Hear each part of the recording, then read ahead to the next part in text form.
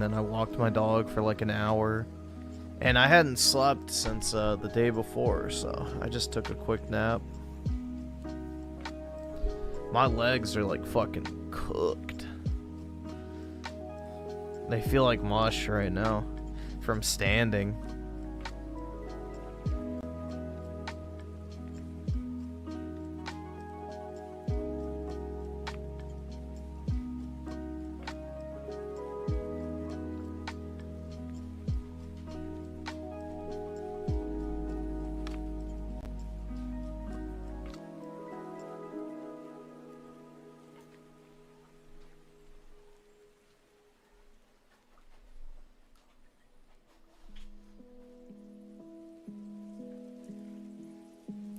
No, there's no rioting, because the thing is like, when they have these events, they set up like a big-ass perimeter where everything is like fenced off and all the streets are blocked off and everything, so you have to go through like metal detectors and shit in order to actually, you know, get into the vicinity. So no, once you're inside, you don't have to worry about anything.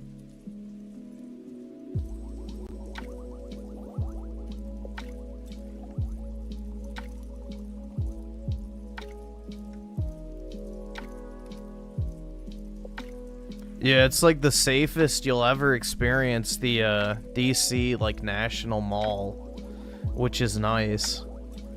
You know, you don't have to like constantly look over your shoulder if a cultural enricher is gonna, you know, come and rob you or steal your shit or whatever. You know, it's a nice safe environment for once. You know, how society should have been and was not so long ago.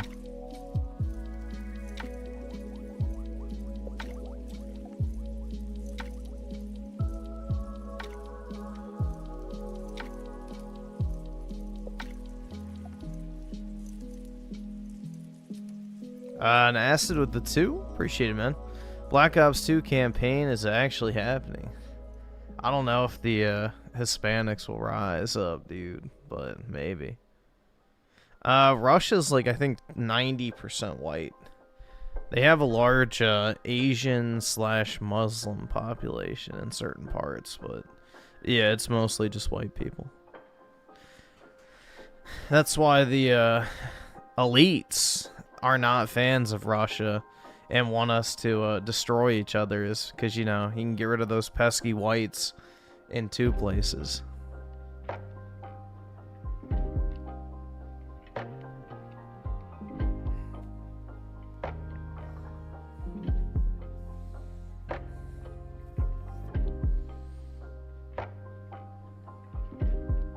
Oh, it was nice. So, it was a cool thing to go to.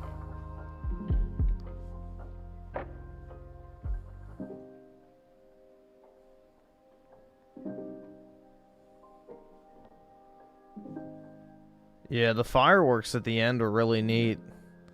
So, they had some pretty cool shit. But yeah, overall it's nice. I mean, it's just nice to be able to go down in DC and actually not be, like, confronted with fucking drugged out homeless people, the smell of stale piss, and, you know, you get, like, an actual activity that's not, you know, like homo as shit.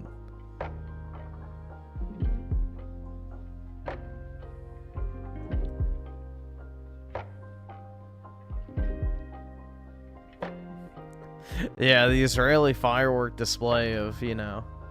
I saw they're using the hypersonic missiles now. So apparently before they were using, I think it's the subsonics. So now they have actually started using hypersonic missiles against Israel. And as predicted, the Iron Dome does fuck all. Those are the Russian missiles, I'm pretty sure, that they've been buying over the years.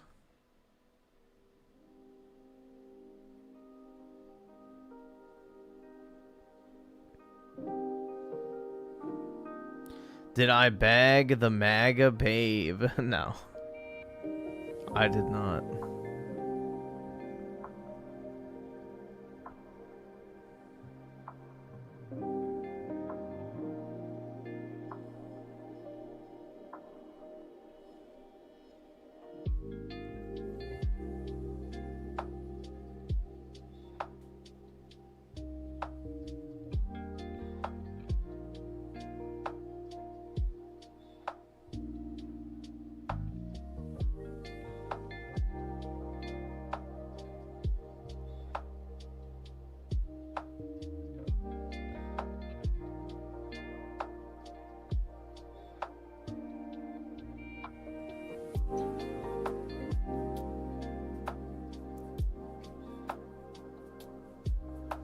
You're praying for Iran? Yeah.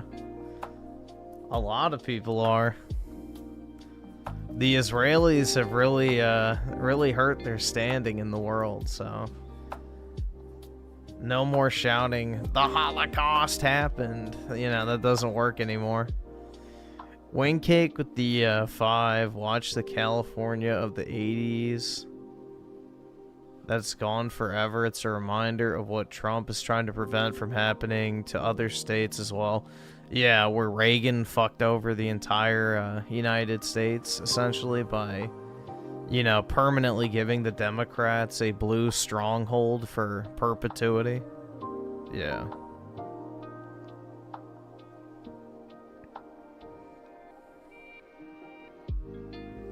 A 90% white state down to 33%. Bruh. Jesus. Tim Marco, the 279. Not all right, just awesome. gamer Thanks, nigga. All hours, right. N-word hours. I've never said a slur in my entire life, dude.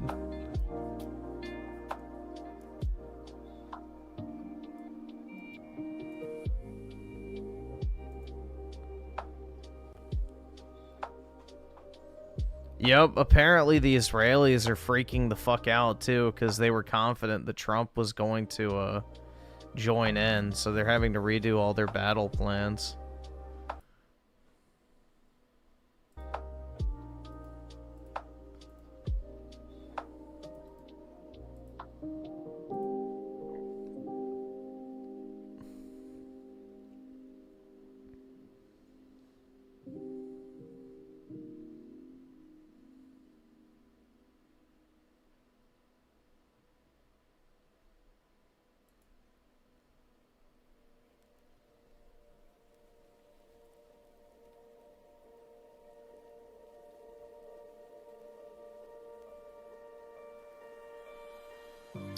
Diego Cruz with the 5. Griff, thoughts on debt we have? Think America might be done economically and go bankrupt.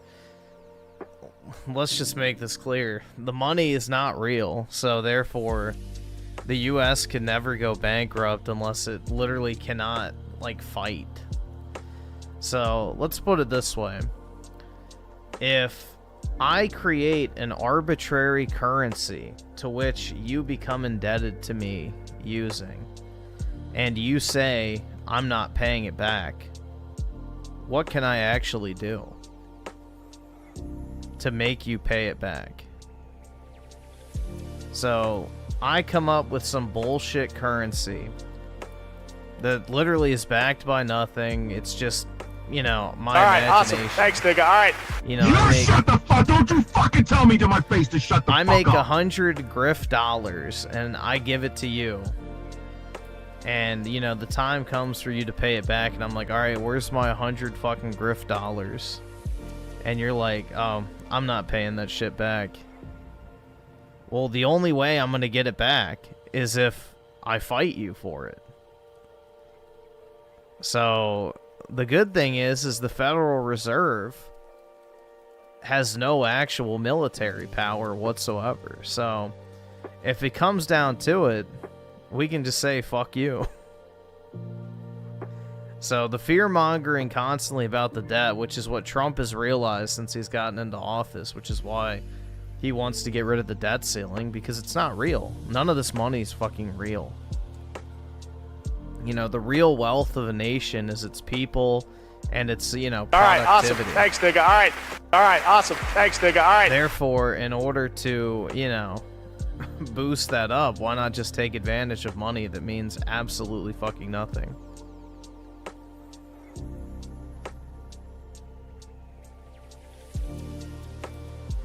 So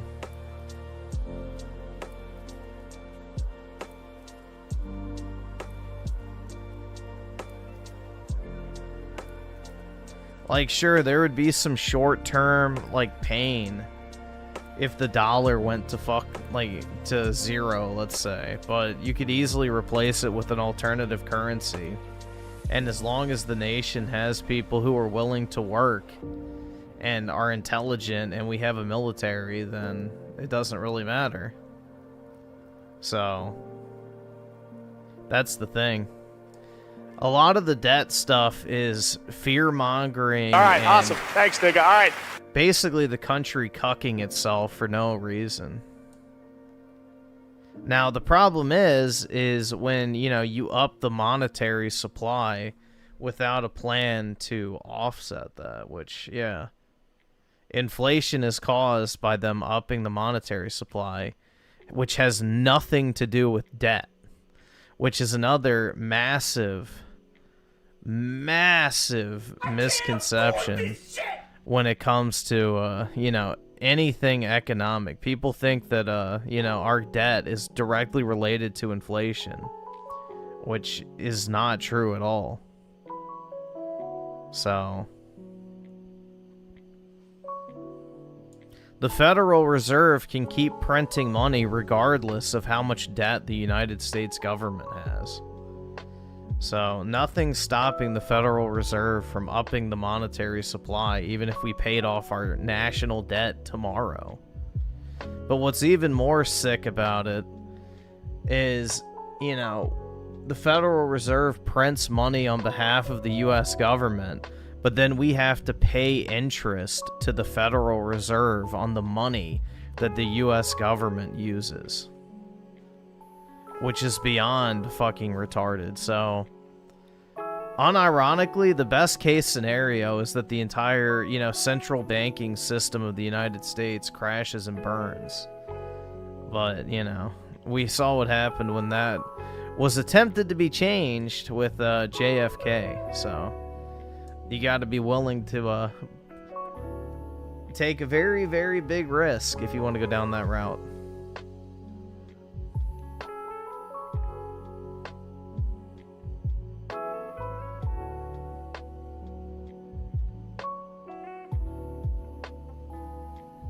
And Nero Redwood with a 10. Good evening, Griffin. I feel patriotic right now after watching the parade. I had to watch a VOD since I missed out. Can't wait for November 10th. Maybe we will get a Marine Corps one. I think they will. I think they're doing one for all the branches, so. And I think the Navy's next year, right? Let's see.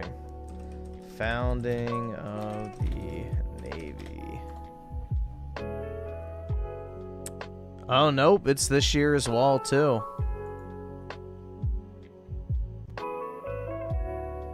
So, yeah, I think the Marines is up next.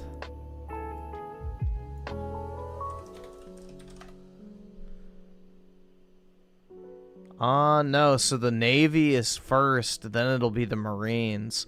I don't know if they'll do that separately or together, because the Marines are technically a part of the Navy, but not really. But yeah, I would imagine that they're going to do one for all the branches of the government, or the military, for the 250. Obviously, like, you know, Air Force and Coast Guard won't get one. But yeah, I would imagine they'd do one for the Navy and the Marines, if not just one for them.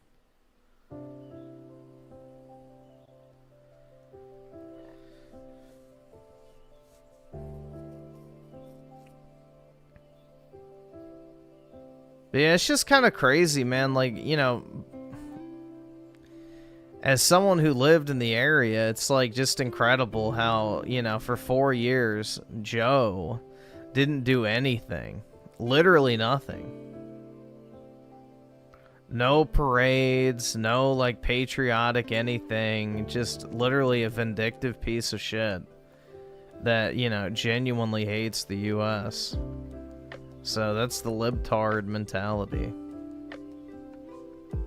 So, you know, it is nice. It's like the first time when Trump tried to do that 4th of July thing, they said it's a fascist display. And it's like, bro, there is nothing fascist about celebrating the fucking U.S. military. It's just, like, retarded. But, you know, I hope the Democrats keep that strategy up, because with the impending Civil War, you know, it's pretty obvious whose side the military is probably going to fall on. So, they should keep it up. keep villainizing, you know, the service members. It's a genius idea.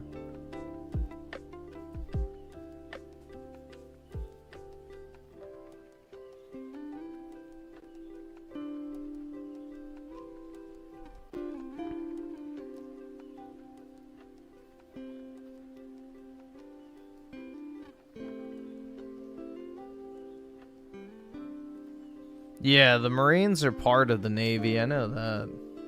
But they're technically their own branch nowadays, but yeah.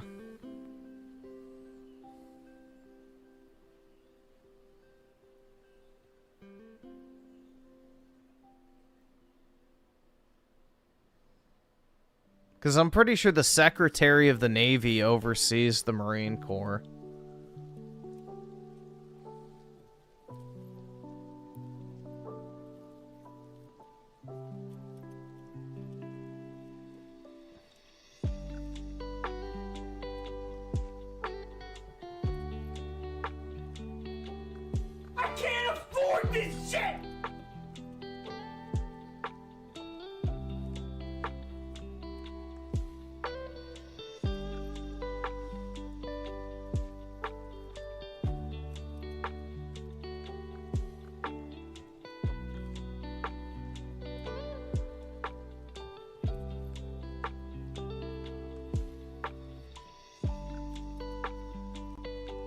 And let's see, Woods is sexy with the 5. My sister hates that there's no FOV slider.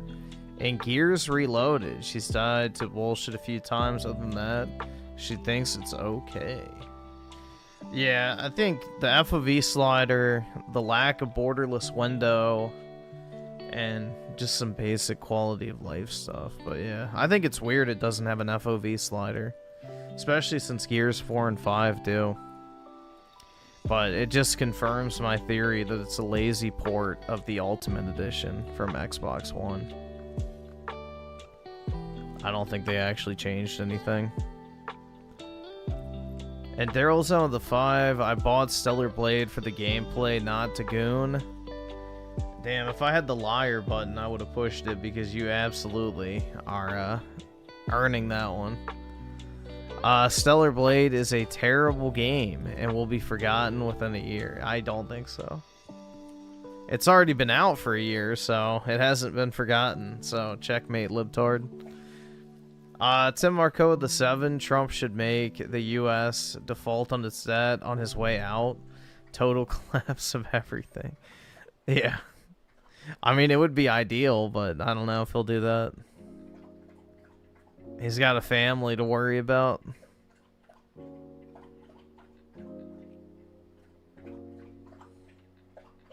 All right, awesome. Thanks, nigga. All right. Raymond with the 2. Black Panther's Mind's Eye video. If it's short. I don't really want to watch a review for a game I'm not going to play.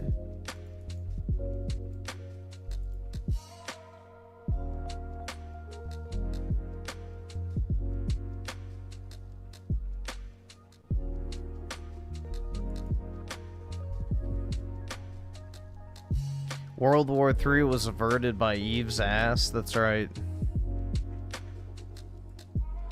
And Acid with the 2 is it? Wait, it's true. Germany getting weapons produced for them. For who? I'm not sure who you meant by that, but yeah, the Germans make pretty good weapons. And Nero Redwood with the 5. The Marines are still a part of the Department of Navy. 99% of the time, Marines are active on Navy vessels. Yeah. The Marines are actually the ones that get shit done. So, you know, they're usually first in, last out. And the Marines are like the U.S. President's personal military, essentially.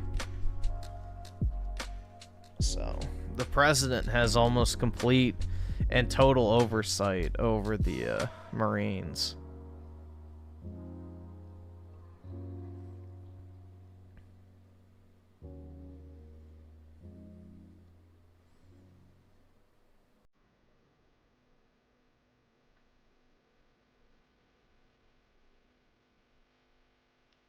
Iran made Israel cancel their Pride parade.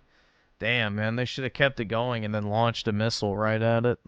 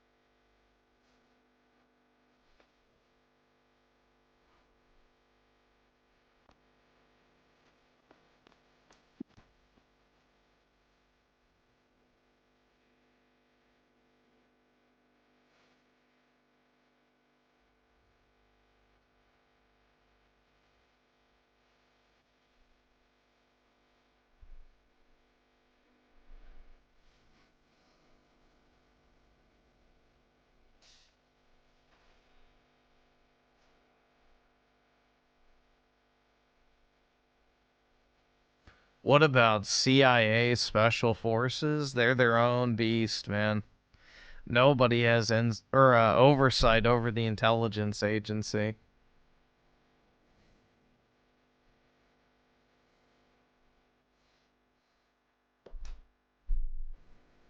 That's its own beast.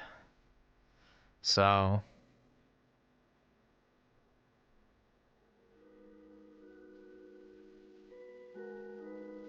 I don't think the No Kings protests really did anything. From what I saw, it was a bunch of geriatric old white women. That or a bunch of fucking Hispanics that obviously weren't even there legally in the first place, so.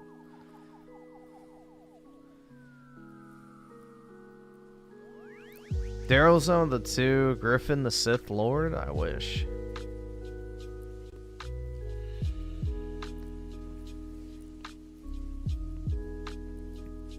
I absolutely wish.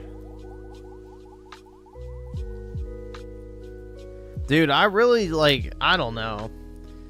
I look forward to the day that I can just spit in the face of all these libs. It makes me want Trump to become a king, just so I can piss him off. So, they should, you know, keep it up. Manifest the actual monarchy into existence. Please. You know, it's like, I wish Trump was half as based as they, like, made him out to be on a lot of stuff, too. Like, death camps for illegals and shit. It's like, bro. If only we were so lucky. If only we were so lucky.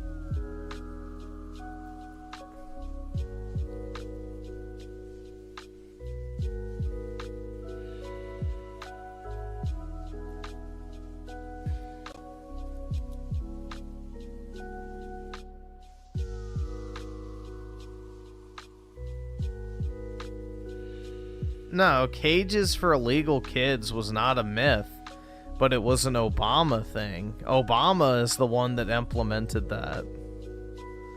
So it wasn't even a Trump administration thing. It was the Obama administration that put them into like use. And, you know, Trump's immigration, you know, team just kept using them. So it was a big fat nothing. Nothing changed. But it was a problem because Trump was doing it.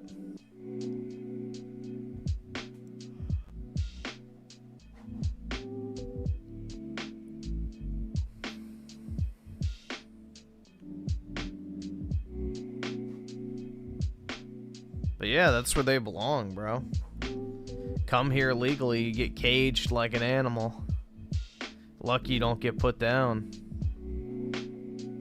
If it were up to me, I would just have auto turrets at the top of the border wall, and if anything gets within 30 feet, it just lights them the fuck up. That's what I would do personally, but, you know. That'd be too effective.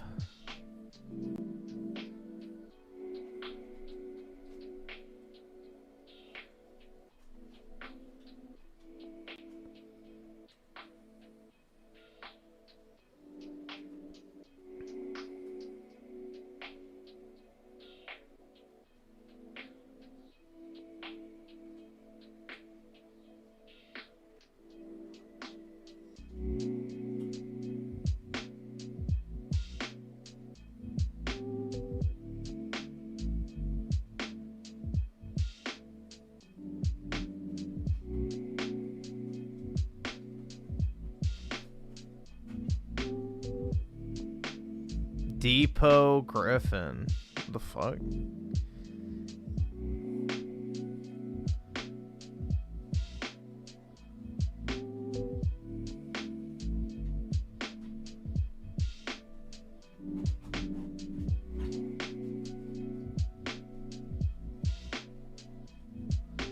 I like how they made fun of the turnout for Trump Army Parade.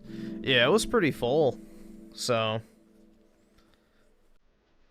it was about, so the Constitution Avenue area where it was like going through, basically all the way up to the Washington Monument was full for the standing area. So there's a pretty large number of people there, especially for, you know, which I think honestly the Weather Channel and shit lied that it was supposed to like pour. Like, you know, they were hyping it up like there was going to be you know, torrential downpours and thunderstorms and all this other shit. Like there was a flood warning that kept going out on people's phones in the areas.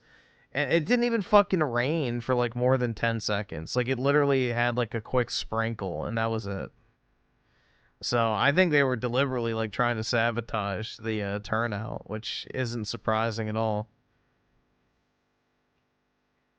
But yeah, no, there was probably I don't know the exact number, but a pretty large number of people there. So I don't know if I have a picture of it or not, but let me see. I don't think I took a picture. Yeah, no, I did not.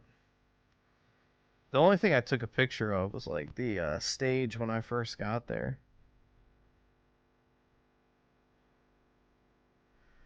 And then I took a picture of the Washington Monument, which is close to where I was standing.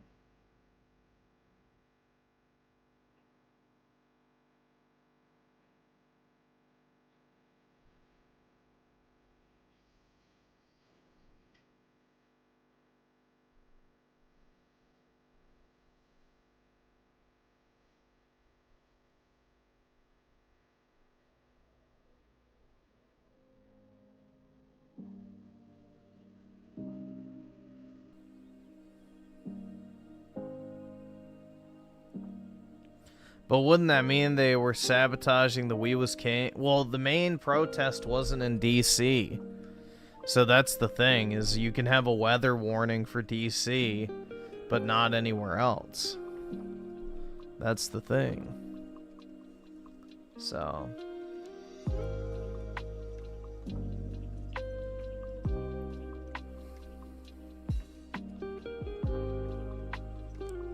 the We Was protest was not really that prominent in DC from my understanding, because the whole city was basically shut down around the National Mall, which is where the protest would have been. So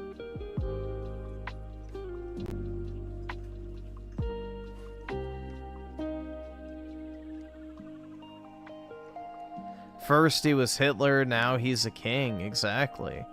God Emperor is only one step away now. And then that's when Trump will say, correct, and dissolve Congress and assume the throne.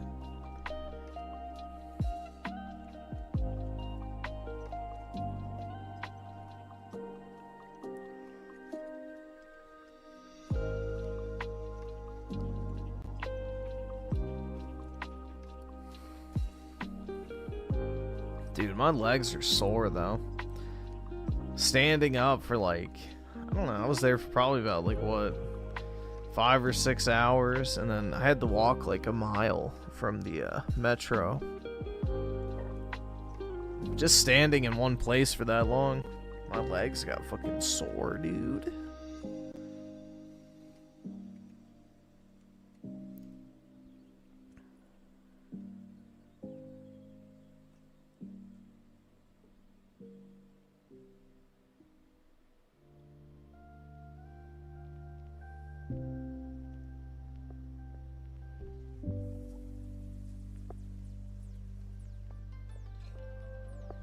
You didn't skip leg day. I always skip leg day.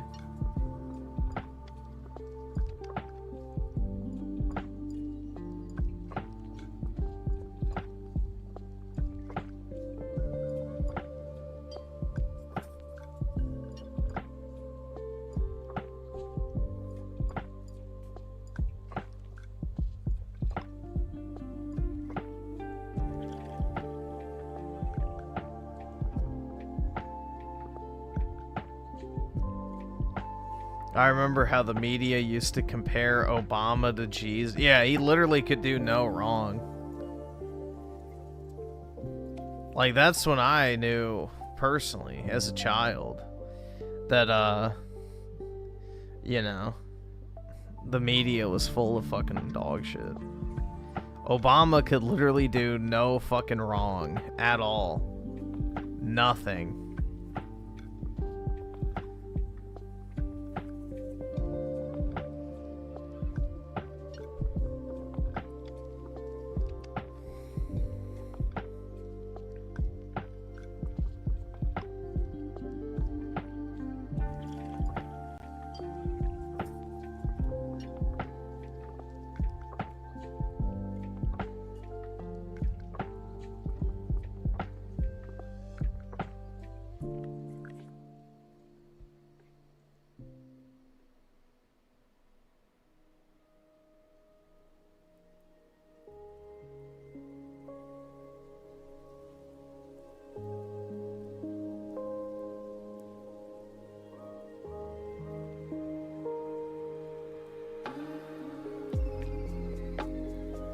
The funny thing is like Obama has no political clout anymore, though.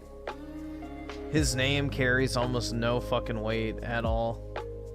Nobody cares about him at all anymore. He completely blew his political wad, so to speak. He outlived his usefulness.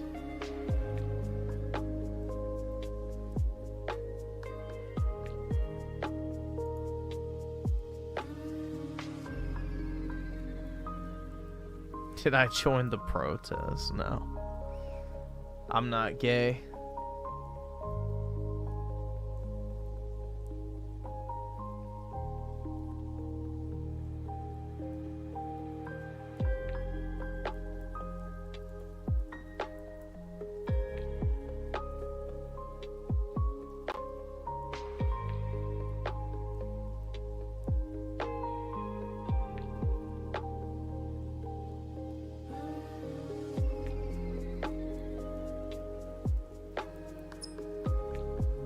I don't know what the fuck this thing is doing. I'm waiting for Windows features to download. I've never seen this before.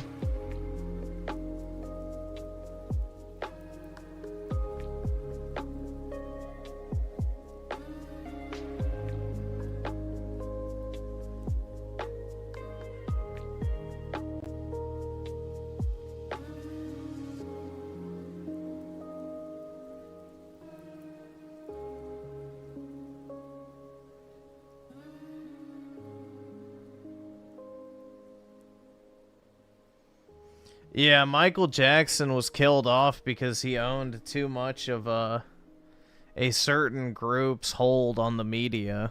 So, and he planned on releasing music that was anti those people.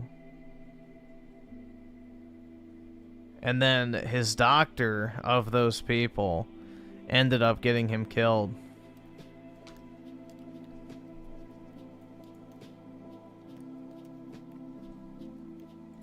I don't know what the fuck this is doing. I've never seen this before. But it's just downloading something.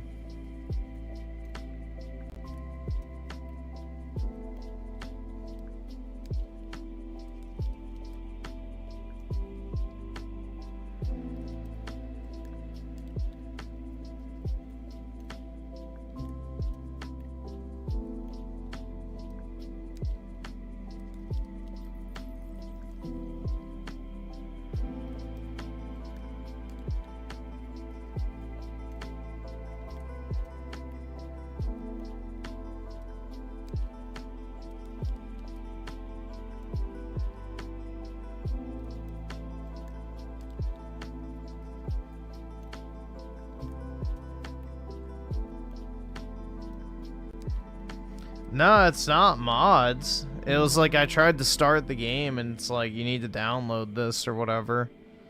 So I just said okay, and I don't know. I'm about to just close it.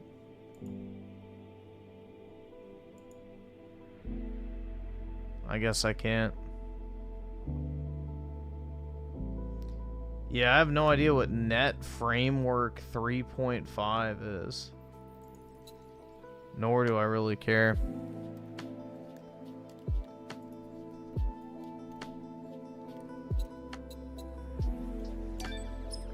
Let me just,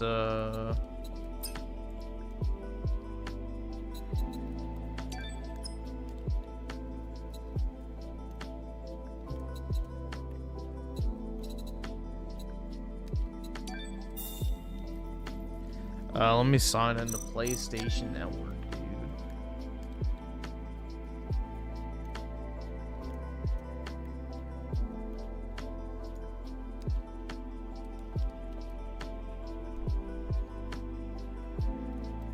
So I can get my free skin.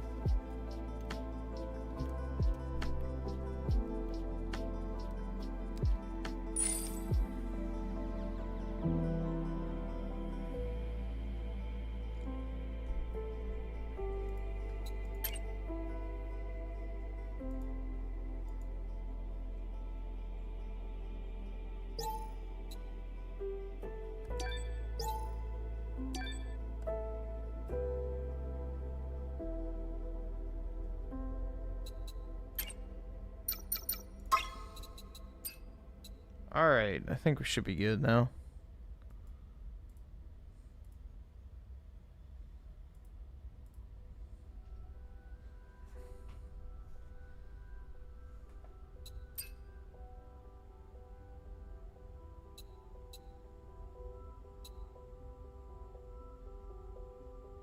Long ponytail. No.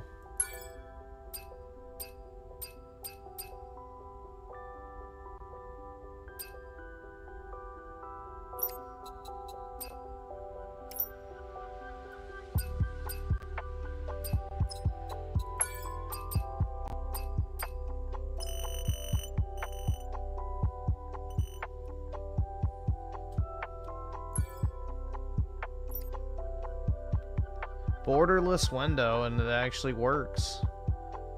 Shocking.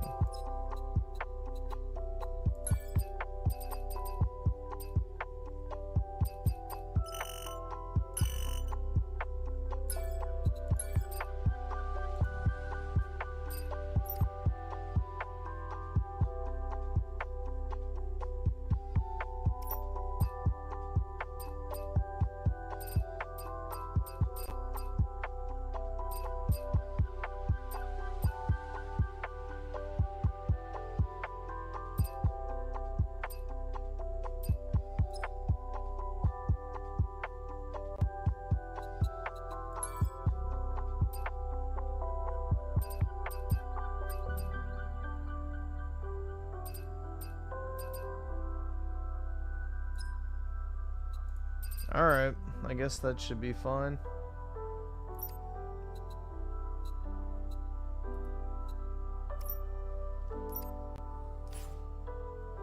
Ponytail length options crazy. Dude, this is basically just a dress up game. So it's basically just a dress up game. You're not really playing it for the story. Let's just put it that way. Airborne Squad 7 will exterminate the Alpha Nativas occupying District 3. Their objective is the capture or dispatchment of the Elder Nativa. Pods entering atmosphere. 1 minute until threshold is reached.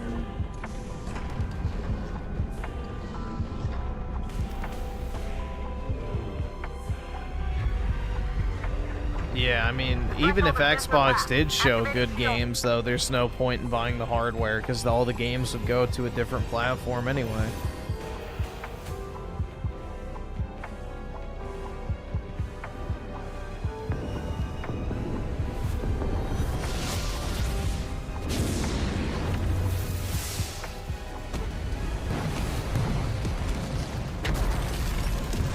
The story is life-changing? I know, man. The plot made me twist.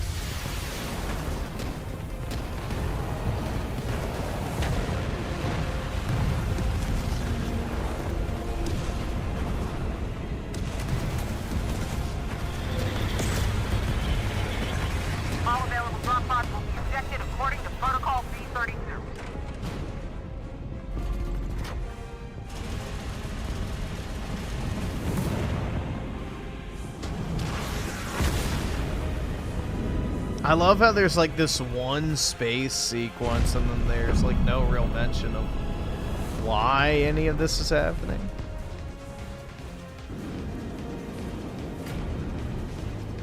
Yeah, dude, it's like the Israeli influence of TV and movies has completely taken hold of, you know, video games as well now.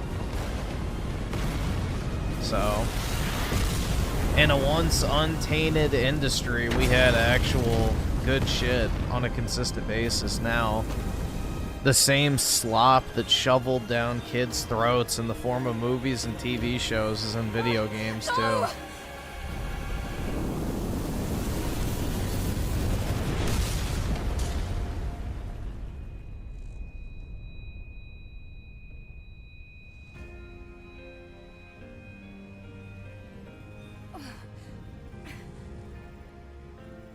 Zero 7531. Pod landing complete.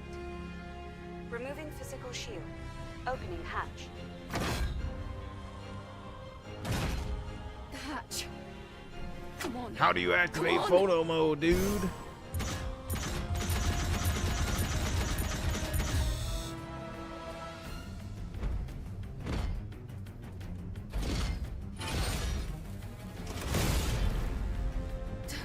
Taki?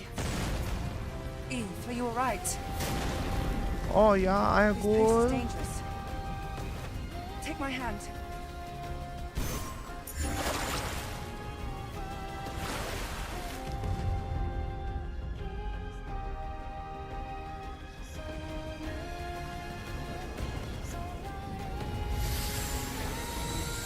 Them things are bouncing.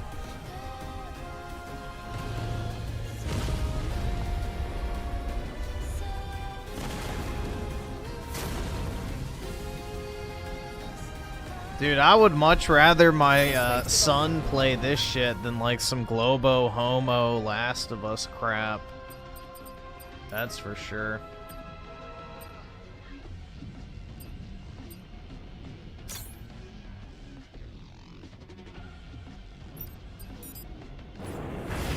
You take the left.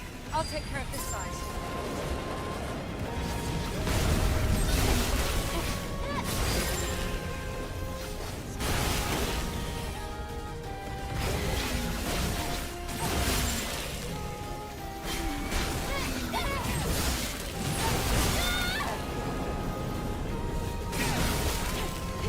I see you still have your combat sensors. Great. Coordinates? The rendezvous point is at 2 o'clock. 400 meters in front of us. All right, awesome. Thanks, nigga. All right.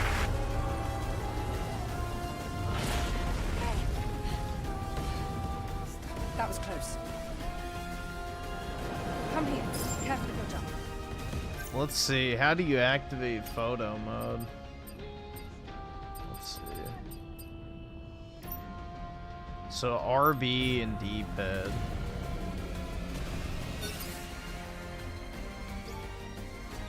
All right, awesome. Thanks, nigga. All right.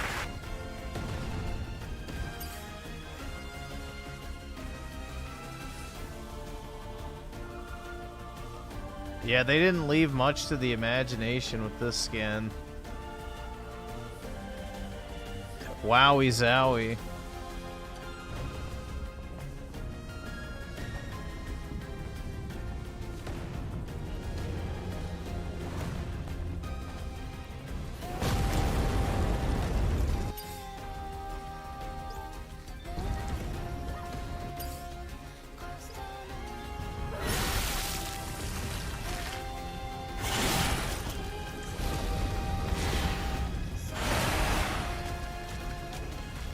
Watch out! It's an unlisted Nativa.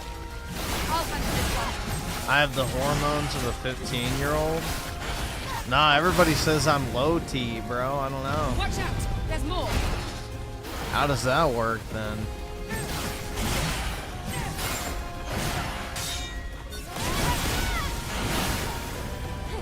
Great. Let's go.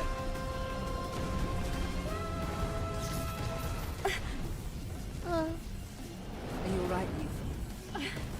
My body frame. Take this. It's first aid. Thank you. There's more of them.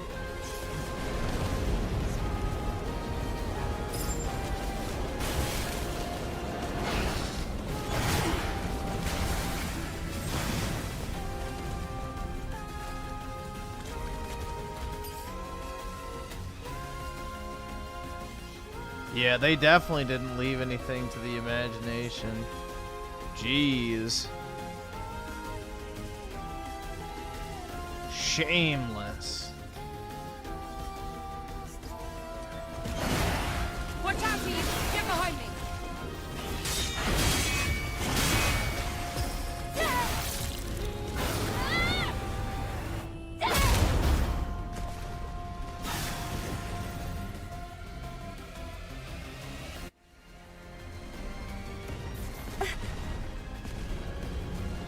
Thank you. There's more of them.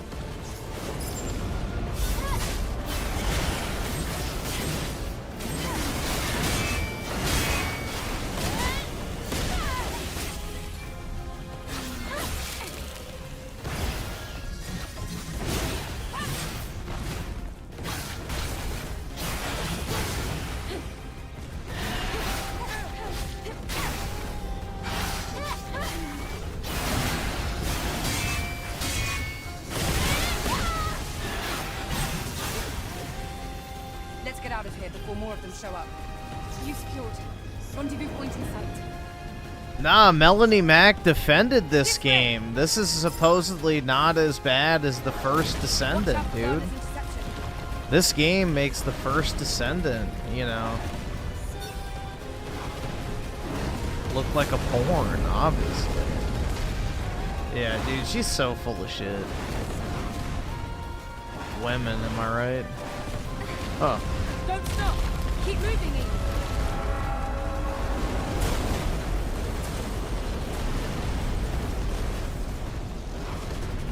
Yeah, I didn't even look at the other outfits. I just know people mention this one. So just the Kanoichi one. Yeah. They added 25 more, but I guess you have to buy them. I'm not sure.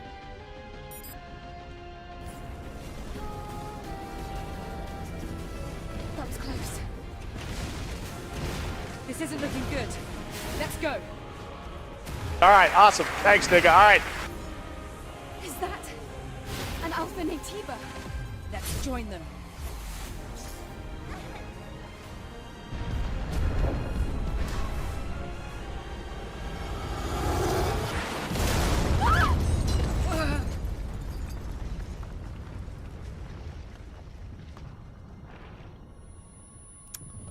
Zong Xena with the 5, what do you think of the army parade? Leftoid's been crapping on it hard. Personally, I fell asleep and missed it. I went to it in person and I enjoyed it, so. The leftoids will shit on anything Trump does. You know, the thing is before he did it, they're saying, oh, only dictators do this, blah, blah, blah, he's wasting so much money. And now they're complaining that it wasn't big enough. So it's like, okay, well, which one is it? Is it bad that he's having a parade because it costs too much money and I'm a dictator? Or is it bad that it's not, you know, a 1 million person fucking march? I don't know. You'll never please him, so I just don't even pay attention to that shit. But yeah, overall, I enjoyed it. We haven't completed I was there in person, though. El Rosario Soul with the 5 and playing Stellar Blade. It's fun. The only problem is it's hard playing one-handed. Yeah, you got to get an accessibility controller.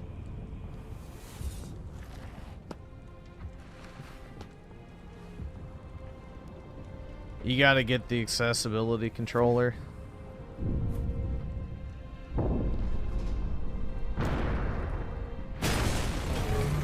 And Nero Redwood with the 5. A black Karen threatened to call corporate because I was observant in the store.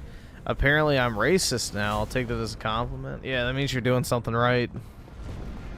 Nowadays, if somebody calls you racist, it just means you're not retarded.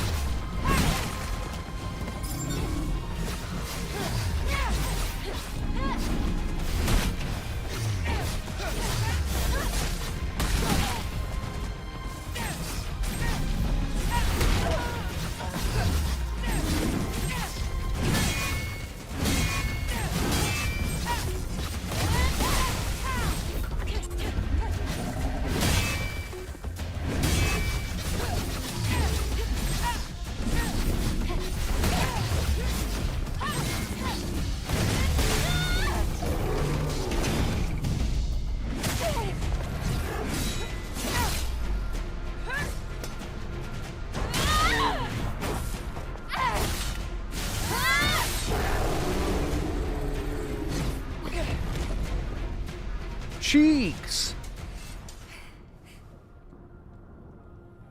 It wasn't an alpha.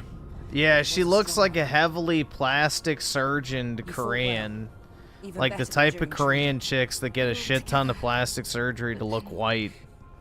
Like the jaw shavings and the eye damage to your body felt widening and serious. everything. Nose job. We have to find the supply camp.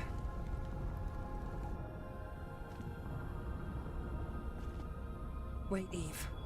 I hear something. Eve!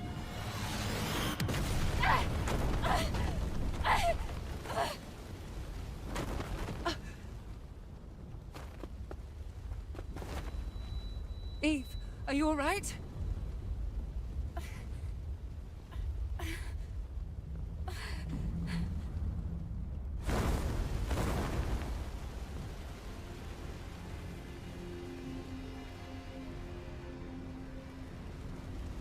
Alpha Nativa.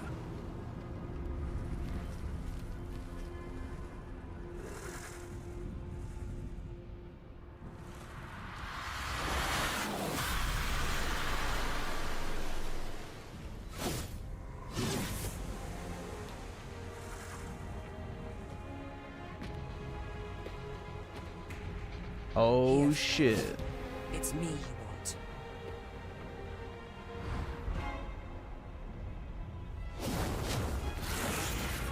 No!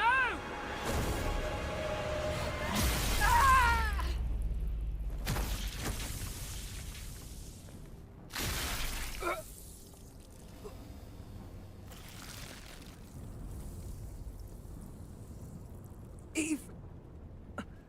Get out of here! Ducky! No.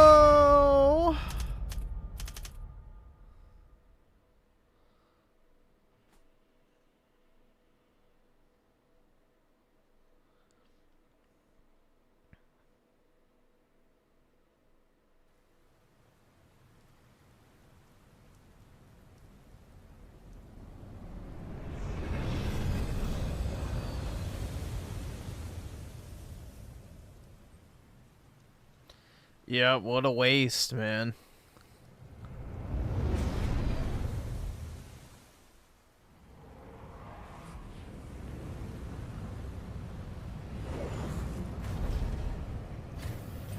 Which one do I prefer? I like Raven the best. Her ass cheeks are what are in the marketing quiet. material for this game. Still, make sure to stay cautious. It's where the Alpha Nativa is.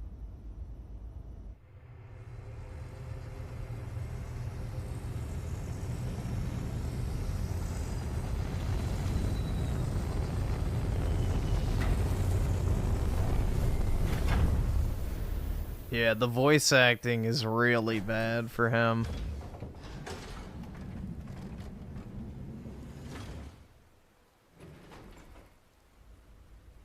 Now, get ready. I'll be supporting with the drone.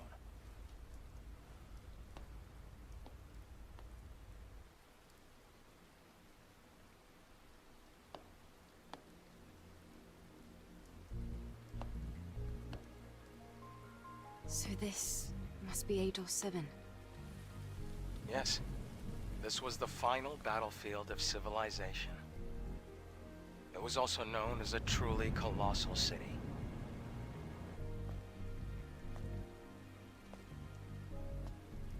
Something is falling from the sky. A strange sensation. This must be Earth's rain.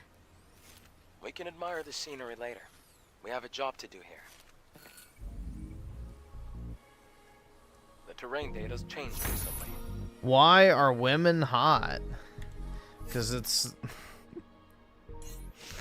it's the only reason we put up with them. Let's see. Sound.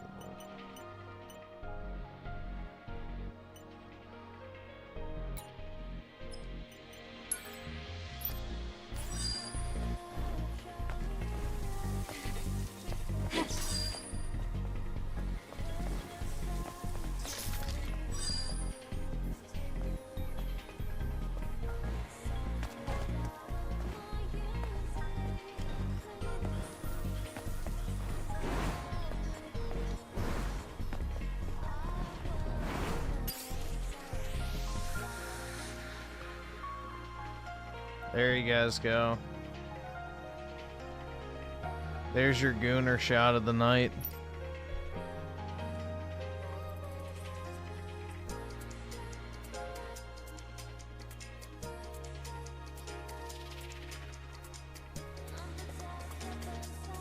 We never get any women like Eve. Falling debris. Be careful, Eve. I mean, I guess. I don't know. They're definitely out there. Something is coming. It's a crustacean-type enemy. They're coming.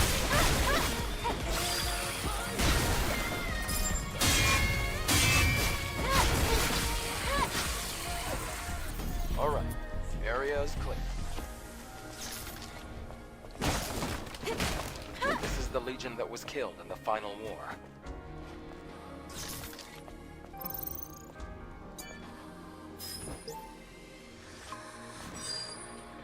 There's an encrypted code in the memory stick.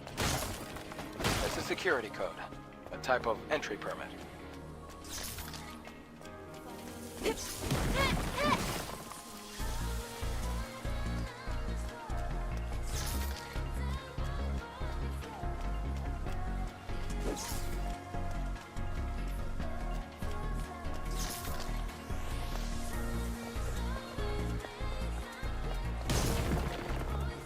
I don't think there's anything to collect over here, but I don't remember.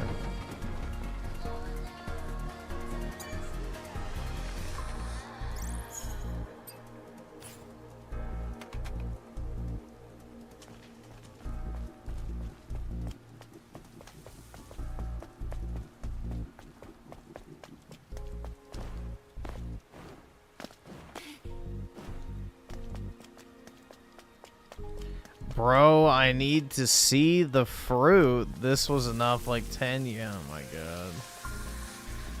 Too far gone, bro. Try entering the code.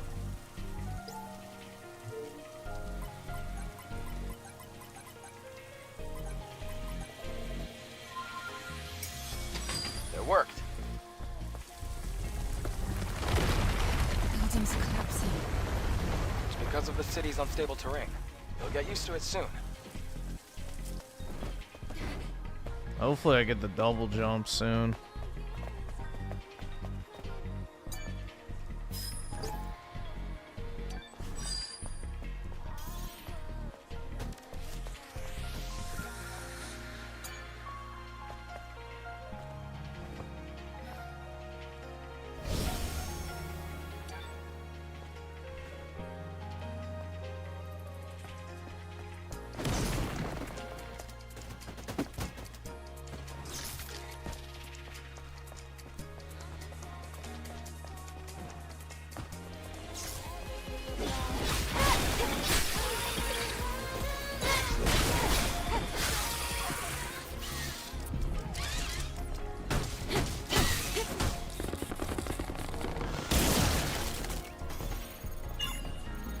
What was that just now? It's a machine that collects relics. It's rare, so make sure to hold on to it if you come across one. Can I not pick it up? The fuck? Why?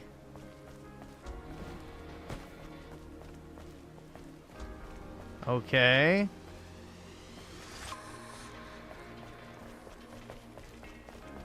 Push F. I'm not playing on keyboard.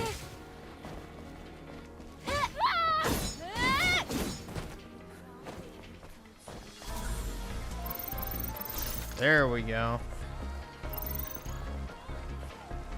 Isn't there an option to turn on like auto pickup?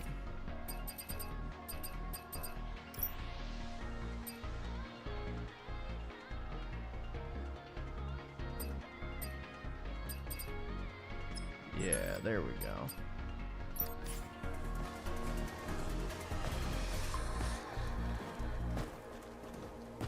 I don't even know why that would be turned off. That should just be on by default in every game.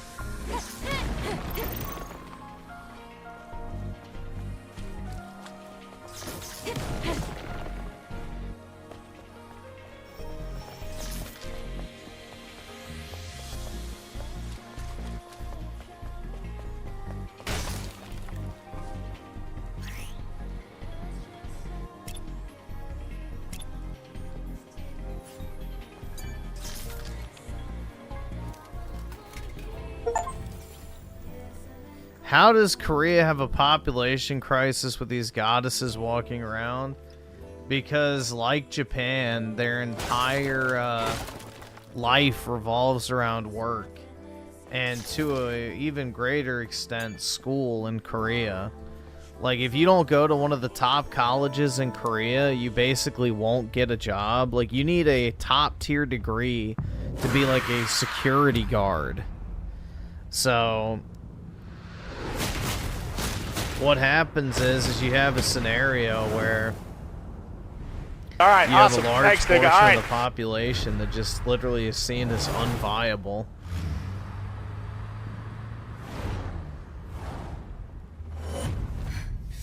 What's wrong?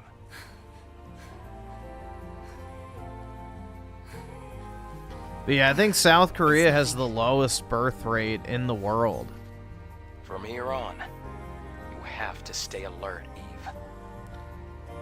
2023 Perfect Dark with a 5. I've been making mods for Stellar Blade. This is going to be easy money. Also adding Dead or Alive characters to Stellar Blade now. See how it goes. Very nice, man. Hopefully it goes well.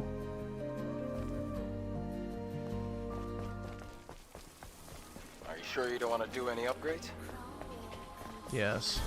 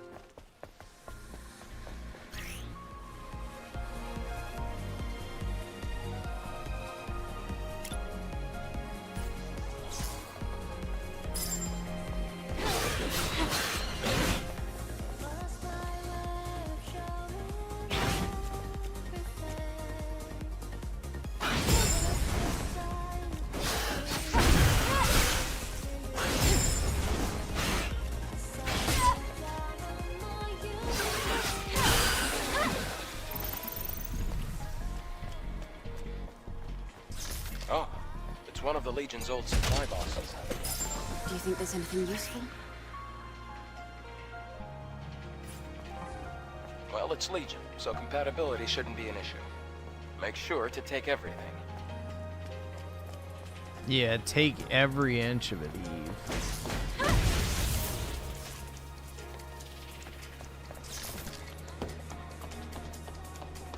Eve, be careful. You see the rapids below? If you fall, it's over. It's over.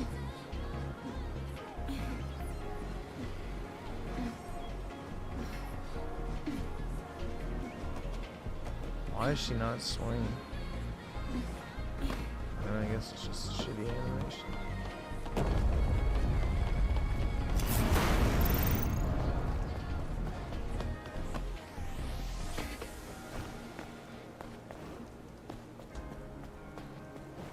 There's another supply box over here. Did someone forget to retrieve this? I'm sure there are more supply boxes. It'll help us survive. So, look carefully.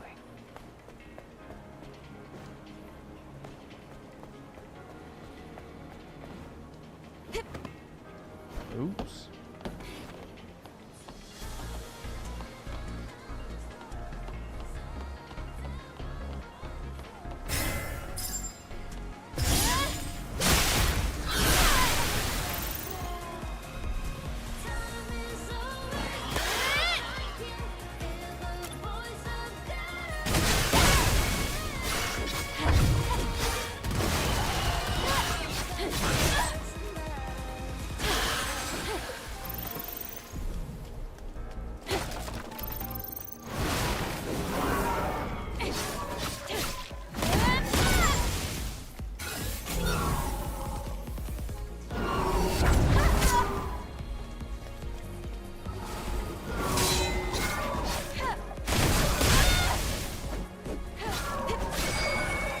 I think you want the Aerith mod for Stellar Blade. I don't mod, so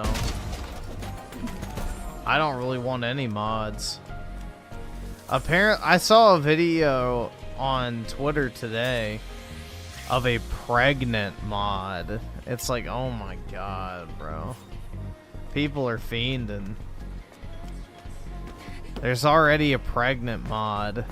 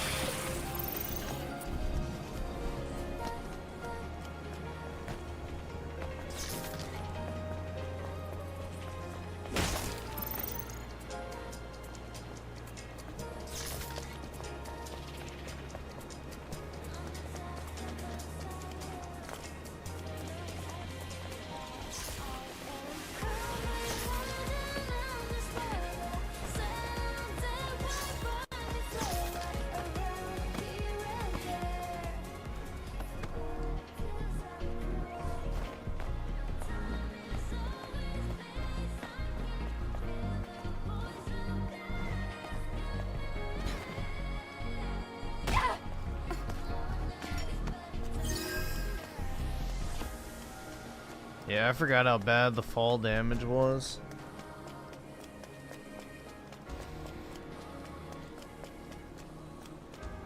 What if you install the pregnant mod and then find out you're not the father? I don't know. I guess you can still enjoy the drink.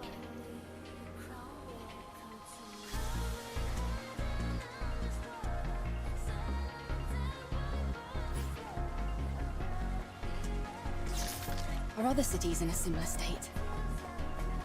By comparison, this city is looking pretty good.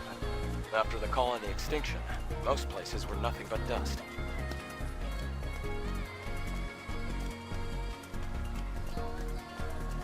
Huh? Wait, there's a fusion cell. Let's open the car's hood. Oh, surprise!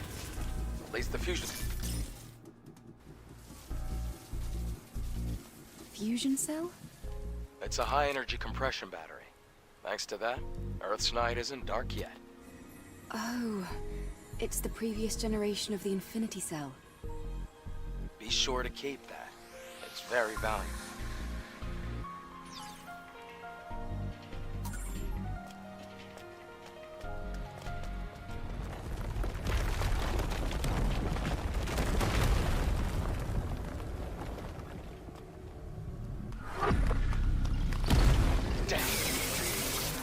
It's a trap.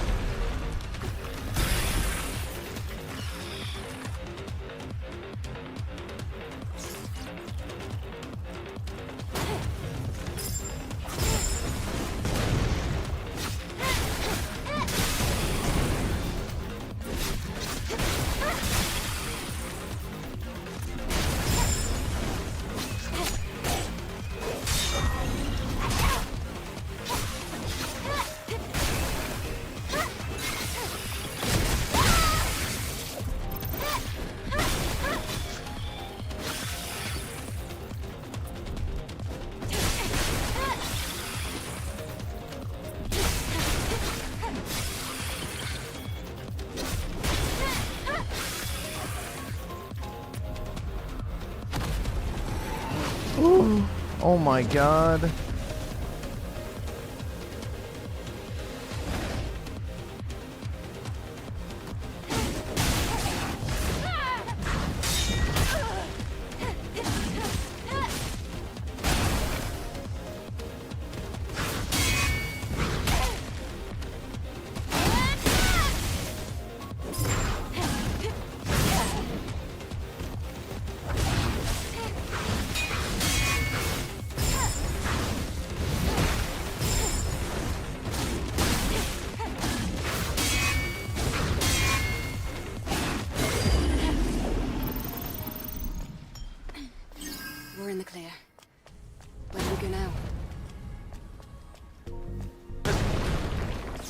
There are traces of markers left behind.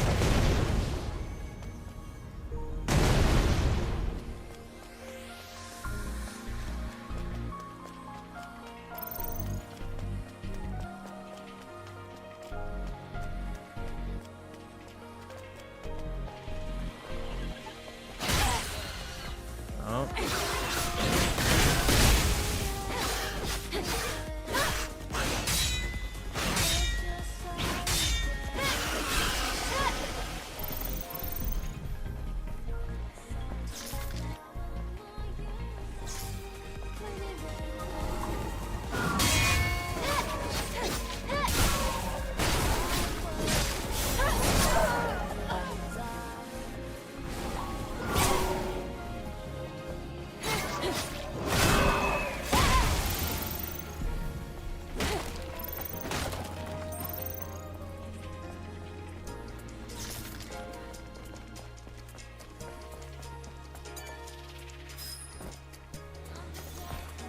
Memory sticks fried.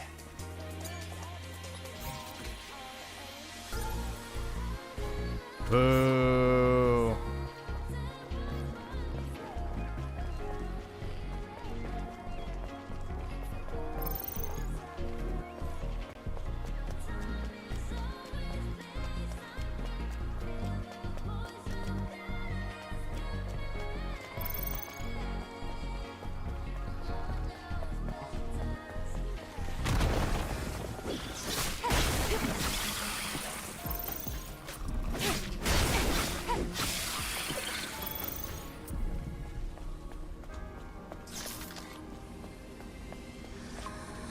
All right, awesome. Thanks, nigga. All right.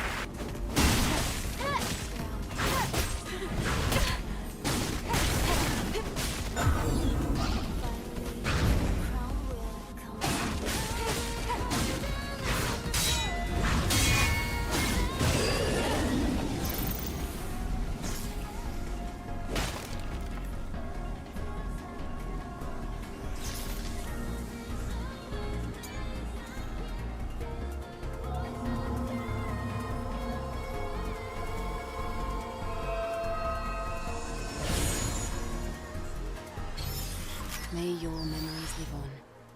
Forever.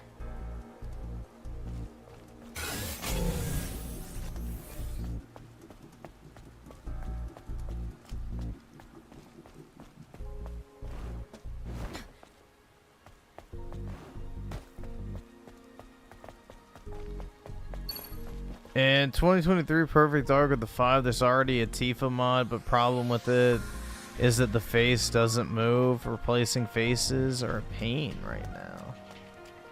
Yeah, I'm sure somebody will figure it out, though. I'm sure there'll be a solution to it. Never underestimate the Coomers, dude.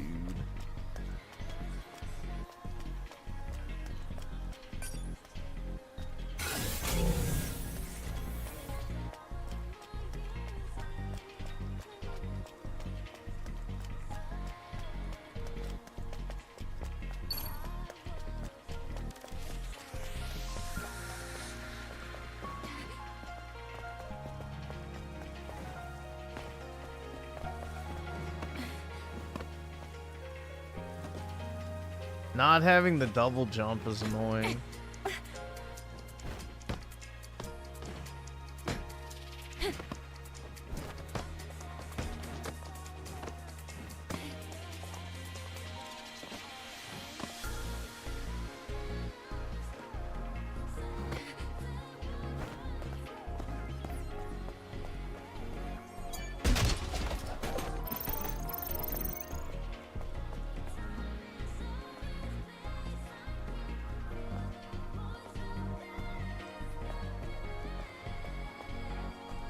Can I make it? Yes.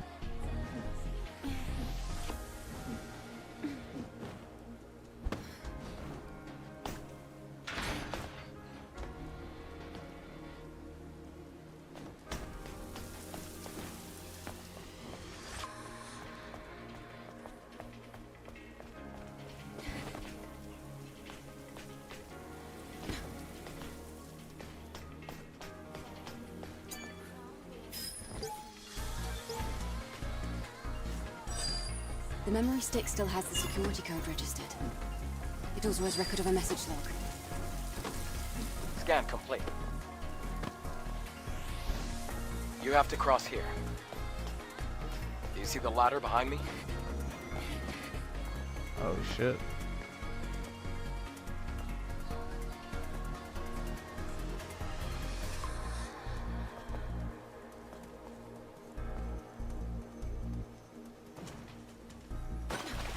I can't reach the ladder. The water level is too low. Try using the plank.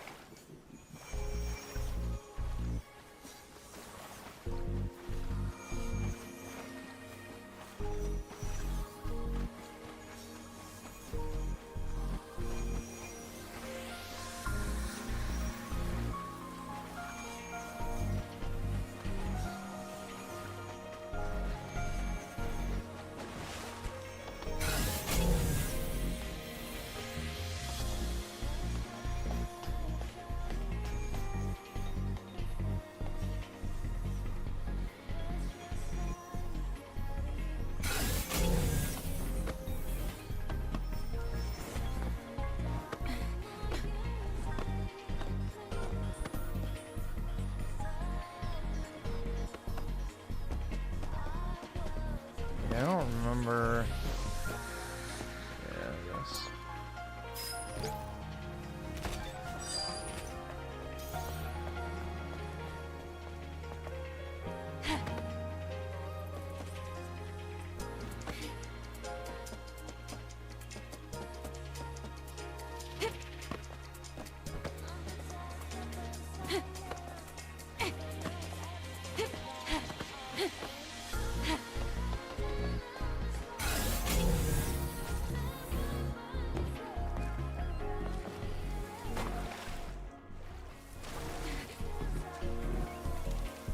There we go.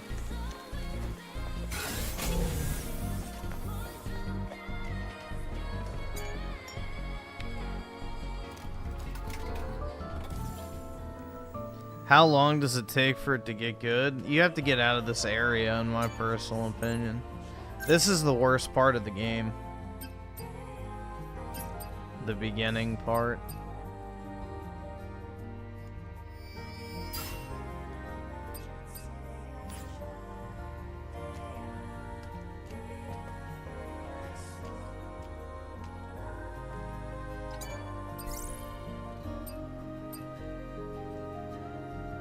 I can't afford this shit!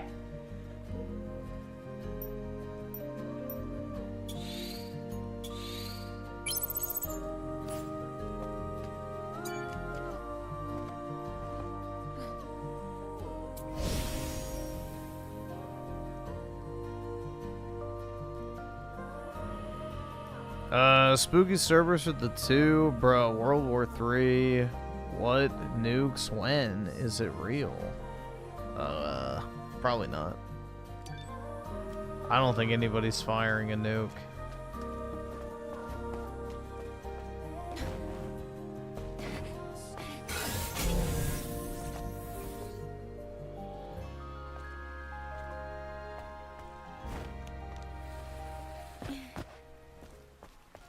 We have to go through this building. Try putting the fusion cell you have here.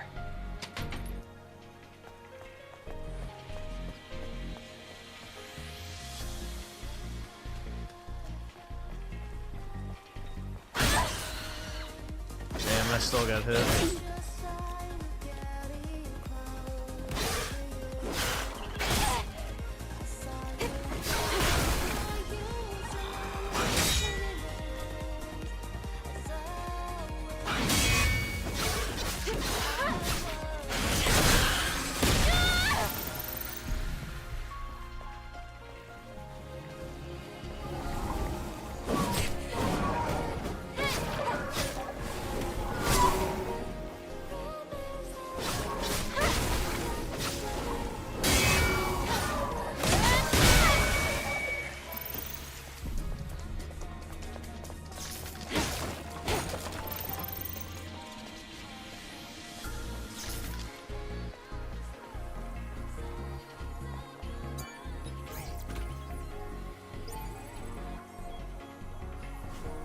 I still don't have it.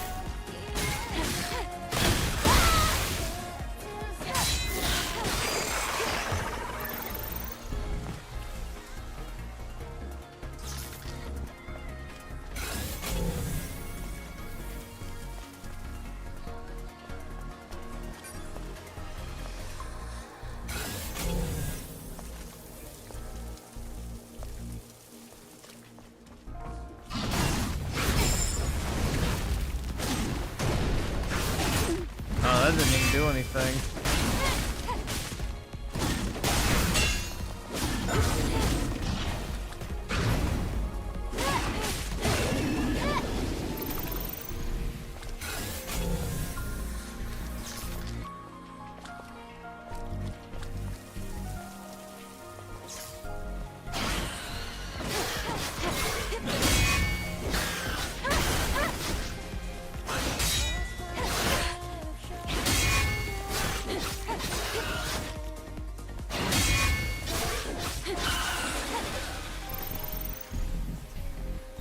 Put on my favorite outfit. I don't have it.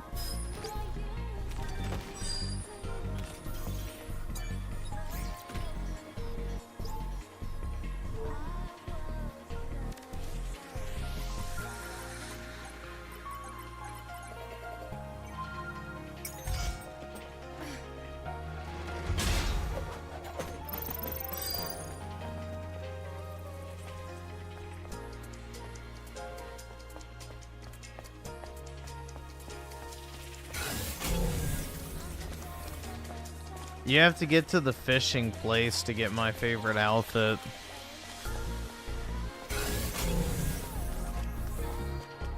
With the tan lines.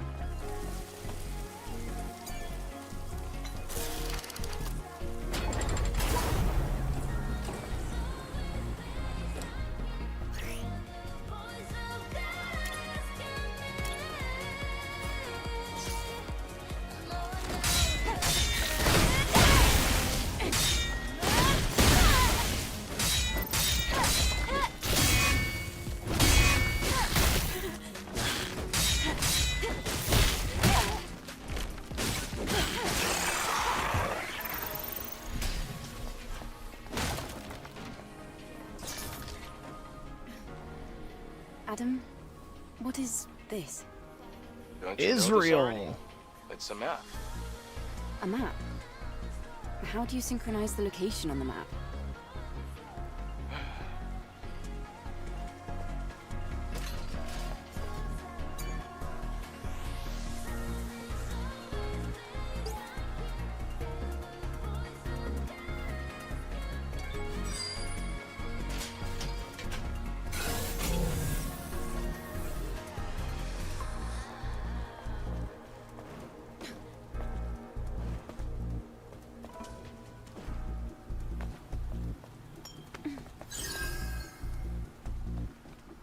Oh, looks like this used to be a library.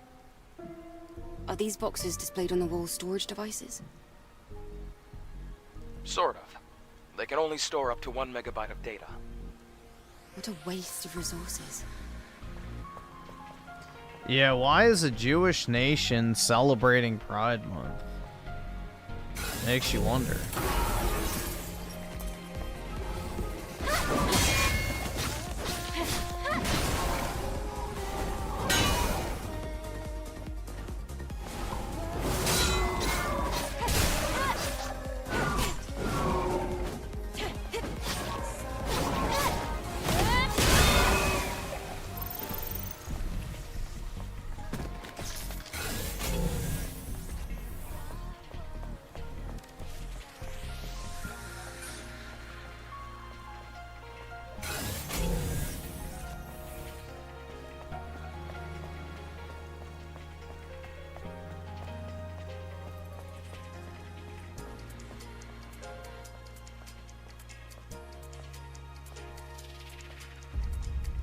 crack is quite deep. It's going to be difficult Yeah, to it pass. is. It's not the only deep crack that's on screen. We'll have to go across, past the parking tower.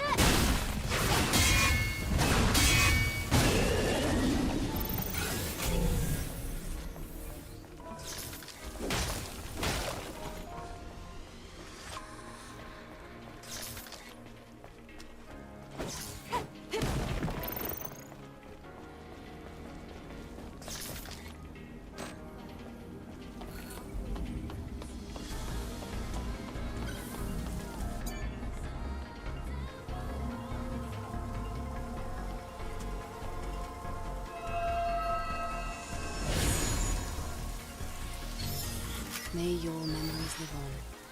Forever.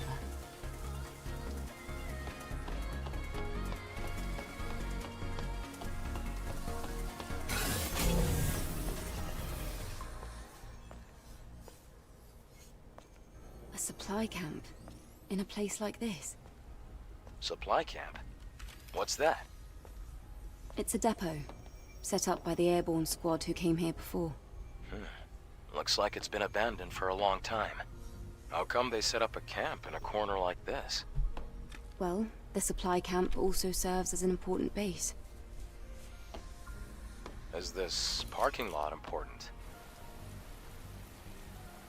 Nah, could dude, also mean Amiru this has that place is really very weird, dangerous. like, nerdy girl voice that's super unappealing. I don't know. It's like And I that guess this typical place could be nerd useful girl for us. voice. And it's like, ew, I don't know. That shit ain't it.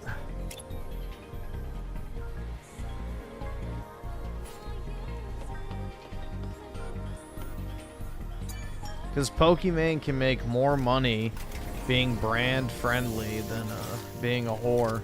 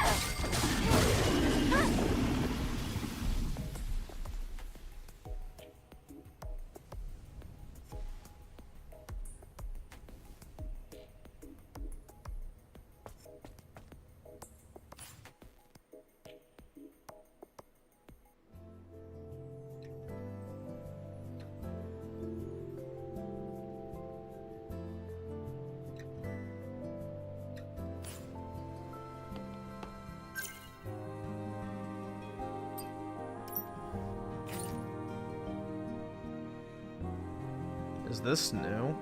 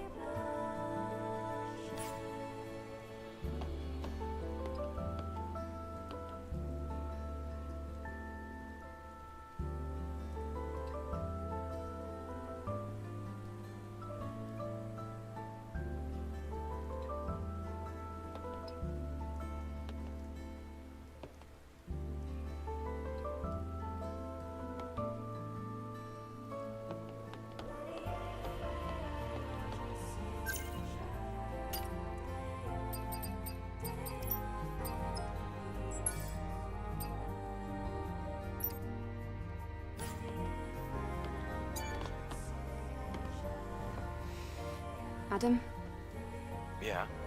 about yesterday. Thank you for saving me. Whoa. Hell yeah, dude. He had her unconscious nothing. body sitting there to be able to do whatever he wanted all with of the it. exospine materials that I collected over the years. Oh, It's alright. It now means we can help each other.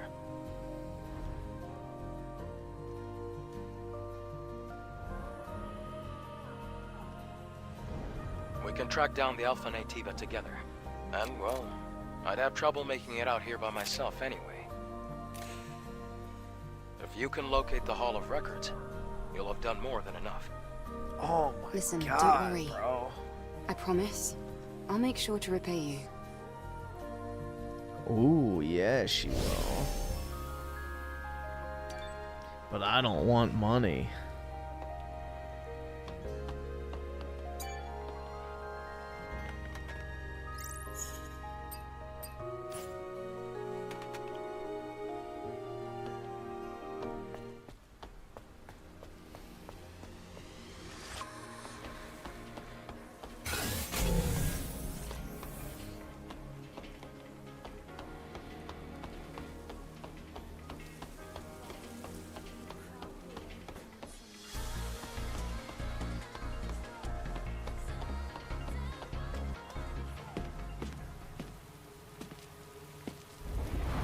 Look!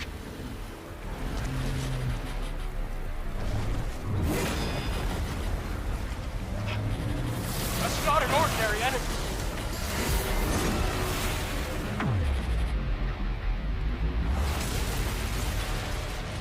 Adam, get back!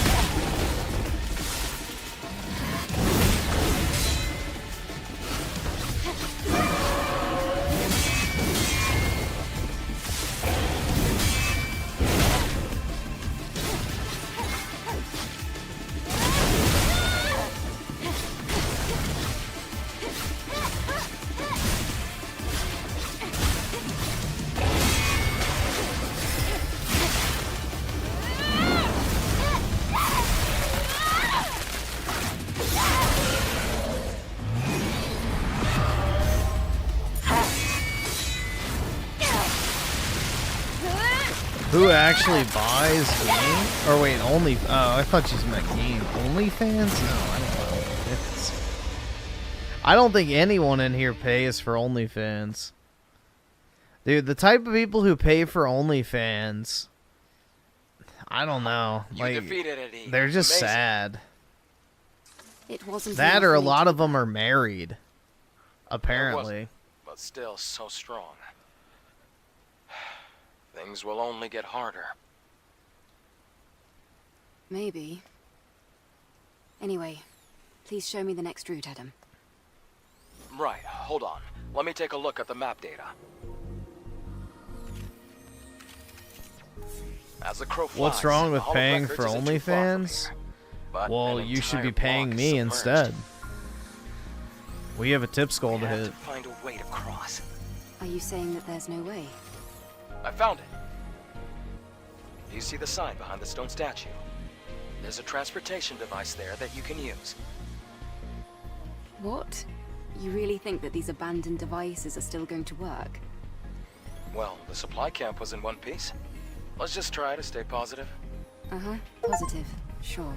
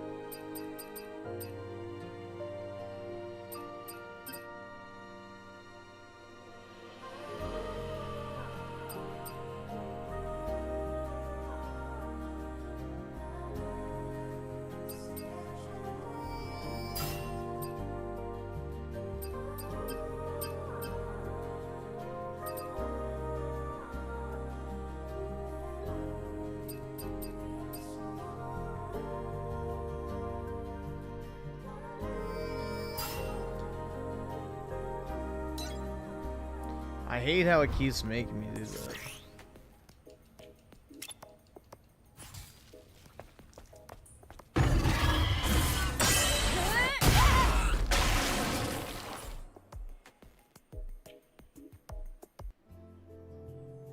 Wage quit the game until they do? I know.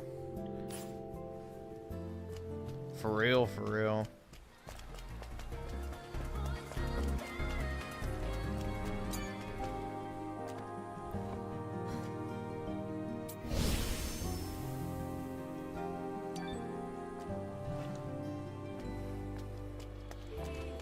The monsters in this game are people, dude. But yeah, unironically they are.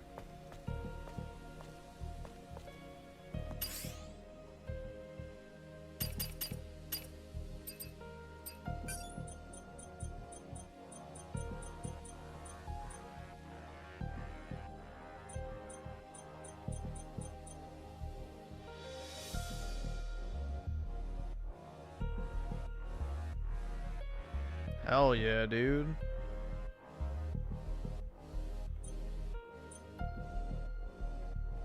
Don't mind if I do.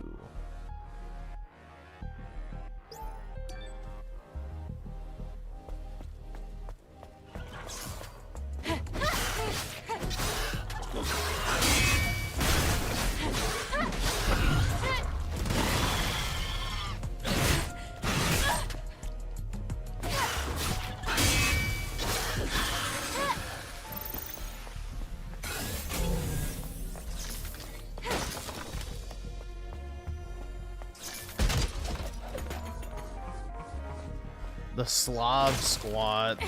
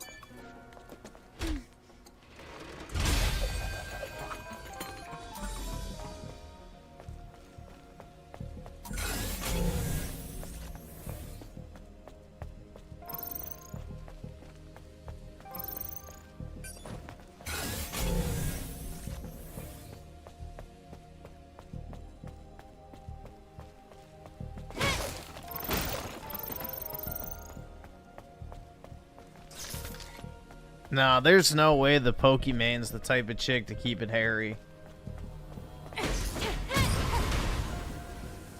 Ain't no way.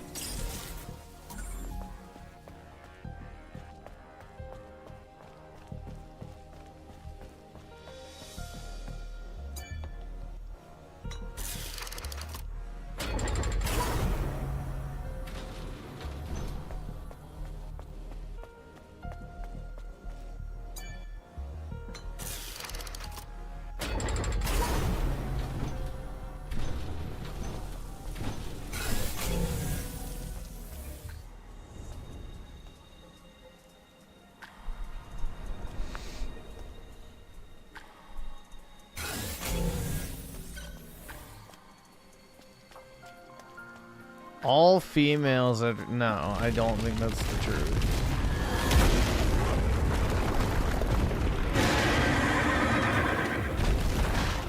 If that was the case, women wouldn't shave their legs, they wouldn't shave their armpits, none of it.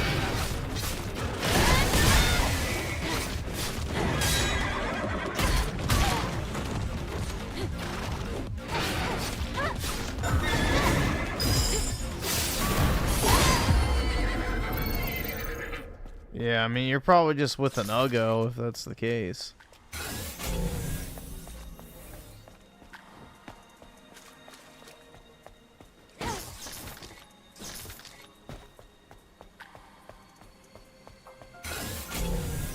I really wish this area had a map.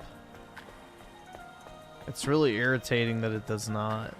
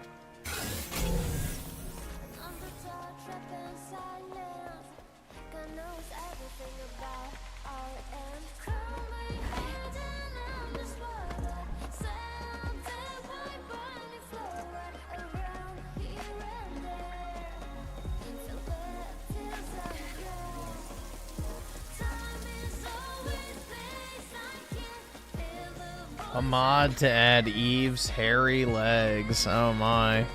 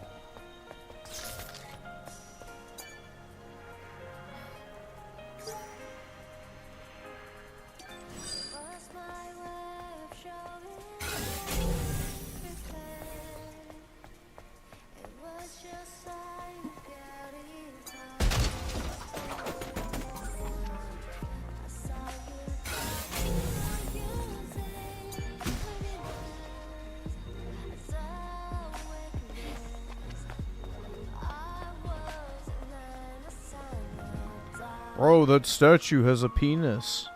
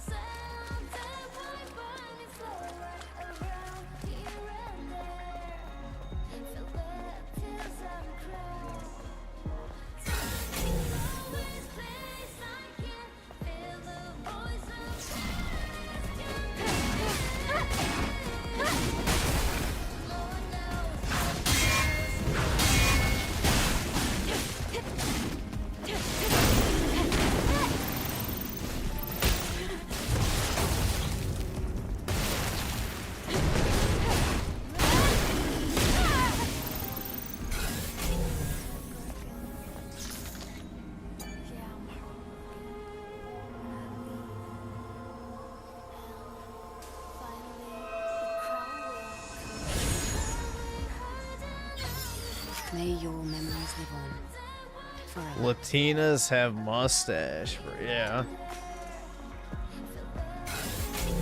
That they do. All right, awesome. Thanks, nigga. All right.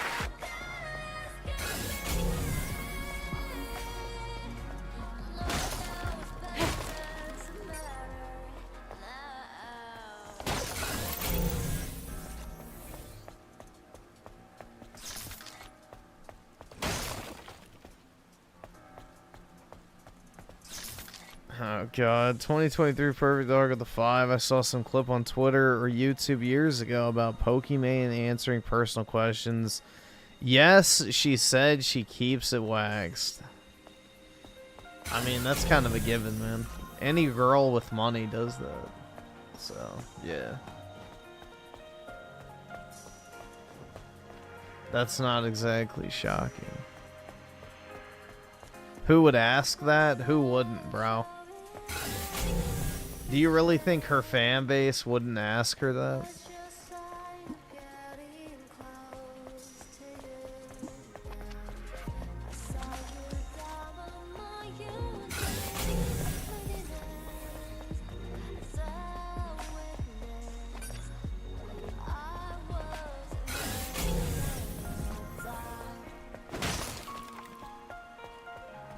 It was me. No. It wasn't, bro, I swear.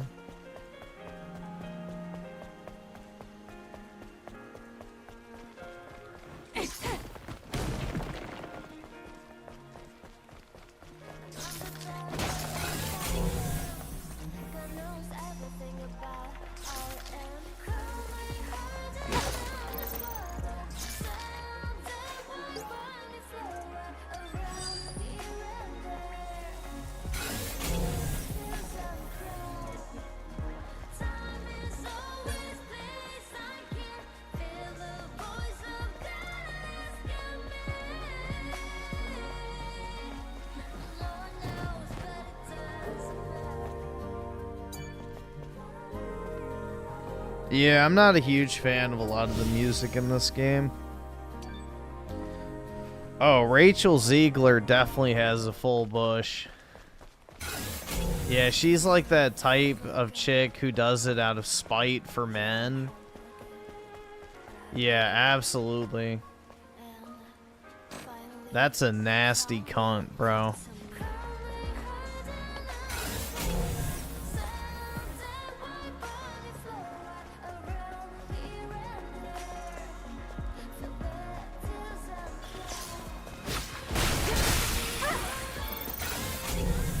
The problem is the looping vocals.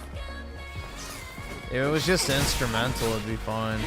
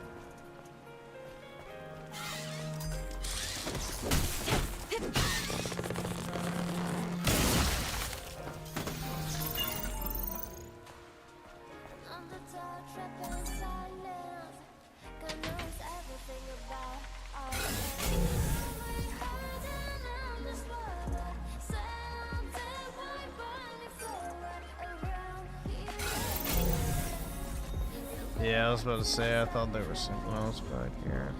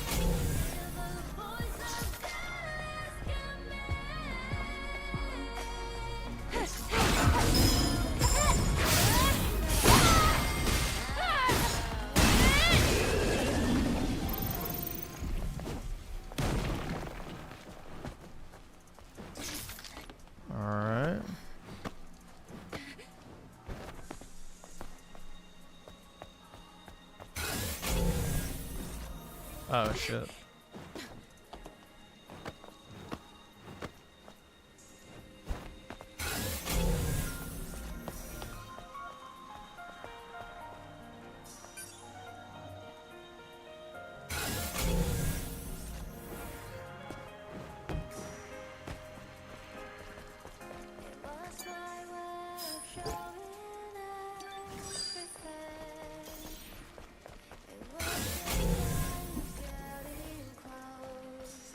The DLC I think mainly just includes new costumes, but I'm not entirely sure.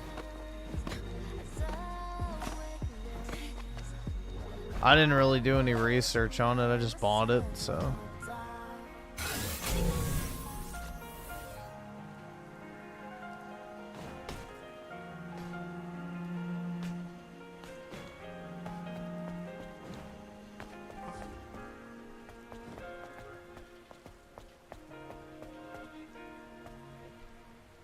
Flash the tips overlay. Oh shit, I forgot I'm on PC.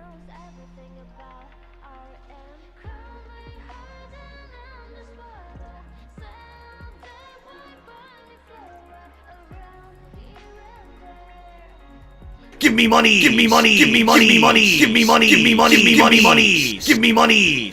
There you go. There's your dose of e-begging. This PC's not gonna pay for itself, guys.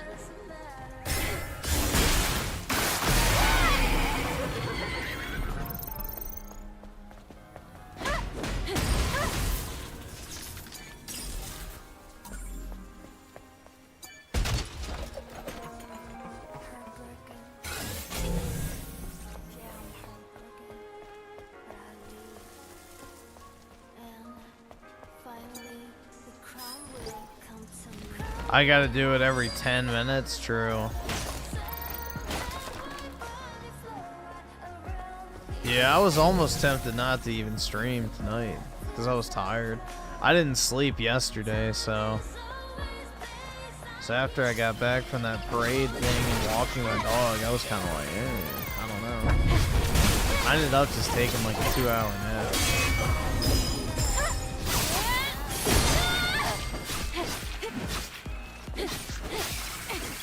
It was very tempting to just stay in bed. Transportation device.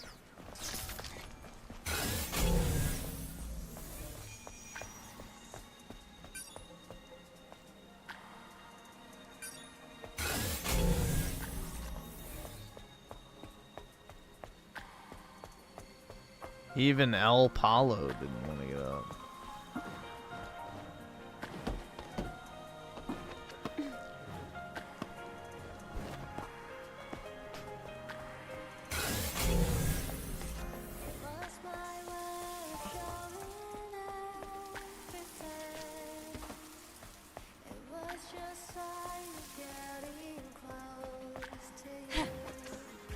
Nah, I don't drink coffee.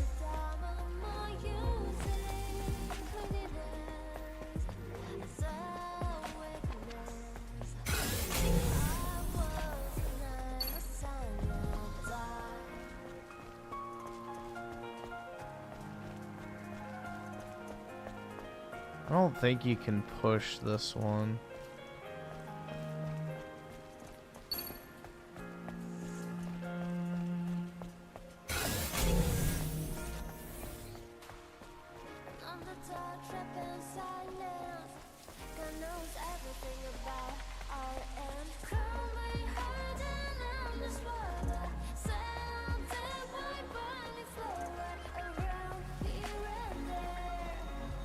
Oh, I think it's in here. Nice. No. There's one of those yellow boxes. Oh, that's right. You have to jump across, I think. With the double jump and dash.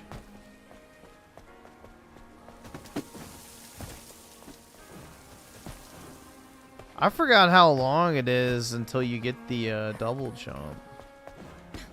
I'm so used to playing this on New Game Plus. But yeah, you're supposed to jump over here and like dash and grab onto it.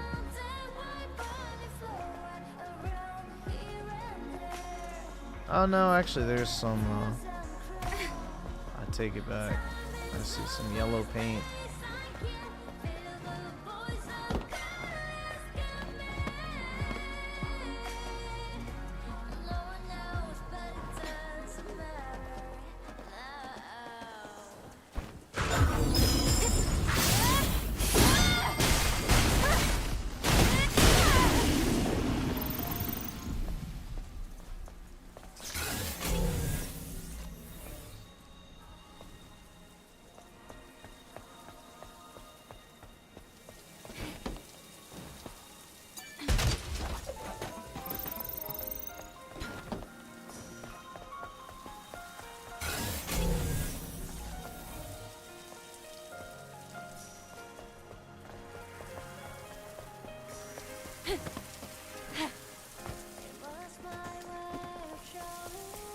submerged. I know, but it's our only option. All right.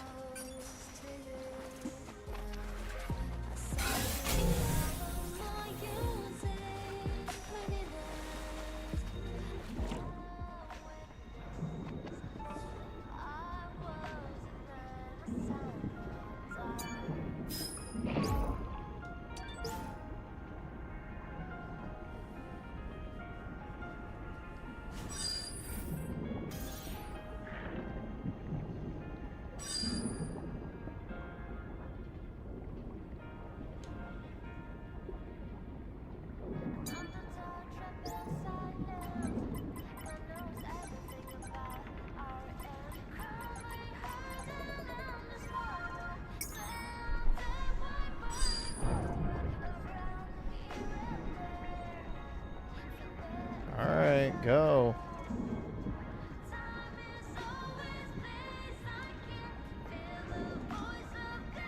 There.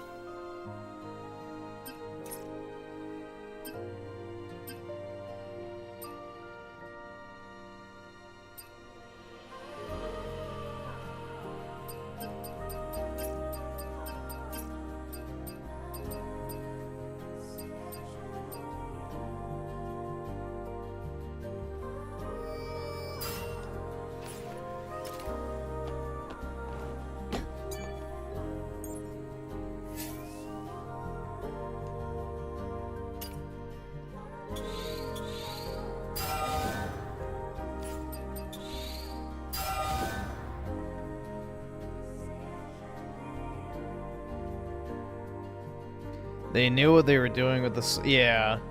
I mean, that's the thing, is like every single aspect of this game, emphasis on the ass, is literally just for you to oogle Eve. Like, that's it. There's no other like point to a lot of the shit in this game. It's just to, you know, look at sexy girl.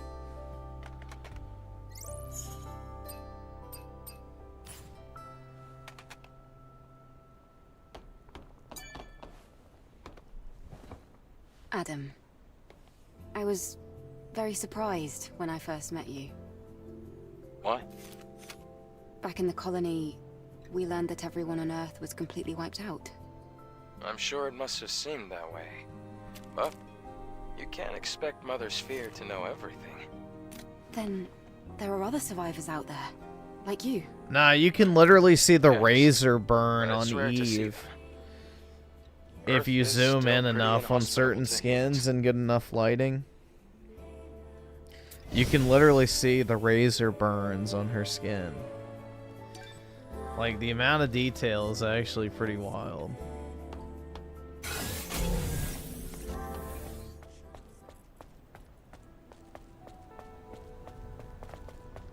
We're here. Where's the transportation device? Try activating this monorail panel.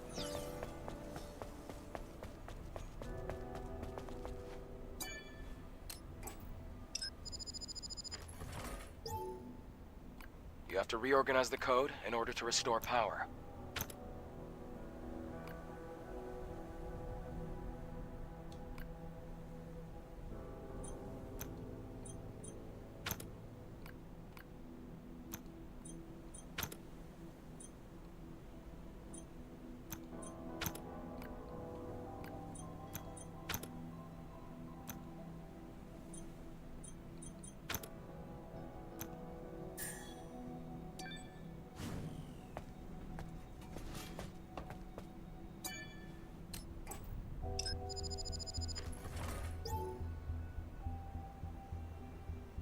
I don't have the skin. You have to get the bikini skin.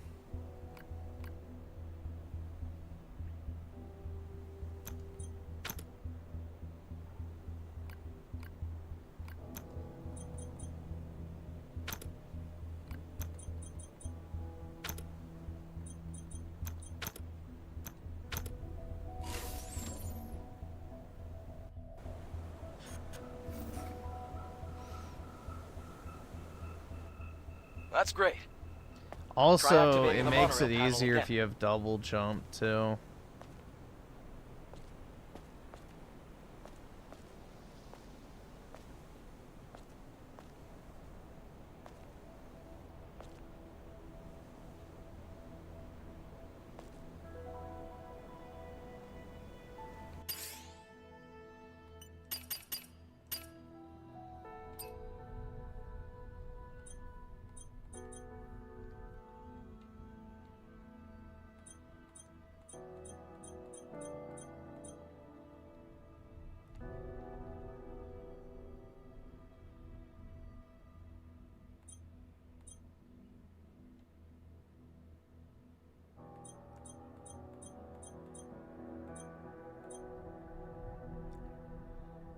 There you go. You can kind of see it. Like in the crevice there. There you go.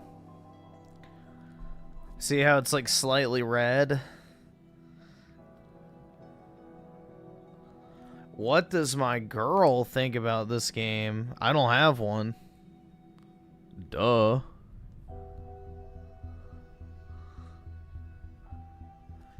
Did you actually think I wasn't single? Cringe.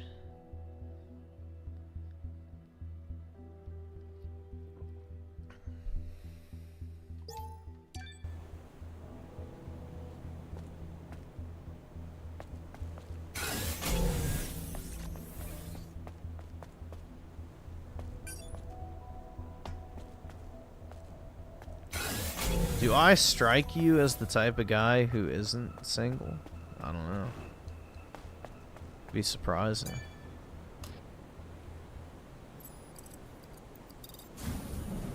Something is heading our way. Don't worry. It's the monorail.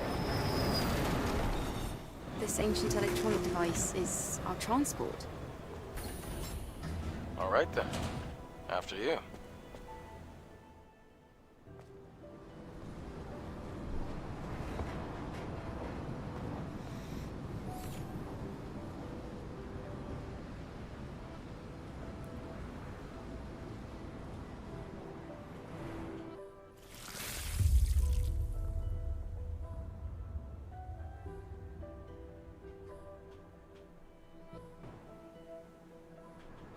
This game is goon, yeah.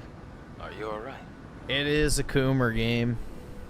Oh, I was just remembering something from yesterday.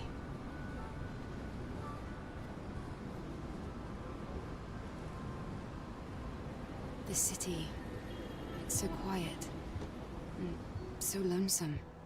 Well, that's Yeah, what this happens when section a city becomes sucks. devoid of humanity. Eve, what are you going to do after you defeat the Alpha Natiba? All airborne squad members exist for one sole purpose. The All we must fuck? do is complete the mission. You mean the extinction of all Natibas, right? All right, awesome. Thanks, nigga. All right. This is to snuff out another species. No fun in that. Saul Goodman with the 5. Hey, Griffin, hope you enjoyed the parade. Yeah, it was nice. What mic do I use? Looking for tips if I do decide to do YouTube. I want to monetize my gaming hobby. I use the Shure SM7B, but there is a newer version of this exact mic that does not require you to buy a cloud lifter. I do not know exactly what that version's called. It might also be called the Shure SM7B. But if you buy this particular one, you need to buy something called a cloud lifter, which boosts the gain without, you know, I guess hurting the actual quality. I don't know. But the Shure MV7, yeah, I don't know what it's called, but there's an updated version of the SM7B, but that's what I have currently. But pretty much what you want to do is get a XLR mic at the very least.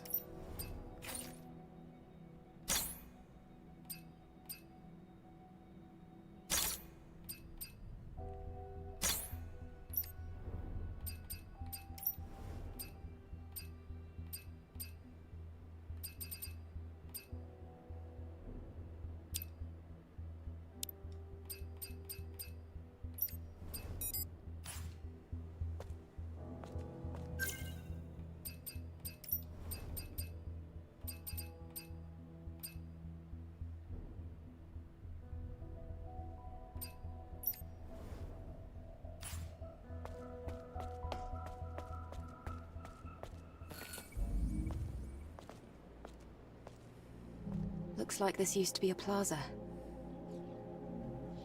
You're right. No, I don't use any Except filters. It's underwater now.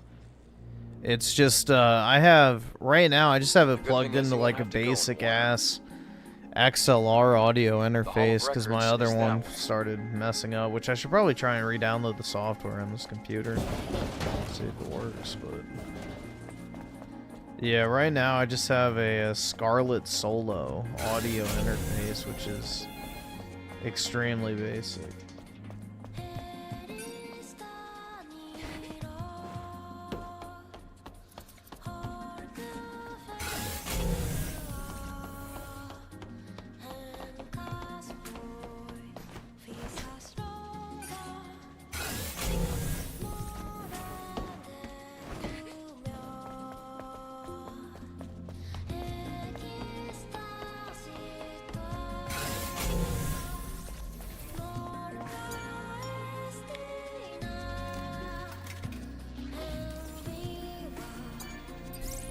What type of women are the...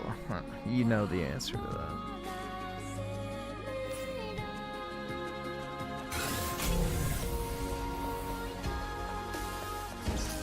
that. You don't need me to answer that question.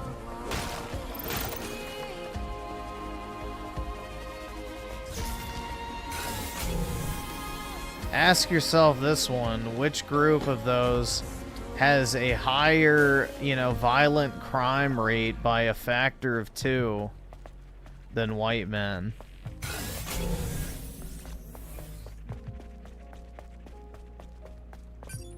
That should answer your question. It might be best to stay away from the water. Looks like there's electricity running through it. Answer is the same globally? Yeah.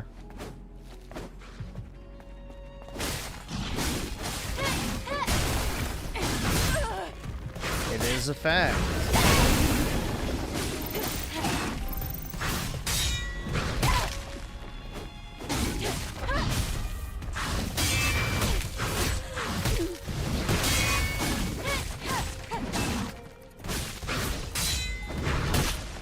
Dude, he doesn't even have health. What the fuck?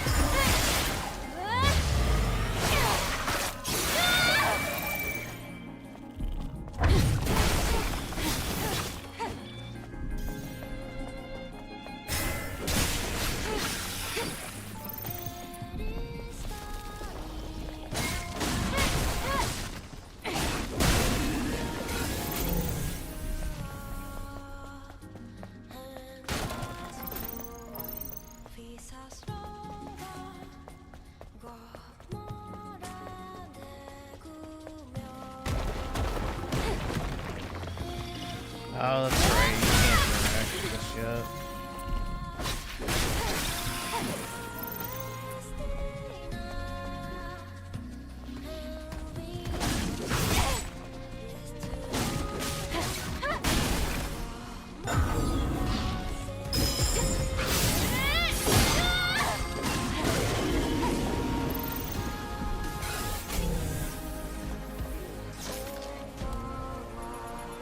This must be the control device for the floodgate. You can only activate it with the right credentials. Let's come back later. We have things to do.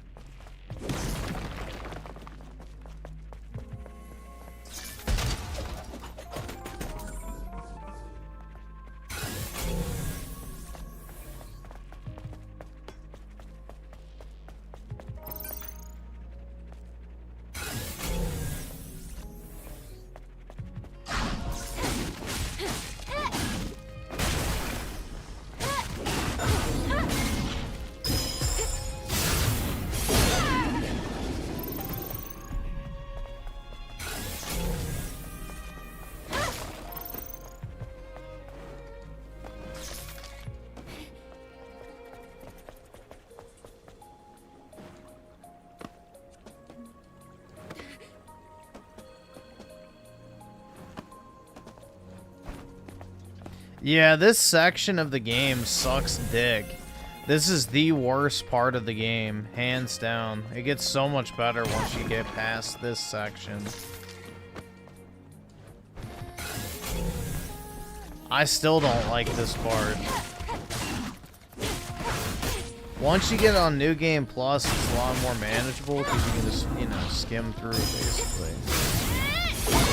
But this is the worst part of the game. Hands down.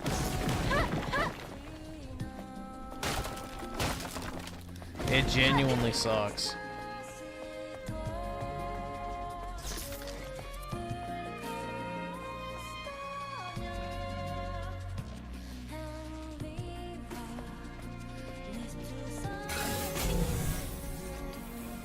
Well, yeah, I'm playing this on like real 4K, you know.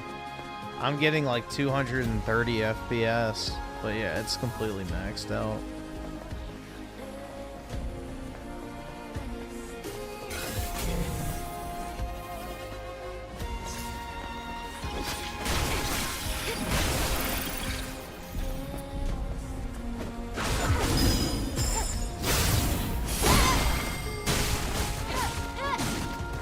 I think for New Game Plus, it's a lot better because you can just go right through it without even trying.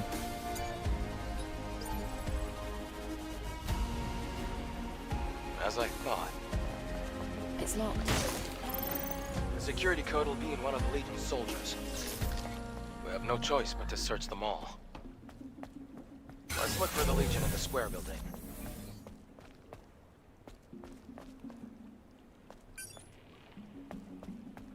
In the square building.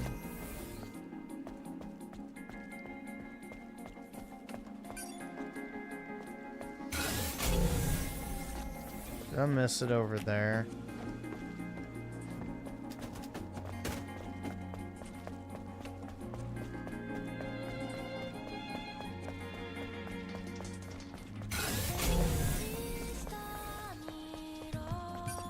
You have to constantly spam the scan.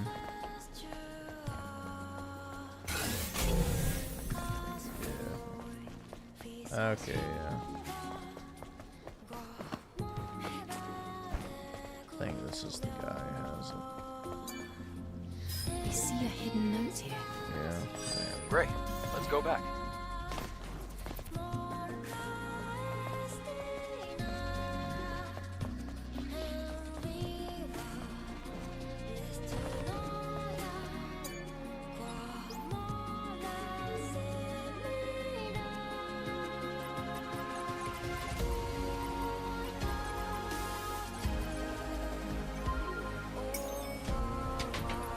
Shopping done.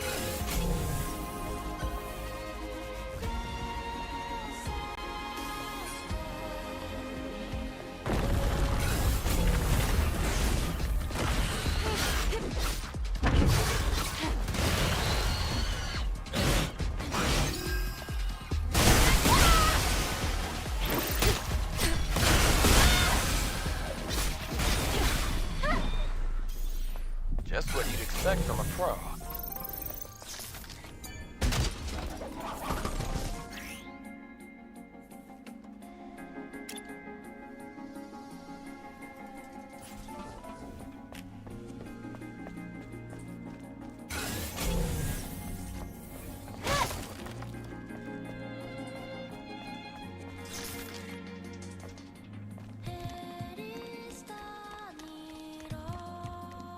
Probably should have activated the camp.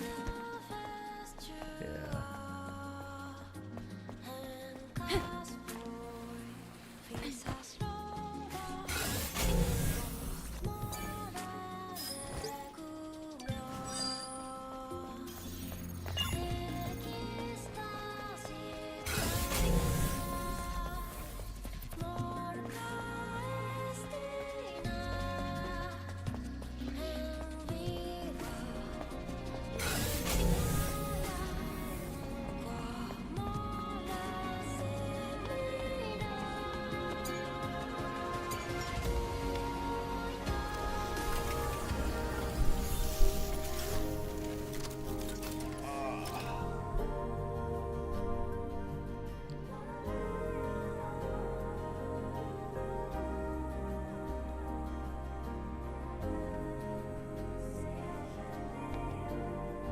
Yeah, the demo was only up until the boss fight, and then there was like a boss rush mode, or the challenge mode, or whatever it was called.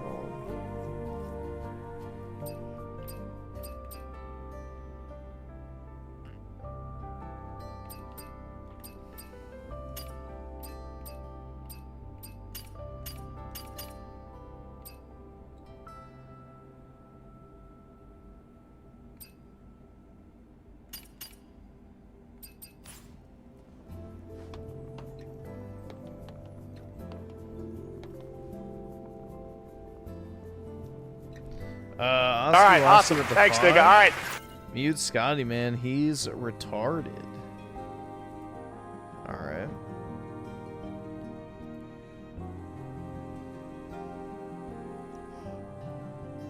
Ugh.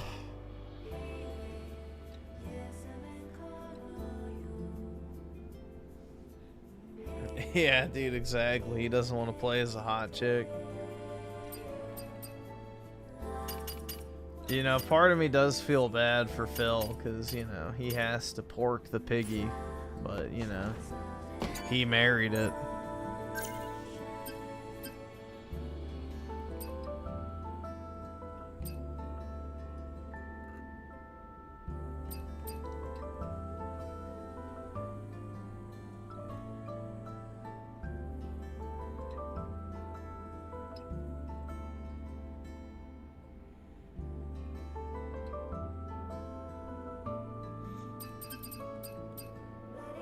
I can't afford this shit!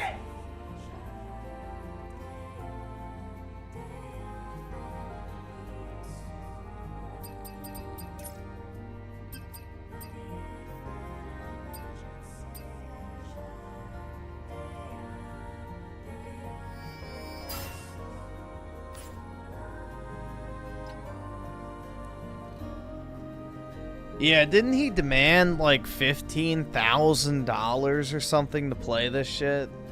Like it was 100 tips goals of like $150 and he would play it or something. It was something insane.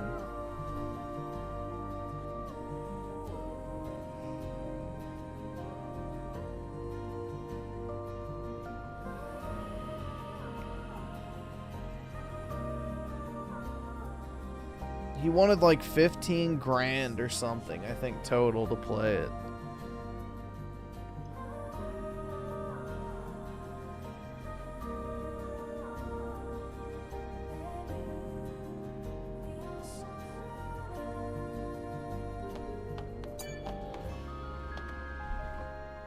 Adam, do you meet airborne squad members from the colony often? No, not really. Yesterday, I just happened to be around the area. I've never seen such a large-scale airborne operation. Why did you save me? 'Cause you're hot. I'm not really sure. It just felt right. like I was meant to. It's hard to describe. It's just a short, intense feeling. I don't know. I think it's even more insane that he gets the money to do such menial shit. Like, imagine if I got on here and was like, alright guys, you need to give me $1,500 so I can order Burger King to eat it in my fucking microphone while you sit there and watch like good little cucks.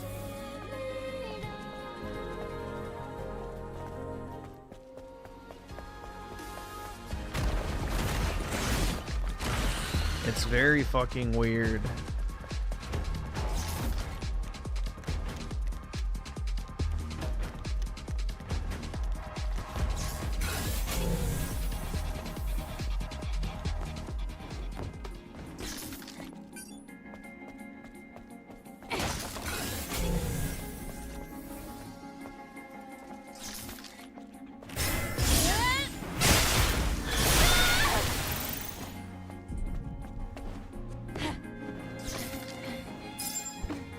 It's a bit too far for that. How about you try jumping and dashing?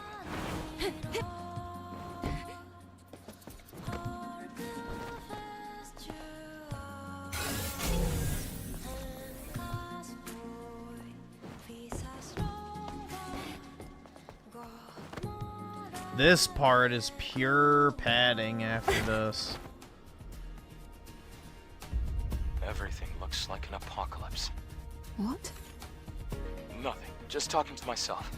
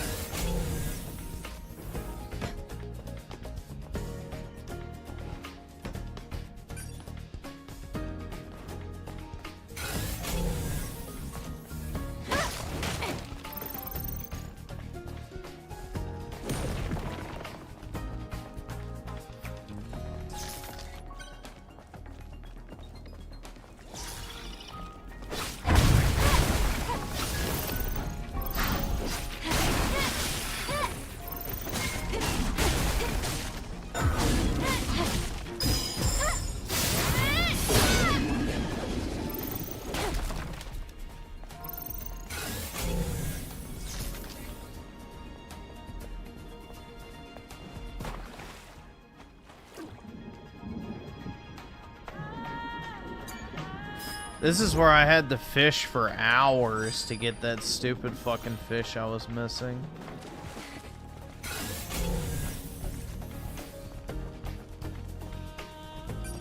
I can't afford this shit!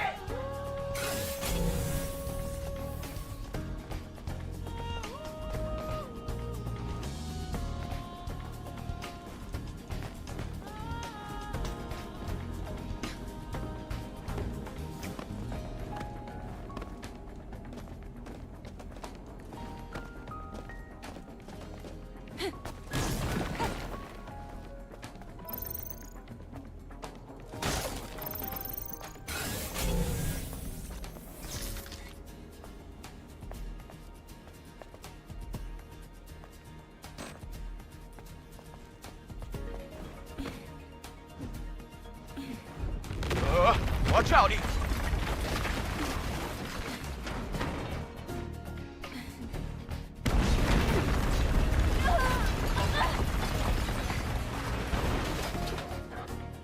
Are you okay? It's nothing.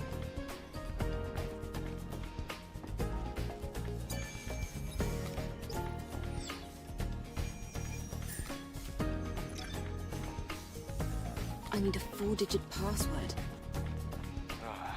Another headache. Okay. This sign reads time. Could this be connected to the clock tower? Oh, yeah. So it's... I can't tell. 12:25, I think. Dude, that's Christmas.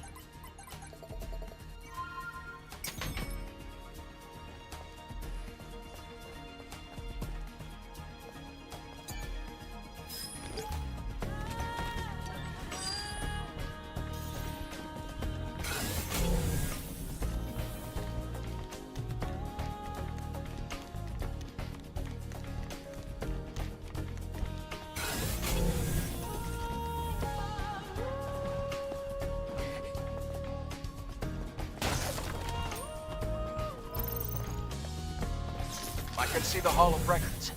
We're almost there now.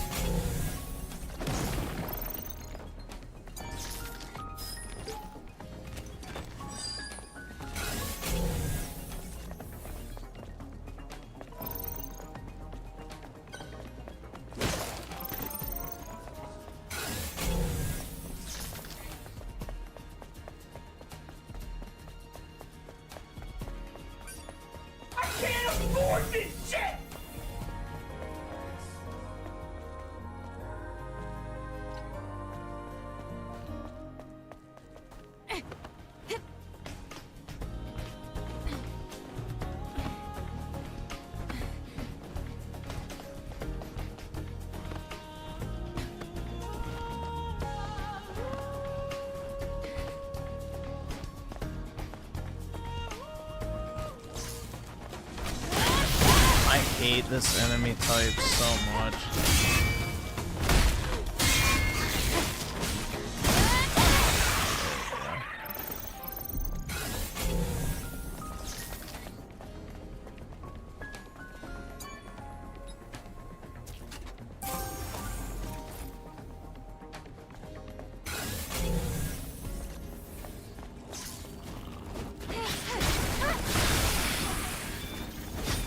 That's always the worst, is when you get those and it's like a fucking drone skin. It's like, bro, nobody wants that.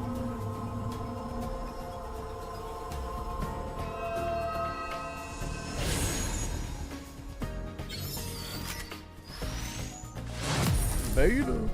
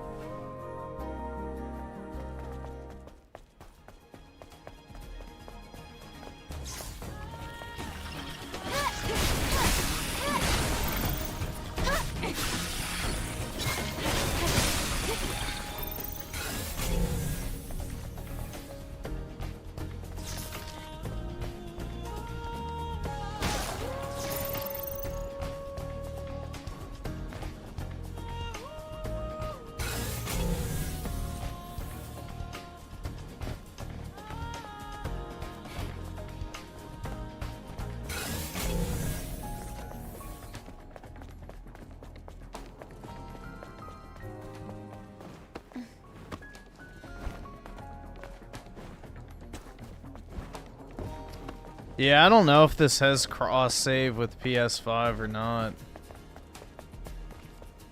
I know you can sign in with PlayStation, but I don't know if it actually does anything like that. It's a victory monument. The Hall of Records is under there.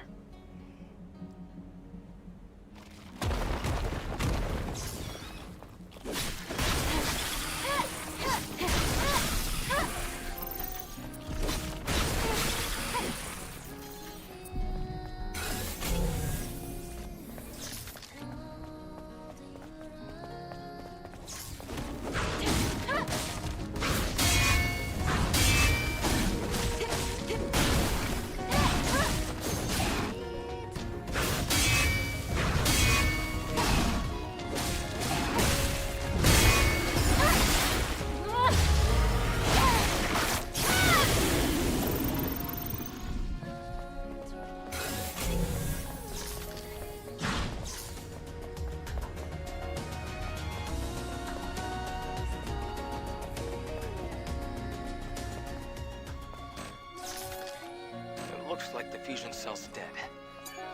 Wait, I'm sensing another fusion cell around here.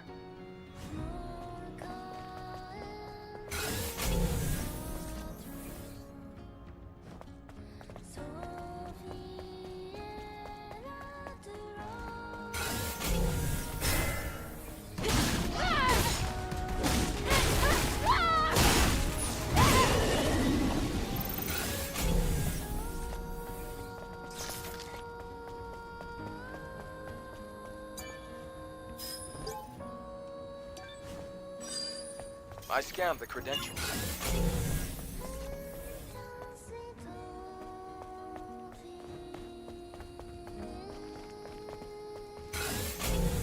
Let's look around the Victory Monument first.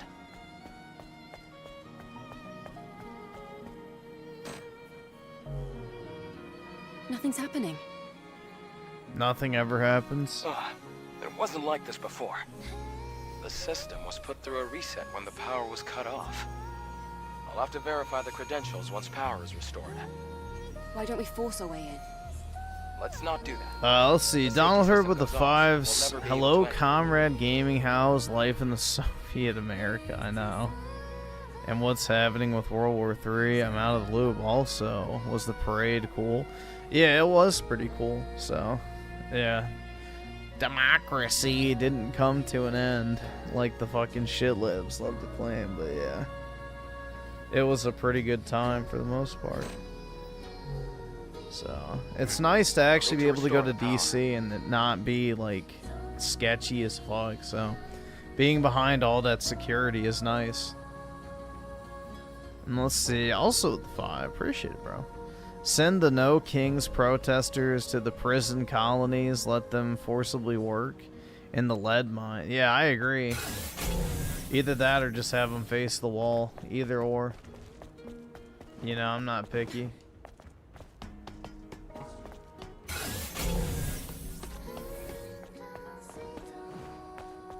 Sometimes the simple solution is the best one.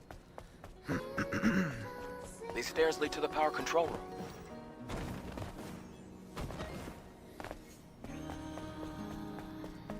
And Donald Herb with the 5. Watermelon fried chicken and Kool-Aid, all viable ingredients to trap some new workers at a farm. That's right, man. Who doesn't love that stuff?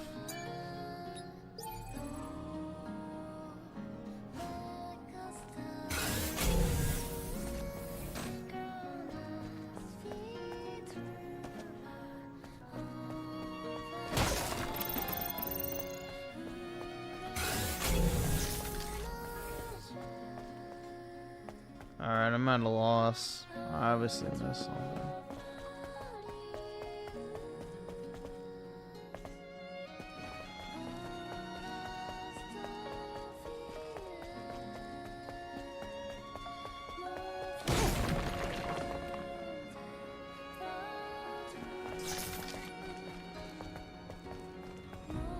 Let's look around the Victory Monument first.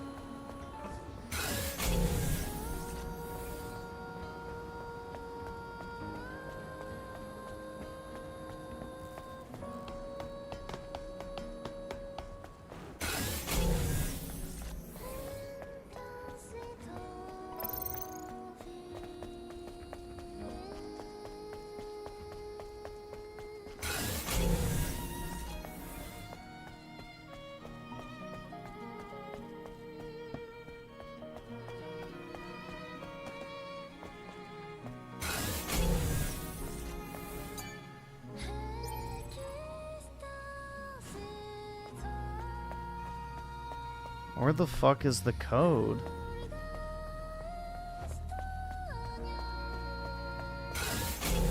I don't think I missed any of the guys around here. Maybe him. I guess it just didn't highlight. Okay. All right, this is the code to the power control room.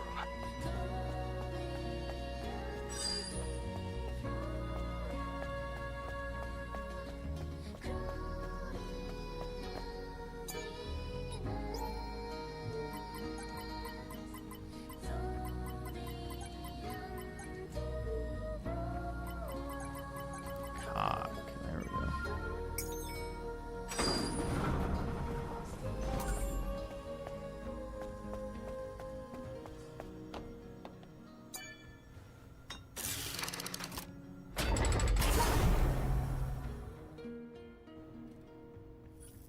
Great. Power has been restored. Wowie zowie.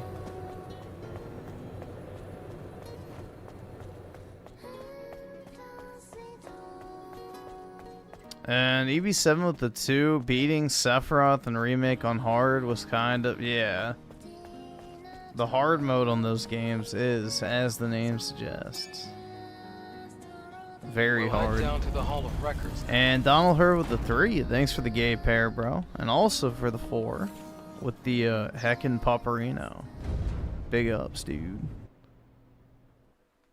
Appreciate it. Noski Woski with the 2. Stellar Blade for Switch 2 would go hard. I agree. I don't know if Sony will let them put it on there, but I think it'd definitely be a good idea if they did. It would probably sell pretty damn well.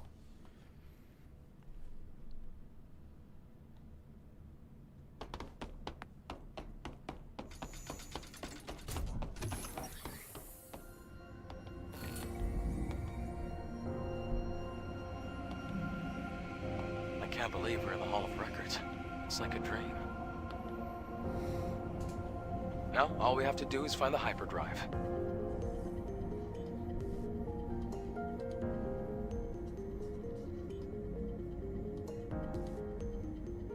At the start of the 22nd century, humanity's right to life was threatened by advanced global warming. Oh Having no! foreseen this, Mother Sphere ensured mankind could meet this challenge.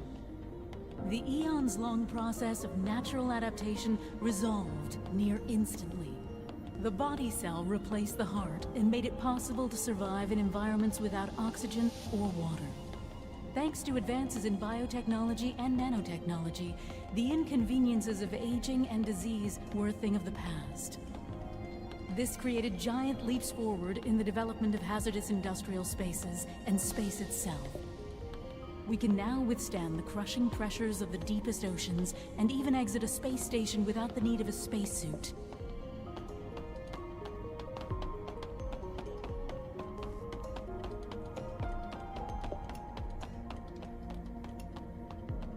Humanity's greatest and only hope for survival can be found in Mother Sphere. Please, enjoy the harmony and prosperity of Eidos 7, the first city ever built by Mother Sphere, the mother of... I have no idea what that was all about. Adam, did it make any sense to you? Mankind's past was buried with the final war. This must be a video from before that time. Hypercell. Is this what you were looking for? Yes, you can extract it from the hyperdrive.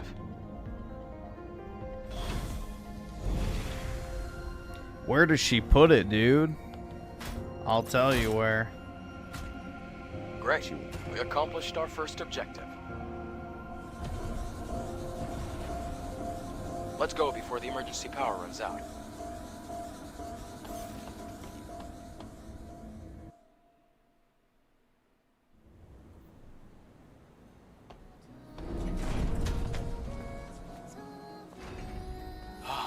We got it. The hypercell. This is going to do a lot of good. Eve, thank you. Okay. Then, Can you tell me where the Alpha Natiba is? Of course. It isn't far.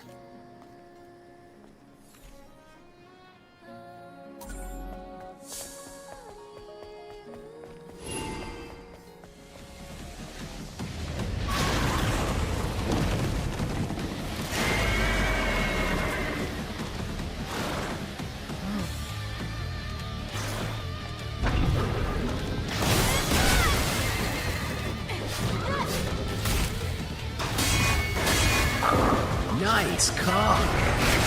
Perfect.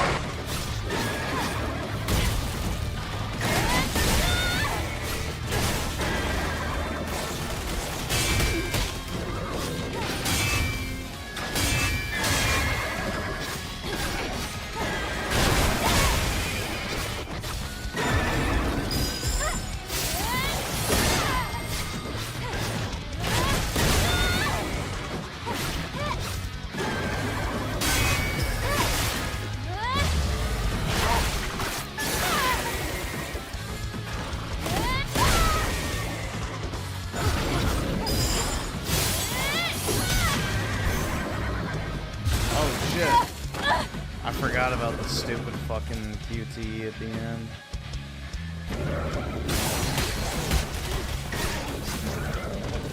Oh shit! I didn't have any health.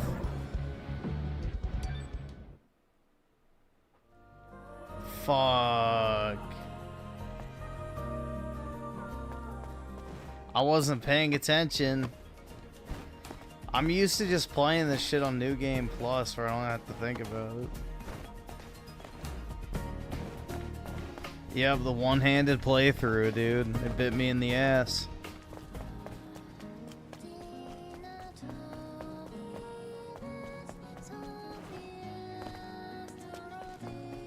That's so gay, bro. I fucked up the QTE and didn't die.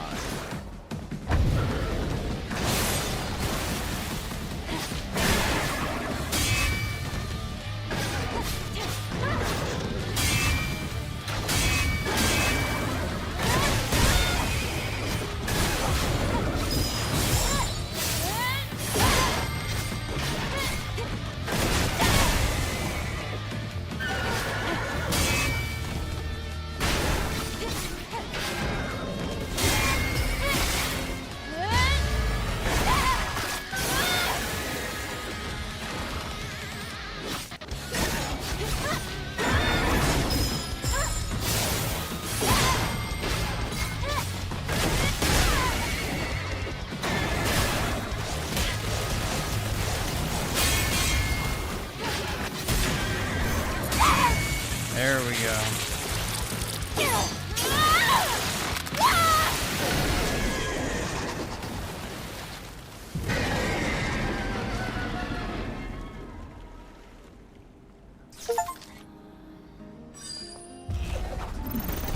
You're gonna be totally exhausted before we even get to the Alpha.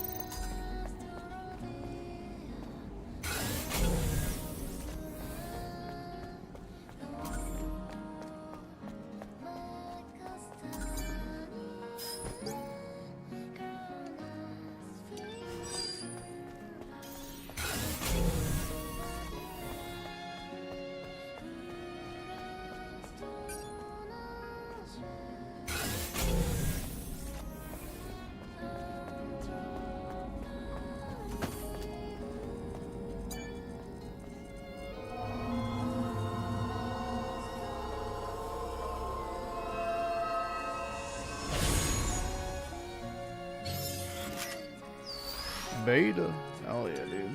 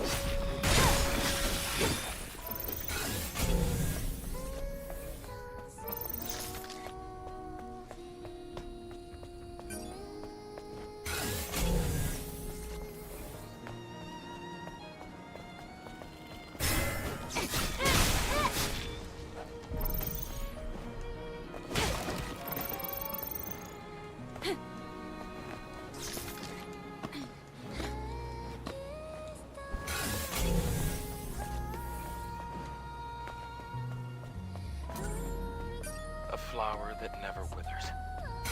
An act of mercy.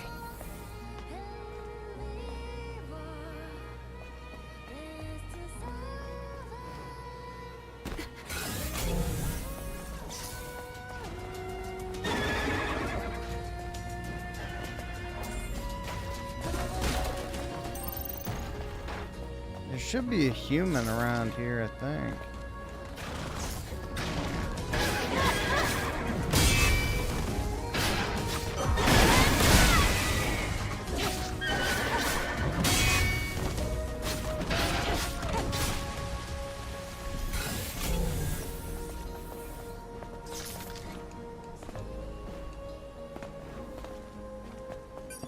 Oh wait, no, I think I got it actually. I think it was that.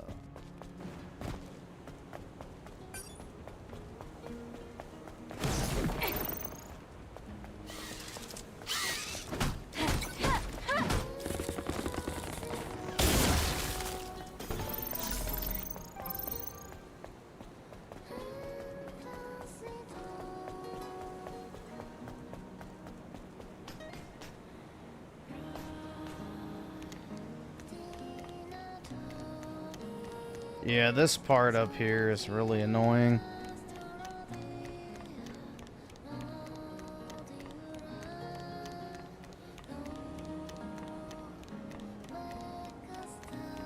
The crane section. I can't afford this shit!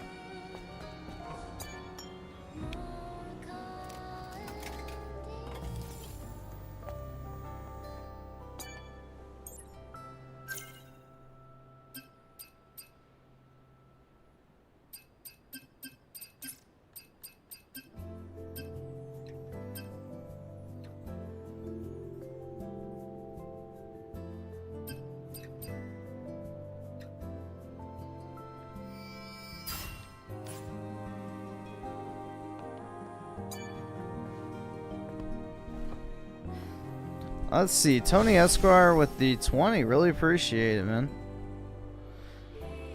During the parade, Griffin was like, one of these spacemen is my boy Tony Esquire. Meanwhile, I was like, fuck Griffin for talking me into the Switch 2.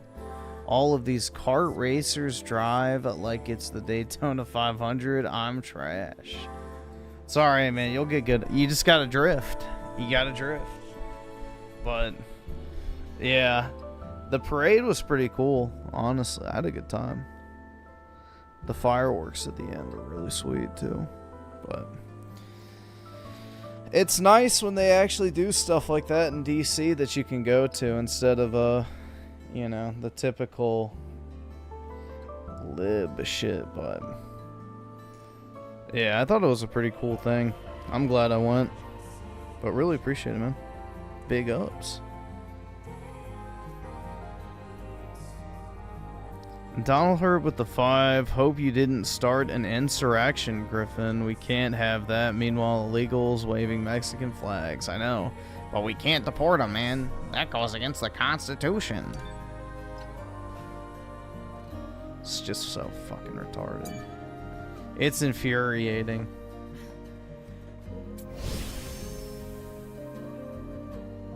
Alright, I guess this is probably a good place to stop. I don't really want to do this next part.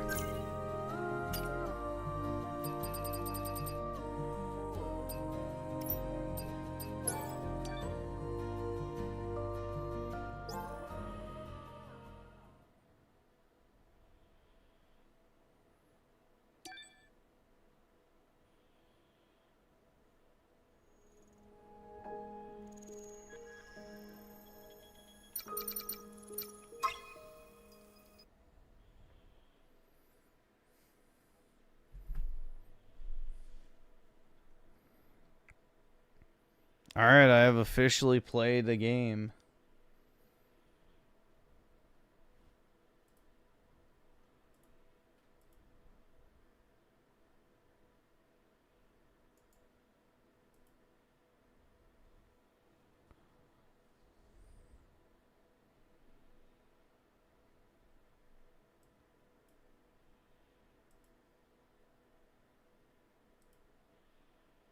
Tip's goal wasn't hit, though. I know. But my wife will be. Or maybe yours will be.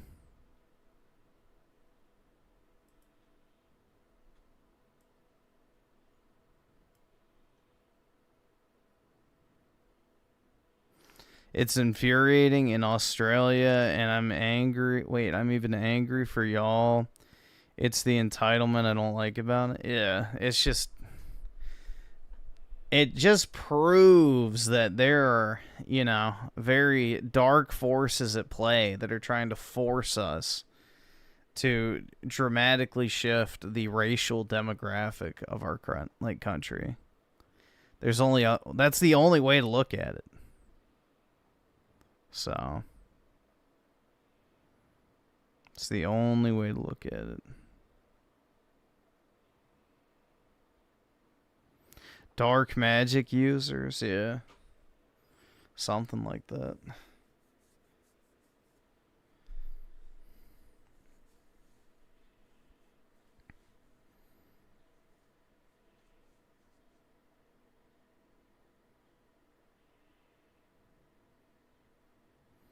I don't know, bro. It's really crazy because, like, the thing is with, you know, Brandino, for example. For 4 fucking years, that dude never did one special event, like in DC, ever. Like, there was never anything special, no, like, patriotic events, no, like, military events, just, like, genuinely nothing. It's like that dude didn't even fucking exist. It's actually kind of wild to think about. And then when Trump comes along and tries to do a fucking celebration parade for the 250th anniversary... It's like literally pulling teeth. Like, the libs genuinely fucking hate America. Like, there's no other way to look at it. They genuinely fucking hate this country. So, it's pretty fucking sad that the idea of people marching in a parade is somehow like this ultimate political travesty that needs to be immediately stopped or else. Is there even anything worth watching?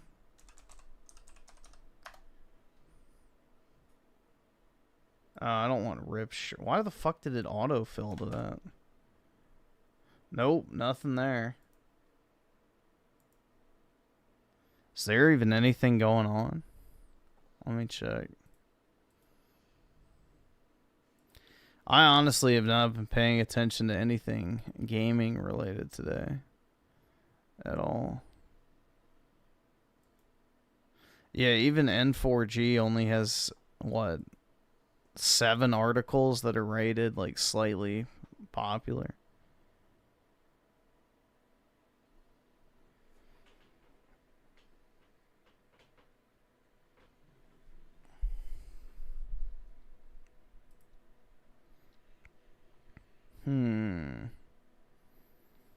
Dude, my legs are fucking cooked. Jeez. It'll be nice to just lay All right, awesome. Thanks, nigga. All right. Let's see. Scotty Man with the 5 based video. Alright, we'll take a look. Oh, this guy again.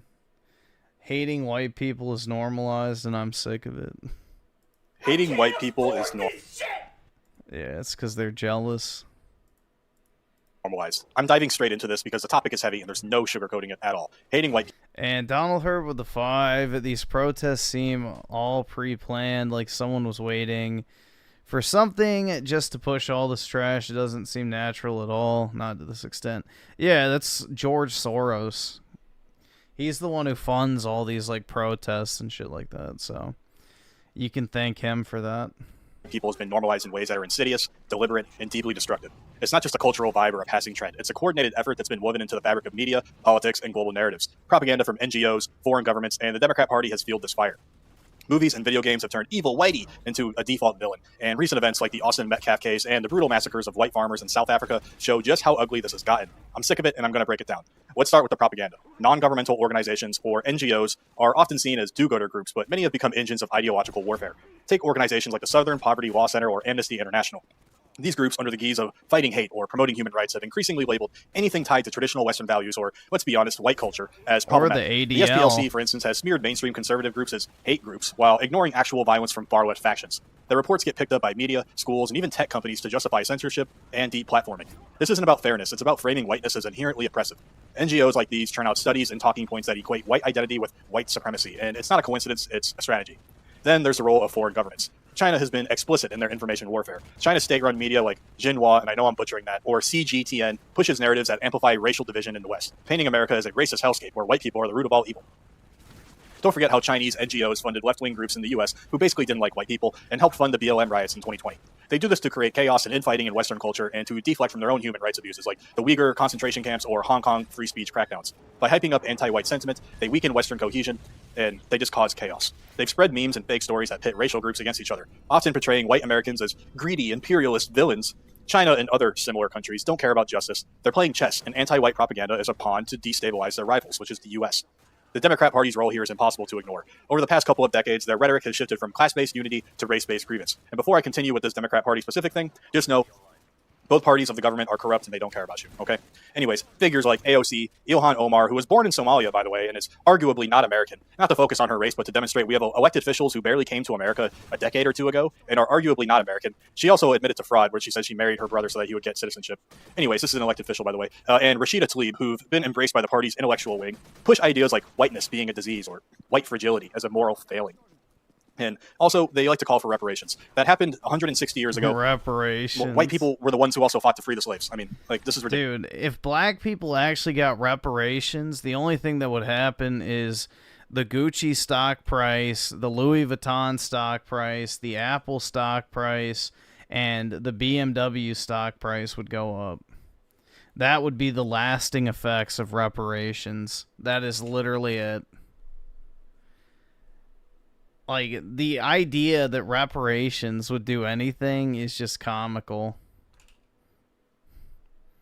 Like, that money would be gone so fucking fast that... Oh my god. Ridiculous. Ilhan Omar was quoted as saying, it's pitiful. our country should be more fearful of white men across our country.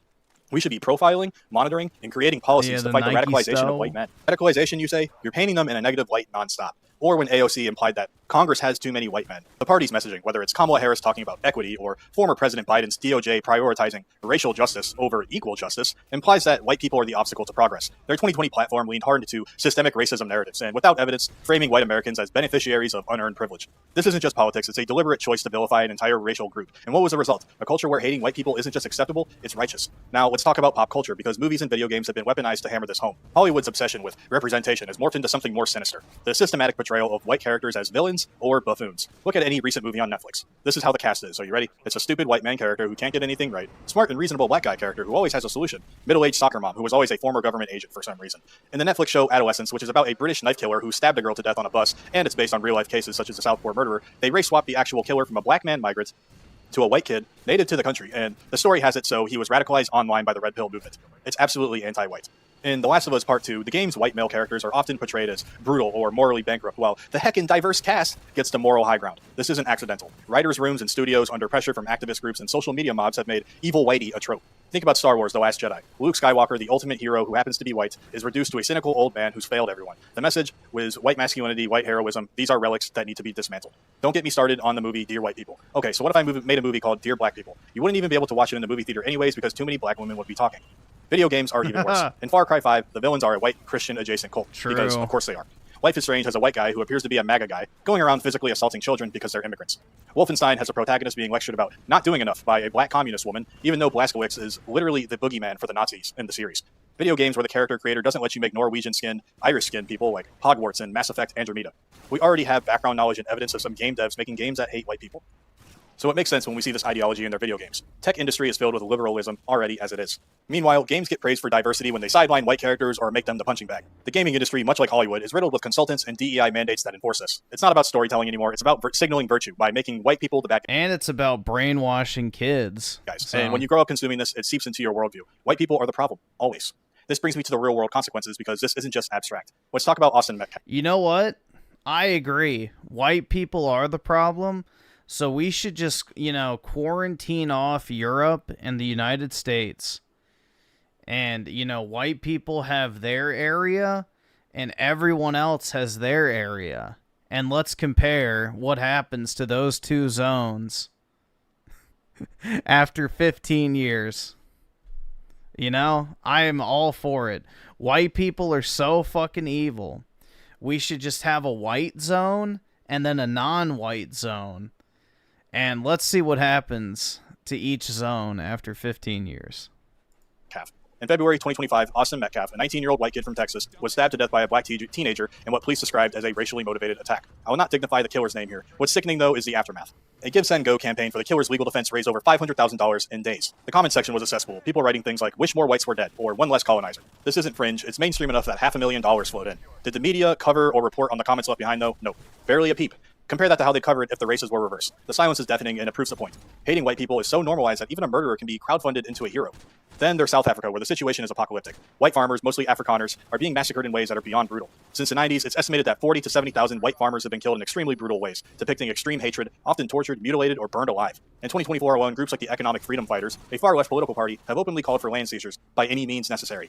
Their leader, Julius Malema, has sung Kill the Boer at rallies, a song that's a literal call to murder white farmers. These aren't isolated incidents, it's a pattern. Farms are targeted, families are slaughtered, and the government looks the other way. In March 2025, a family of 4 in KwaZulu-Natal was hacked to death with machetes. The perpetrators left graffiti saying, white pigs. Global media, though, nothing. NGOs like Amnesty, too busy lecturing about white privilege to care. This is what happens when anti-white hatred is left unchecked. It turns into genocide. The propaganda, the media, the politics, they all feed into each other. NGOs provide the intellectual cover, foreign governments amplify the noise, and Democrat parties give it a domestic megaphone. Movies and games make it feel normal. And the media, is probably the worst person in all of this, but cool to see white people as the enemy. And then you get real-world horrors like Austin Metcalf's murder or the slaughter of South African farmers. It's a pipeline, and this is working exactly as intended. What's infuriating is the double standard. If any other group were targeted like this, systematically vilified, mocked, and killed, the world would probably Shapiro lose its mind. But because it's white people, it's somehow okay. The excuse is always history or power dynamics, as if that justifies a teenager's murder or a farmer's family being butchered. This blanket hatred, this assumption that every white person is a villain, is tearing societies apart. And it's not just white people who suffer, it's everyone, because this kind of division poisons everything. The Austin Metcalf case shows how deep this rot goes. The fact that people donated $500,000 to a killer and felt bold enough to leave comments wishing for more white deaths tells you the propaganda has worked. It's not just a few bad actors, it's a cultural shift. Same with South Africa. The world's silence on those massacres isn't an accident, it's a choice. Governments, NGOs, and the media have decided that white victims don't fit the narrative. They're inconvenient, so they're ignored. And I'm also sick of the gaslighting, too. When you point this out, you're called a paranoid or racist, as if noticing a pattern is the real crime. But the pattern is undeniable. From NGO reports to Democrat speeches to Hollywood scripts, the message is the same. White people are the problem, and hating them is justice. And it's not about equality anymore, it's about revenge, and it's being sold as progress. Leftists will tell you you're wrong and move the goalposts so much instead of just admitting that they're wrong and they hate white people. This has to stop, not just for white people, but for everyone. A world where any group can be openly hated without consequences is a world that's falling apart. We need to call out the NGOs pushing this poison, the foreign governments exploiting it, and the politicians profiting from it. We need to demand better from our media, movies, games, all of it. And we need to stand up for victims like Austin Metcalf and those South African farmers because their lives matter no matter what the narrative says. This won't change overnight, but the first step is saying it out loud. Hating white people is not okay. It's not justice, it's not progress, we've got to do better. And I don't deserve blame because of slavery that I was not a part of, nor my family, 160 years ago, so I somehow need to pay reparations. Yeah, less than what was it? I think 1.4% of the population owned slaves during slavery. But, you'll never guess. I don't know if we should get into that, but yeah, less than 2% of the population even owned a slave throughout all of slavery in the United States. It wasn't even a widespread issue. But a certain group owned 60% of the slaves. And I'm not playing into your nonsense terms and operating in your frame when you say stuff like microaggressions and systemic racism. Only white people are afraid of being called racist and having their lives ruined over it. White people, not all of course, but a lot, suffer from suicidal empathy. They'd rather be polite and possibly face a bad situation instead of just protecting themselves. Enough. I'm done. I'm sick of it. Jimmy talks out.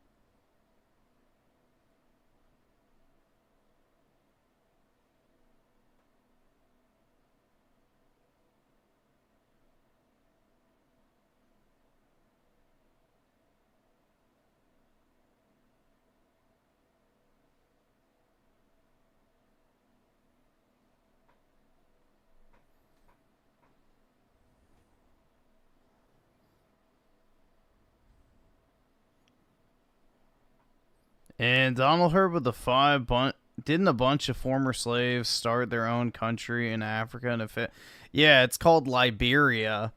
And Liberia was literally propped up by the U.S. government. We set them up with everything they needed.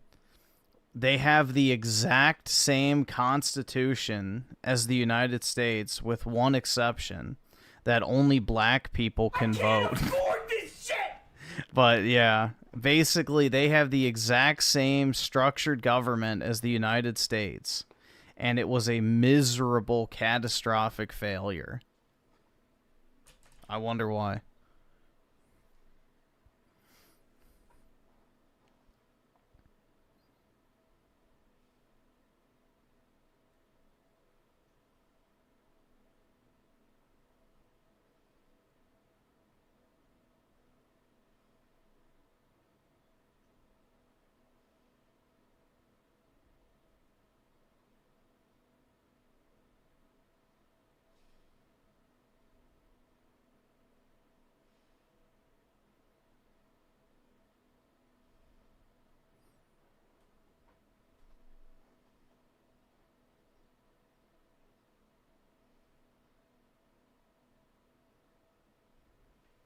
They ain't know nothing. They knew how to farm. They knew how to do trades.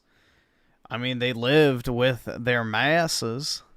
So, obviously, they knew how to do some stuff. Otherwise, they wouldn't have been slaves for very long. So, that's the thing, is back in the day, if you were a slave, you had, like, actual practical skills. Like, you knew how to farm, harvest crops, sew, do, like, home repairs, woodworking, all sorts of shit, man. You would have had, like, a lot of experience that you could actually pull on. So...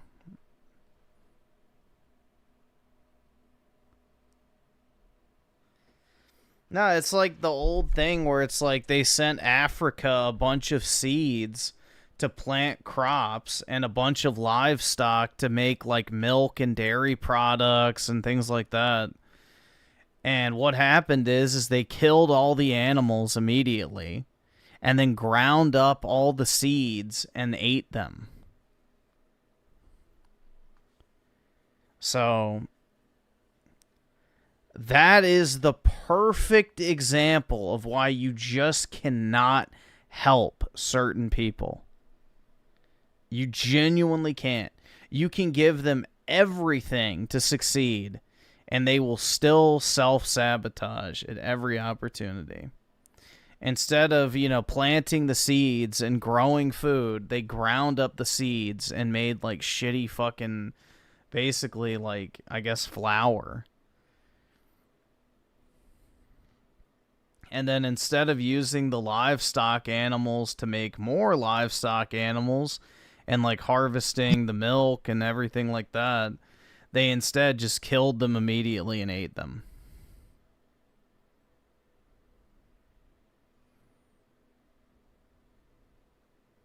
So, it's just, yeah.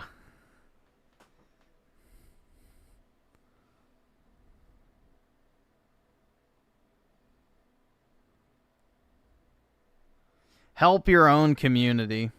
That's all I can say. Help people you actually care about and will actually benefit from it. This third world obsession is retarded. That place is, has, and will always be a shithole. So unless the people themselves change their way of life, you can never force them to.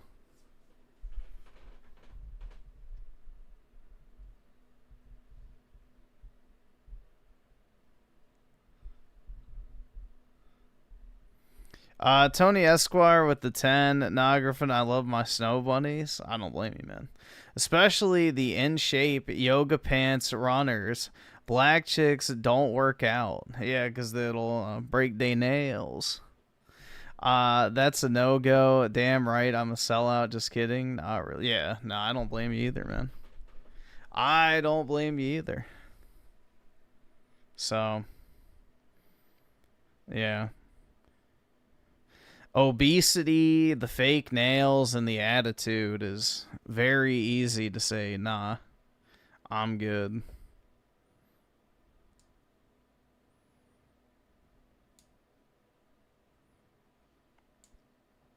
No, it's because the sweat and showering will ruin their extensions. Yeah. Yup. I can't afford the weave. this shit!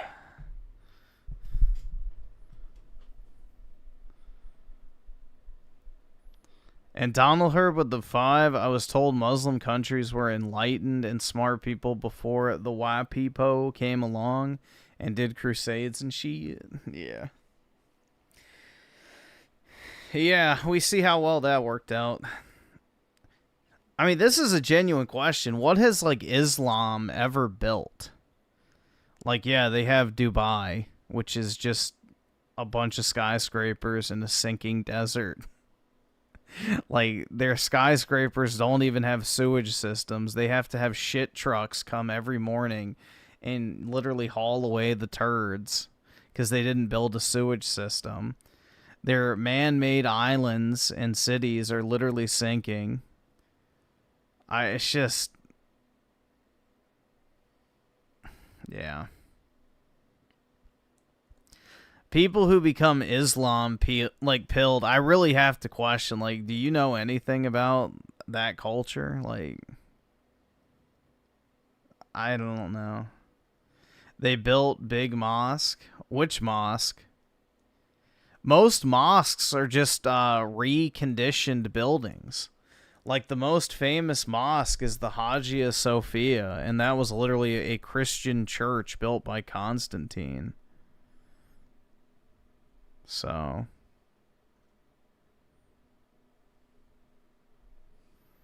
No, the Muslims just hijack other people's stuff.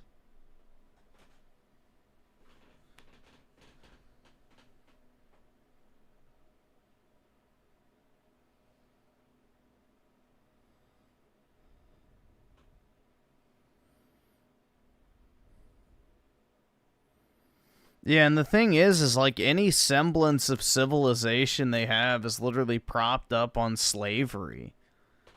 Like almost every single like semi-wealthy Arabic nation has like genuine fucking slave labor. Which, you know, personally I don't really care, but to act like they're this great building, you know, society that's constantly evolving and pushing the boundaries of technology, it's like comical. It's like, they're really not. They just have a bunch of cheap slaves.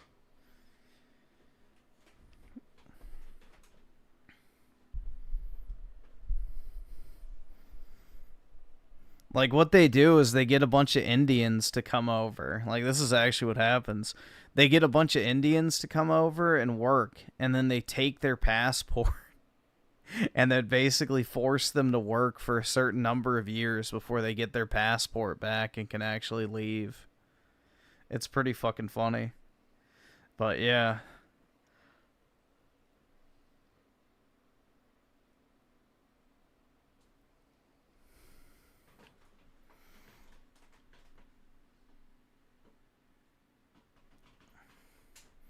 That's how Dubai was built for so cheap. And so quickly. And why a lot of the buildings are complete dog shit. Like, Dubai is a third world country with a first world coat of paint. Just like China. Like, most of the buildings and everything look nice, but when you actually, like, inspect them and pay closer attention, they're just pieces of shit that are, like, taped together. So...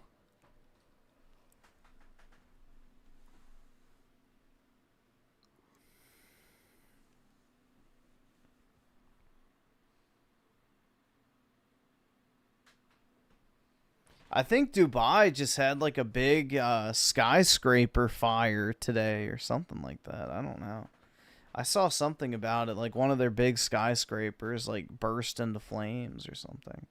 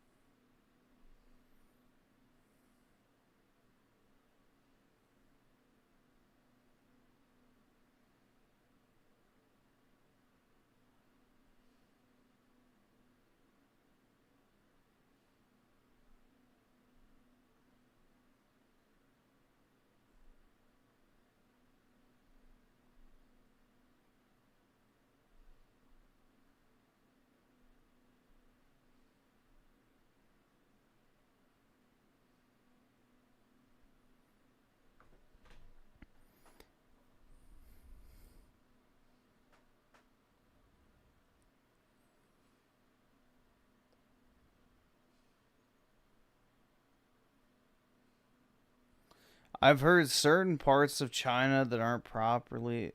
Dude, most of China is not even, like, equipped with electricity. Like, the only area in China that's well-developed is the southeast, where the Han Chinese are located. Like, the Beijing, Hong Kong, Shanghai kind of area. The entire, like, rest of the country is completely, like, just third world living conditions. They don't have electricity. A lot of places don't even have running water. A lot of coal mining cities where they mine by hand and dynamite still. So,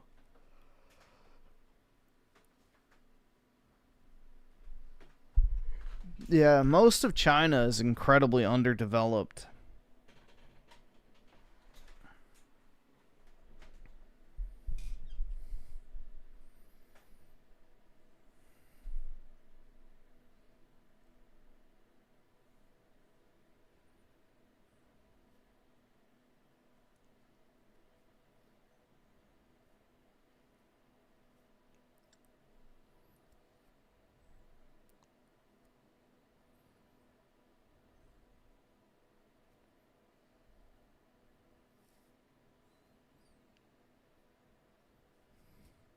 Dude, I hate when left-wingers do this shit. It's fucking Vosh.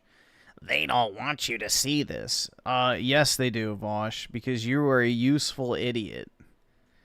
You're a useful idiot. That's the only reason you're pushed in the algorithm.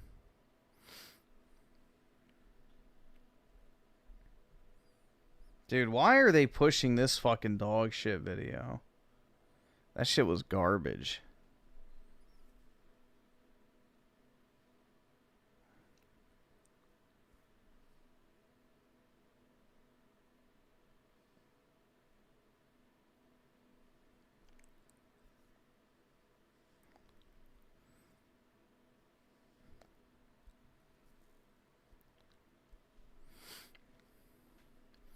And Tony Esquire with the 5, seriously, all ethnicities have fucked something up. However, dumping on one group and not taking / accepting responsibility is weak sauce.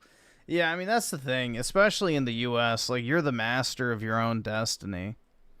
There is no systematic or societal force that deliberately, puts you down for an inherent quality that you can't change.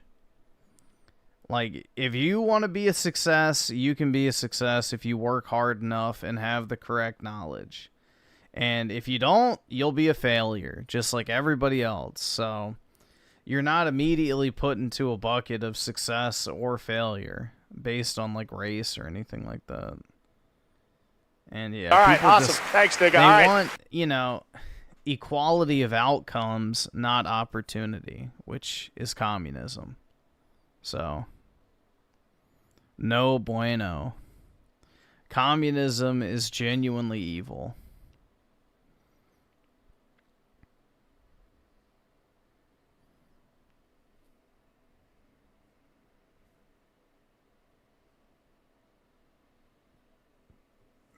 Dubai also has insane censorship laws, too.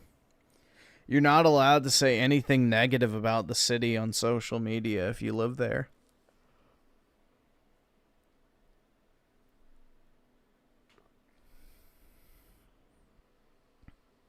You have to, like, basically shill for it constantly on social media. Like, they were arresting people when they had that problem where they did the cloud seeding and they flooded the city on accident, and it was like this massive disaster. Well, yeah, if you lived in Dubai and you posted video of that, you could have been arrested. Like, just for sharing video of water in the street, you could have been arrested by the Dubai government because it made the country look bad. So...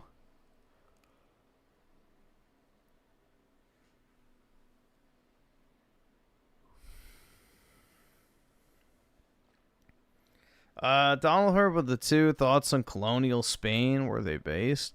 Well, they brought civilization to some of the most uncivilized parts of the world in record time. So, yeah, I'd say so for the most part.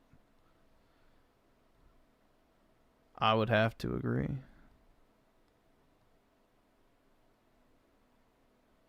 They pay the workers in Dubai with some weird slave currency and lock people into these contracts. Yeah, and they hold their passports too. So that's the big one.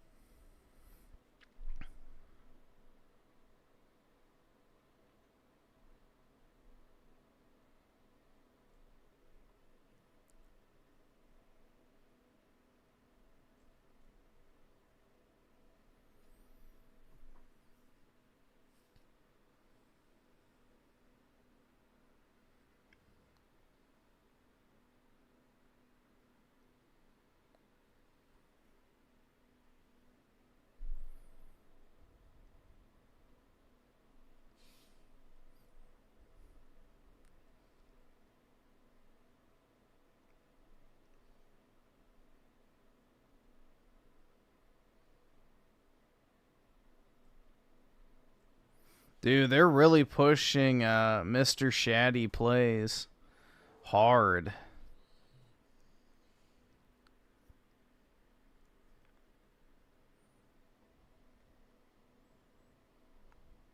Bro, I am not watching Sphere Hunter. Absolutely not. Absolutely fucking not.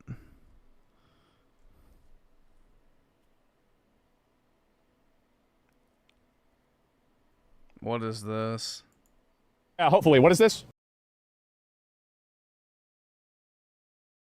Uh-oh. Even as we are a nation of immigrants, we're also a nation of laws. Undocumented workers broke our immigration laws, and I believe that they must be held accountable. If you're a criminal, you'll be deported. If you plan to enter the U.S. illegally, your chances of getting caught and sent back just went up. Tell people to come out of the shadows. If they've committed a crime, deport them. No questions asked. They're gone. That's why our administration has moved aggressively to secure our borders more by hiring a record number of new border guards, by cracking down on illegal hiring, by barring welfare benefits to illegal aliens.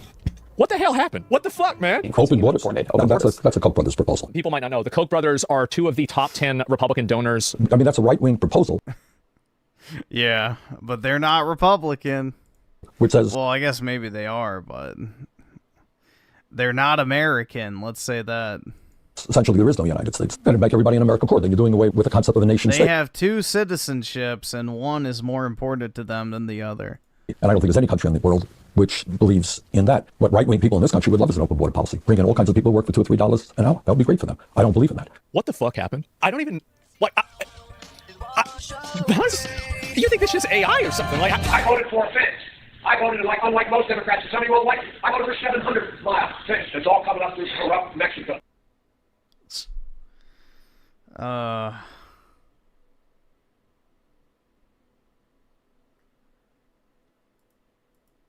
Hating white people is normalized. I'm diving straight into this. There we go.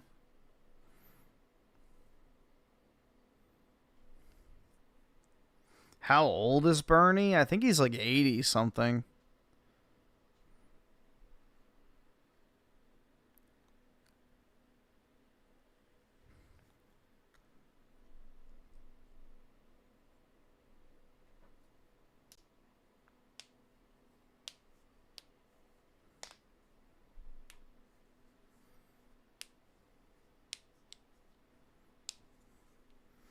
Nah, the Koch brothers are Israeli agents meant to profit from the downfall of the United States.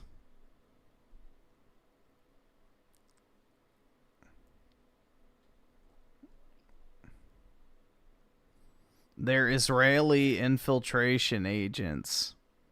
Like Ben Shapiro. They have only one loyalty, and it's not to the United States. They're just here to make as much money as they can. That's it.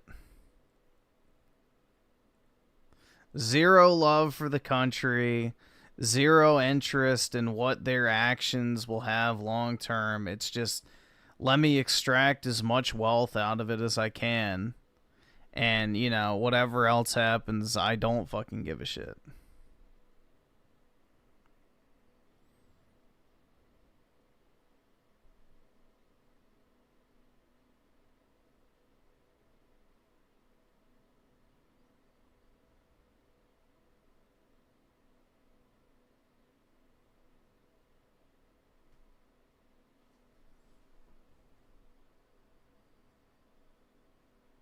Yeah, I've never really understood the hype for Ben Shapiro.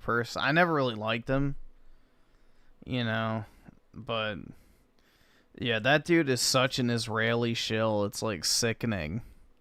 The fact that that dude even LARPs to care about American politics is comical at best. Like, he should just go further mask off. And, you know, just embrace his Israeli identity fully. Because he genuinely doesn't fucking care about the United States. It's become blatantly obvious.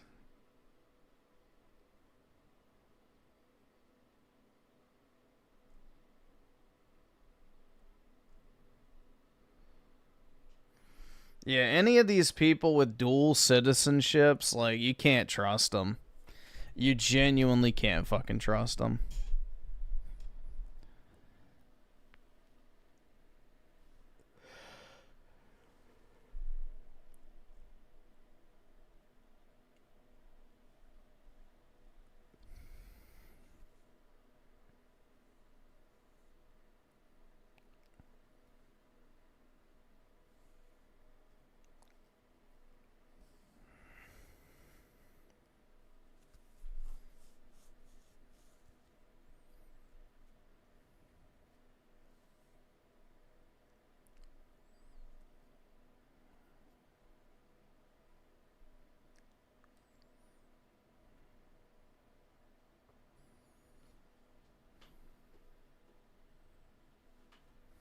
I'm a big fat Jew. I wish, man. I'd have some money then. I wouldn't be a broke loser. Dude, all this clickbait, Jesus.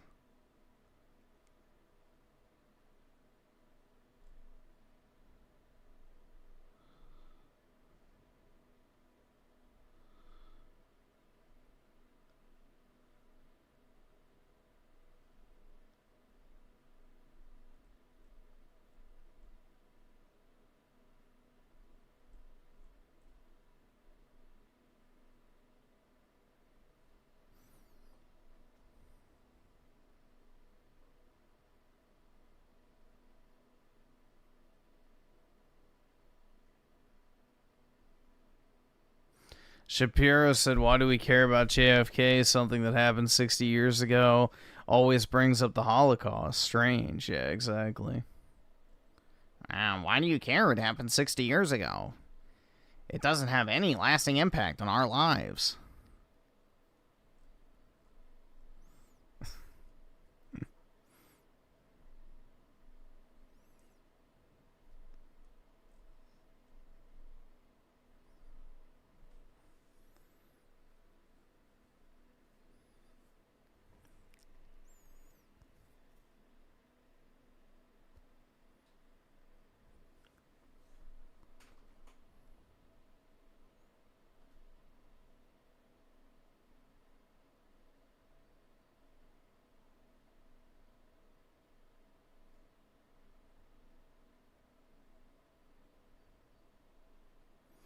I already know about the Samson option. So, most likely it would only blow up the Middle East because everywhere else could knock them down. But, yeah. They're recommending Synthetic Man, at least. That's good.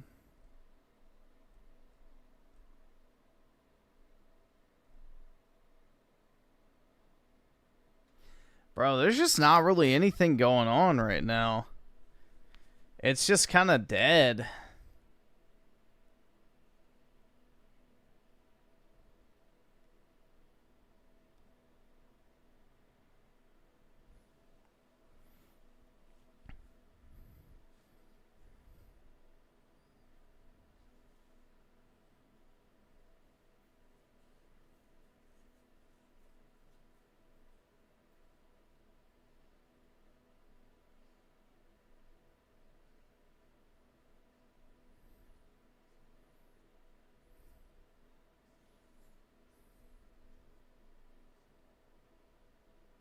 Nothing ever happened, yeah.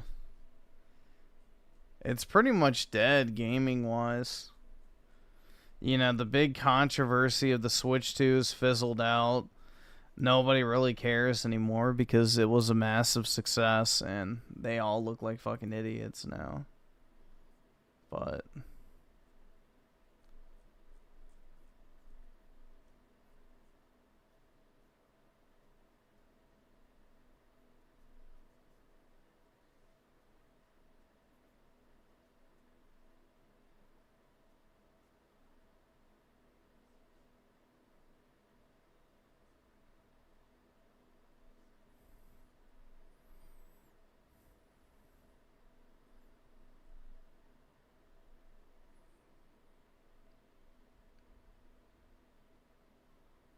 Also, all those people bought one. Yeah, watch that wizard Redditor.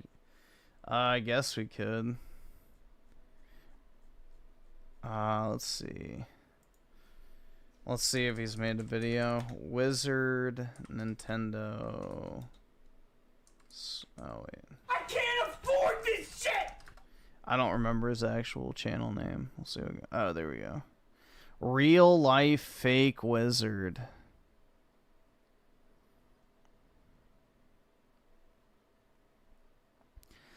Donald Hurd with the 5. New Cope on Twitter. Some of the soldiers marching wasn't in sync, so apparently instead of a police state, it was the soldiers' way of rebelling. That's right.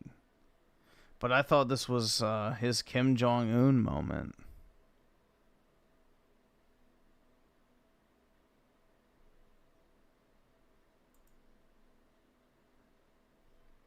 Did we watch this one?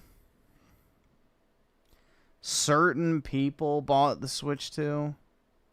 Hello, I am the real-life fake wizard. Today I am going to discuss the ongoing launch of the Nintendo Switch 2, of which it was released yesterday to the public.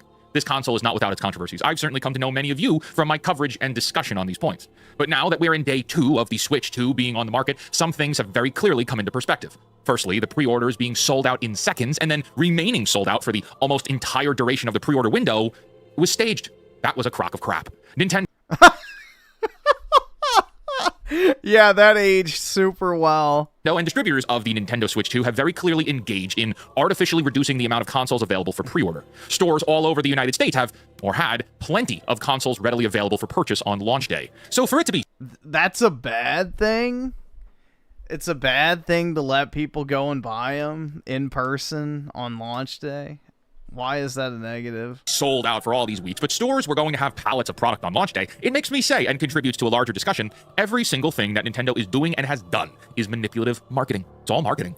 Doing things and saying things in certain ways to invoke emotional responses. I live in a prominent city on the East Coast of the United States. It wasn't until late last night and early this morning that I started seeing my local stores stocking out. I've spoken with other individuals all over the country, and they have similar stories. Switch 2s took a lot longer to start selling out than we were led to believe. In fact, there are plenty of stores around the country that still have Switch 2s available for purchase right now. Yeah, in the middle of bumfuck nowhere. In the middle of bumfuck nowhere where nobody's buying video games in general. Yes, this is circumstantial. Yes, the Mario Kart bundle might be super sold out in your area, and yes, none of it changes the fact that there are lots of people who want the system, but do not yet have it. And anything can happen. As this video posts publicly, it could sell out across the world at the snap of my fingers.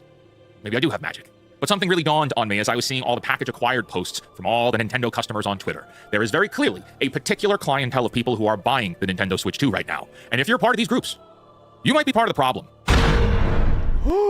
Uh-oh. Welcome to The Pondering. I am the real-life fake wizard. I'm a business owner working with lots of small businesses up and down the East Coast. I'm speaking to this with an educated background in business and marketing, as well as working through corporate America across the last decade.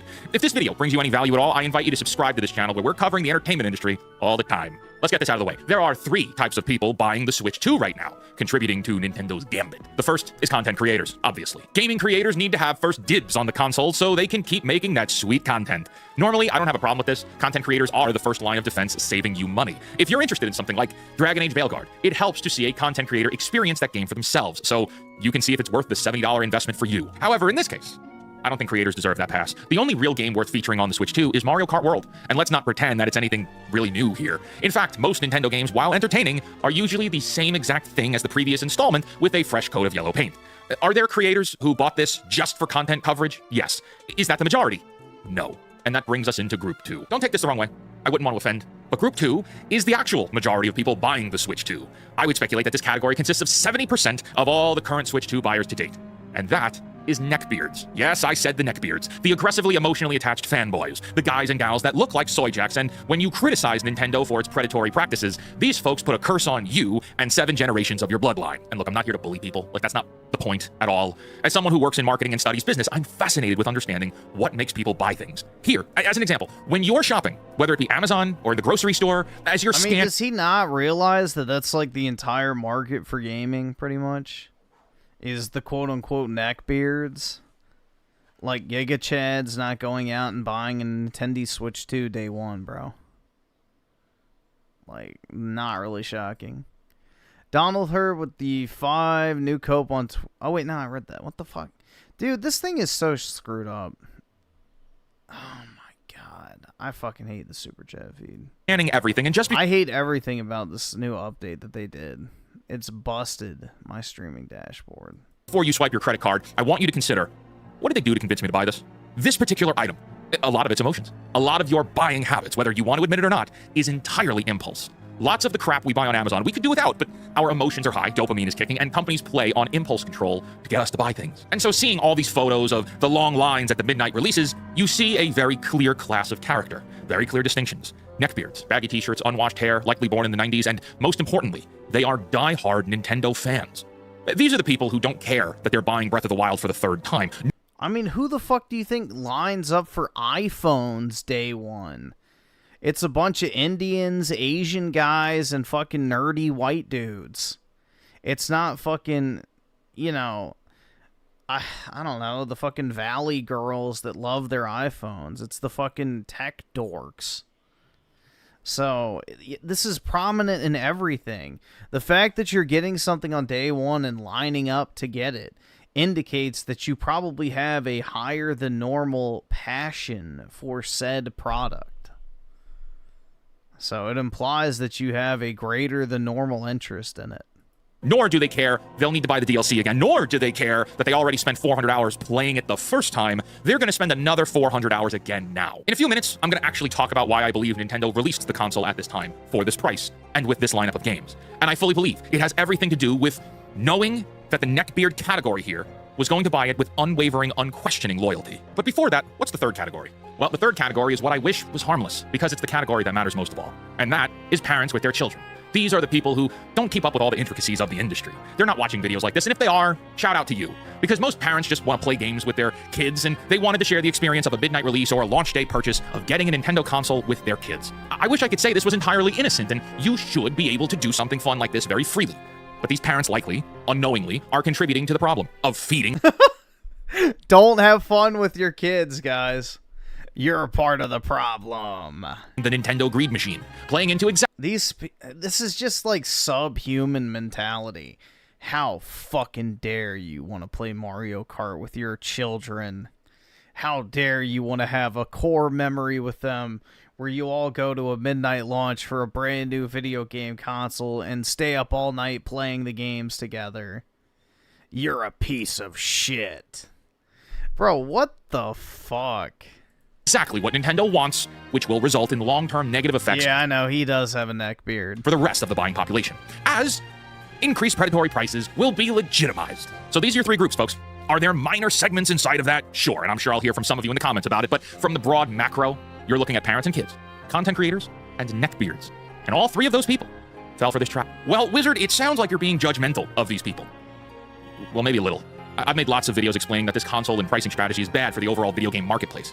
I don't care so much for the console pricing, though $500 is a lot of money. I care more about the pricing on It's really not. Games. $80 video games is ridiculous. And that's just the United States. Games are upwards of $120 in other countries, just with whatever.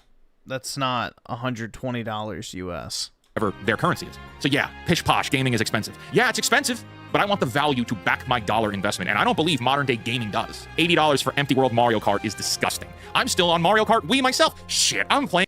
It's not empty, though. That's a very common narrative I've heard. Oh, it's an empty open world. It's really not. Apparently, there's like 400 different challenges you can do. I forgot how many like little Easter eggs there are. There's a lot of shit to do in that game. So, playing Walt Disney World Quest Magical Racing Tour right now. I don't need a new Mario Kart.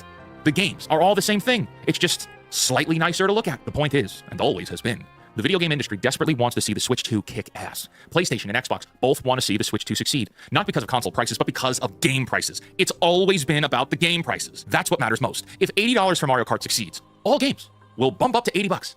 And that's not a good thing. And of these people buying the console, when you point out the fact that, hey, what Nintendo is doing is a terrible thing and will have long-term ramifications, lots of them... Nintendo's not even making all of their games $80, though. So this is a very stupid argument. Like, if Nintendo just wanted the $80 games, why is everything not $80? Why is Donkey Kong $70? You know, like, if that was the goal, to make everything 80, they would have just made everything 80, you know, indiscriminately. But no, only, like, a few games of theirs will actually be $80.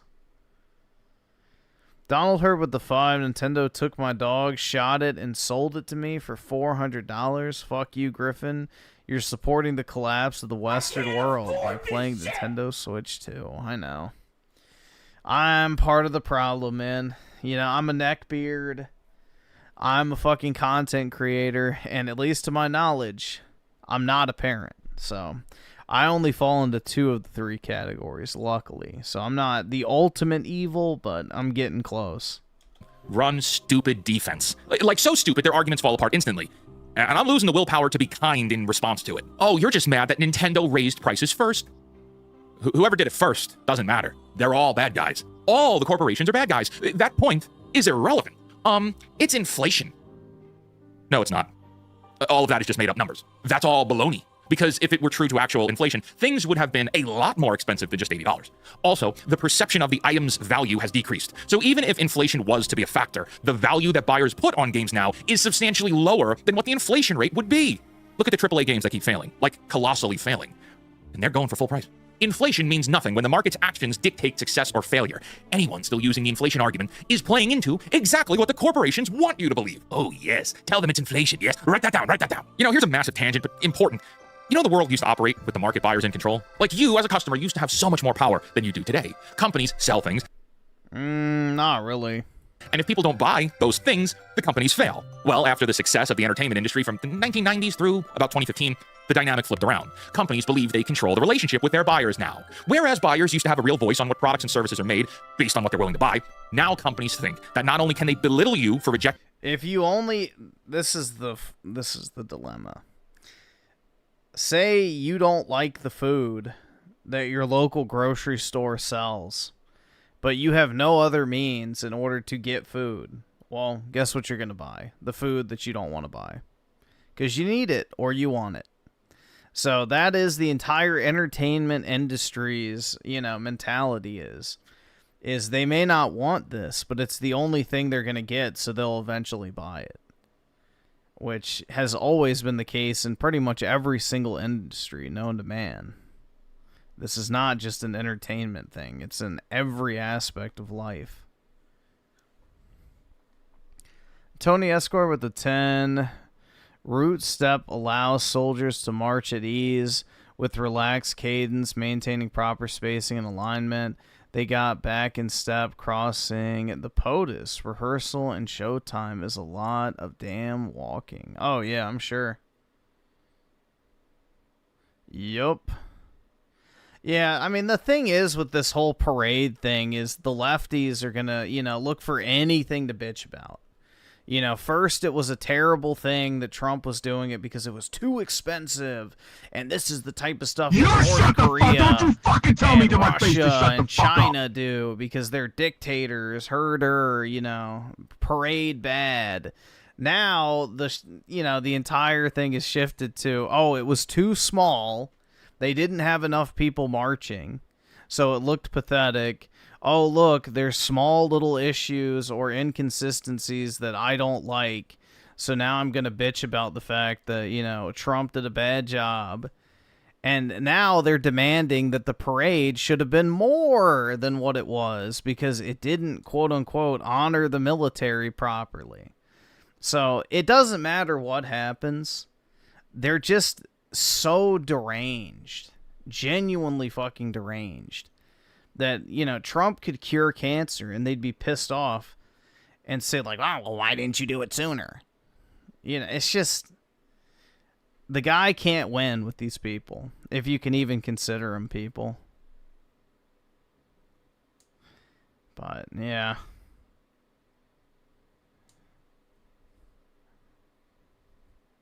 It is quite sad that something as basic as a, you know, military celebration parade gets politicized to this fucking extent. That's all I can say. But, you know, at least the military knows who's on their side when it all comes down to it. But I don't know, man. It is quite sad, the current state of things.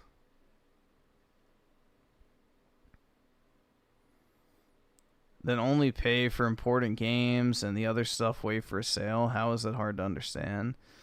Yeah. Consumers, when you tell them not to consume. Good luck with that. Affecting their products, they believe you owe them just for the sake of they made things.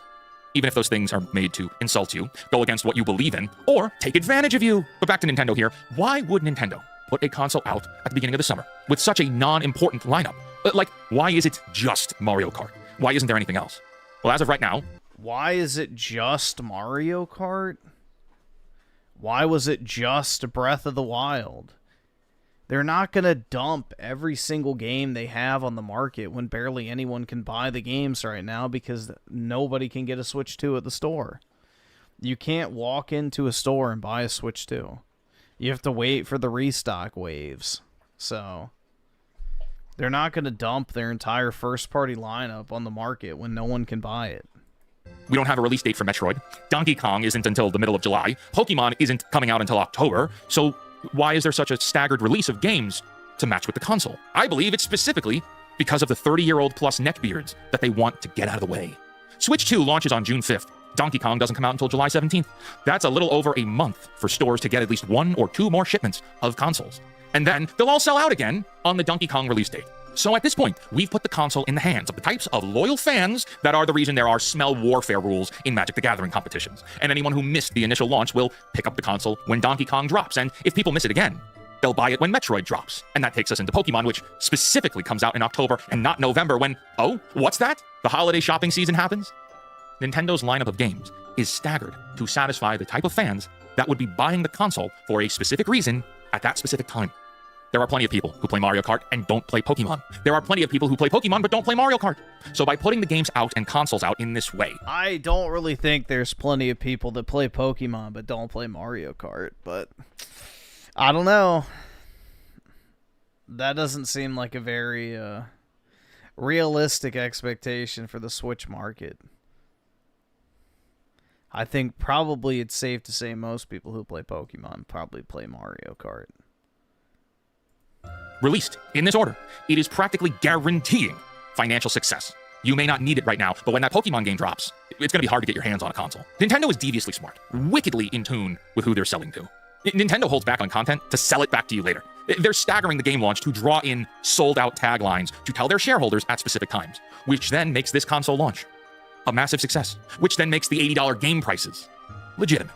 Talk about holding content back. Take a look at this. So the day 1 patch came out yesterday for Pokemon Scarlet and Violet, and based on what it was, which upscaled the FPS and made the game slightly more playable, but still ugly, that patch was leaked in 2023, which means that they had power to unlock that game's frame rate for years, but held off to make the Switch 2's launch seem like you're getting the complete version of this almost 3-year-old game. Here's another one. The upcoming Pokemon Legends ZA game gets a Switch 1 and a Switch 2 edition. That second edition comes at the additional cost of $10. But people are already catching that this upgrade pack's memory size is only 1 megabyte.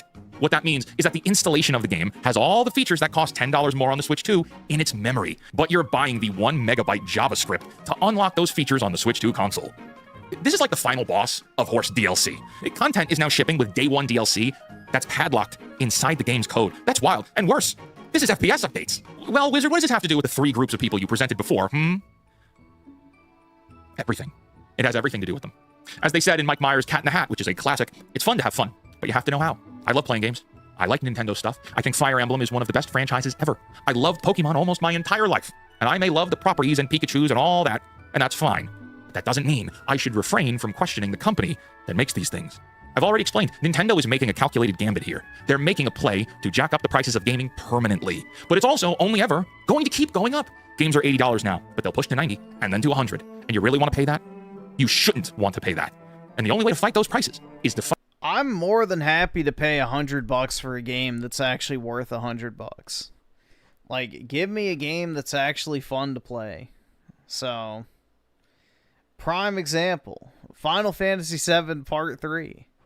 If that game comes out for $100, no issues. I mean, I already paid $100 for the previous 2 iterations because I got the deluxe editions. But, yeah, I don't fucking care about spending more money on a better product. That's fine. You know, if the price is lockstep in relation to the actual quality of the item, then I have no problem. Yeah, I paid $130 for Space Marine 2. Twice. And I also have multiple physical gold editions as well, too.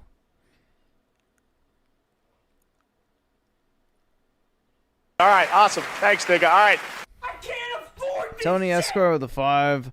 I'm sure that the majority of Switch 2 and graphics card haters own iPhones. Apparently gaming is supposed to be $10. Shut the fuck up. This is privilege. Yeah. I mean, it can be $10, though. That's the thing, is they can go buy $10 games if that's all they want to spend. Like, this idea that you have zero control over anything that you buy is just kind of ironic. You know, you don't need to buy new games when they come out. But, yeah, to act like video games are like some exorbitantly priced item is just kind of ridiculous. Because in relation to other entertainment products, they're actually pretty fairly and competitively priced compared to, like, the value you get out of, like, buying a digital movie, for example. So, I don't... It's just... The whole thing is very tiresome to me. An opinionated junkie with the 2, no King's protest is a waste. Trump is still prez. For now, bro, then soon he'll be emperor. But until then, yeah. But yeah, dude, the protests are so sad. It's pitiful. Like, what do they think is going to happen? We're going to protest Trump.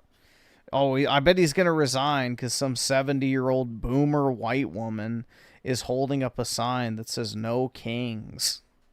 It's like, yeah, I'm sure Trump is going to see that and just quiver in fear. He's literally going to, you know, renounce his office and retire immediately. It's just, what world do these people think they live in? I don't get it. Personally, I'm not a protesting type. I don't protest.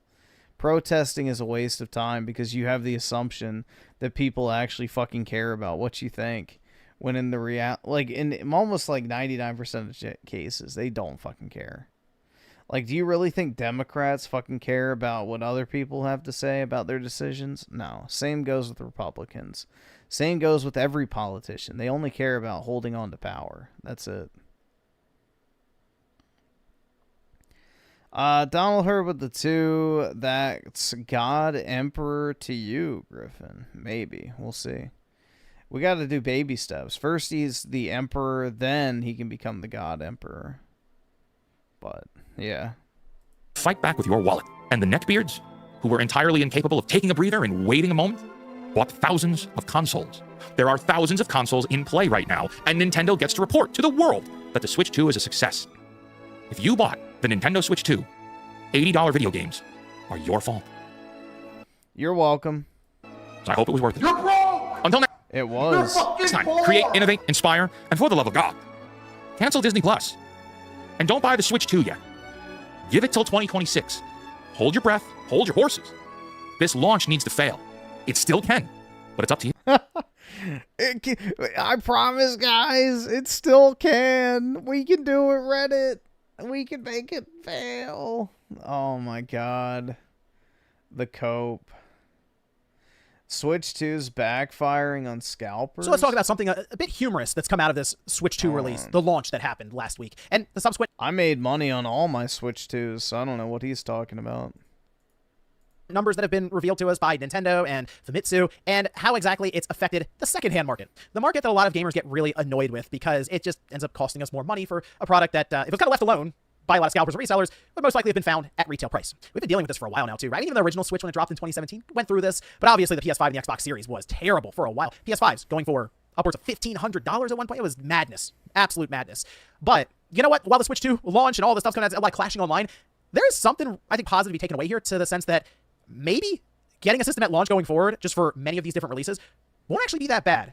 But we'll go over that here today. So if you guys enjoy this video, make sure to hit that like button, subscribe if you're new. We're starting today with this video sponsor. Today's video is sponsored by Subcase. The Switch 2 is now out, which means on the back for better organized time to play on the big screen. Link in the description below. That's very important because that would mean, I assume, many people assume, that just more systems in general are in the market with quite a number of these. The low mark of a pretty big task. I do see a lot of people right now say, hey, you know what, I went to the store the next day after the midnight release, and I just bought it. It was there, and I picked out a game or two, and I got an SD card for it, a Pro Controller. It was a pretty seeing. Is that it's completely backfired on scalpers. And I feel like most of you who are watching can get behind this idea because we saw. How is it backfired on scalpers? That's profitable right there. All this immediately. Remember when the pre-orders went up? People were taking their Switch 2, and they're like, okay, cool, I got the pre-order. Let's go over to eBay and start listing this thing. And we saw some of them pop up for like almost $1,000. There's like $800 to $1,000 is very common. And people were going on mass reporting them, trying to get them pulled down because you need to have the product in hand within 30 days of it coming out. Right? You can't do, so it's very difficult to pre-order then because you don't have it, right? No, it's 60 days, I believe. That or 45. But that's the problem. You won't have it for a couple of months then when they were doing pre-orders that time. So now I'm looking at this. These are sold listings. These aren't even like, oh, let's list these for $800. I don't see that in the sold listings, guys. I see a $665. That's really good. Bro, that's a great resell. So that's $480 about after tax. So they got $660 for a non-Mario Kart version. Which means, let's see how much they made. So 660 times 0.87 minus $7 for shipping. They got $567.20 from a $480 purchase. So they made $87 or roughly 20% ROI. That's pretty good, man. Like a 20% profit margin for slapping a shipping label on a box is pretty fucking good. You know, I'll take $80 profit for doing absolutely nothing. Switch 2 bundle with, 10 cents of ink. Mario Kart World that typically sells for $500. And I will say, of course, these sellers, for the most part, would have to deal with some kind of state tax in the U.S., unless they're all buying it in Delaware or something. So that also does go into the cost part of it when it comes to them trying to measure out how much profit they're making. All right, so as we go through this list, I want you to realize you're going to see this a lot. This might be one of the best ones I see right here, $640 with $20 shipping on a $450 system. That's actually not the worst. But think about how a lot of time the resellers, they want to double their money right away. That's kind of the idea. Get the product, see if you can double up, and then move on. Yeah, but you don't have to double up. I've made... that's how I used to make a shit ton of money. Is I used to just buy volume, and I would make like a 15 to 30% profit margin, and you do incredibly well. You can make a ton of money doing that. You just keep rolling it into more stock constantly. They be selling for $900 plus because the fee for eBay is like 13.5%. That's the thing they don't necessarily show you here. So if you take any of these listings, here's a no reserve. It depends on your seller ranking. It's 13.5% if you're not a, frequent seller. I think my percentage is like 11. I have a lower percentage. Right? So they just let people bid on it. And $635 is $17.86 delivery. If you run that through the eBay calculator, it'll tell you what their margin is there on what they make then. It's like 11%. I don't really know why you would go stand in line or make a whole thing about trying to get one of these systems to make 11% on your... Because you don't have to do anything.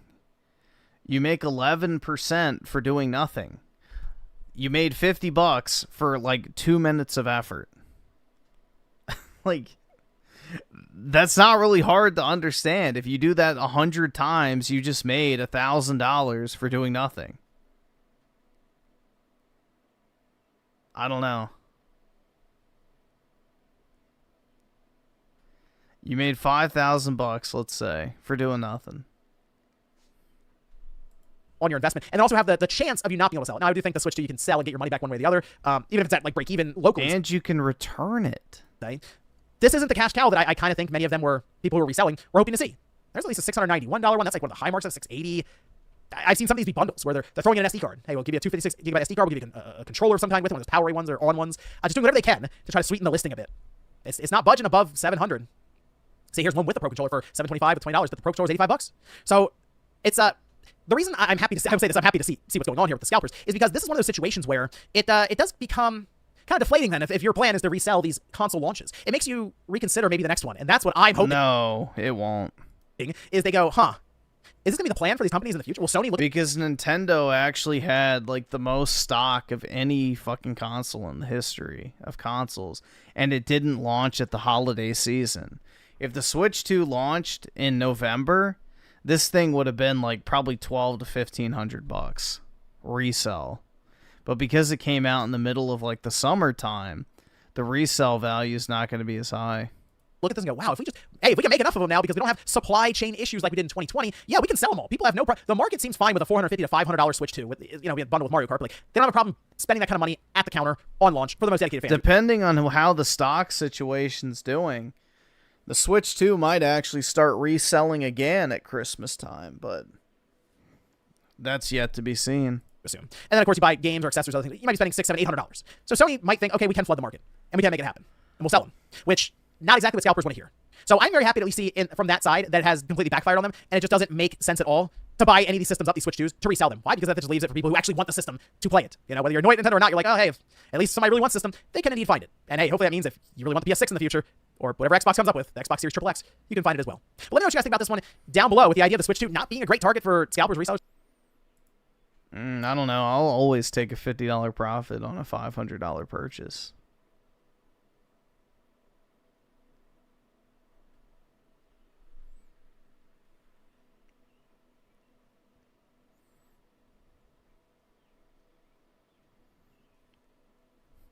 Alright, I may go ahead and hop off, guys. I'm kind of tired. I may actually try and get like some decent amount of sleep this weekend, since I didn't sleep yesterday. So, I hope y'all have a wonderful Sunday, a great rest of your weekend. Appreciate everybody coming out, and I'll talk to everyone later. Peace out, guys.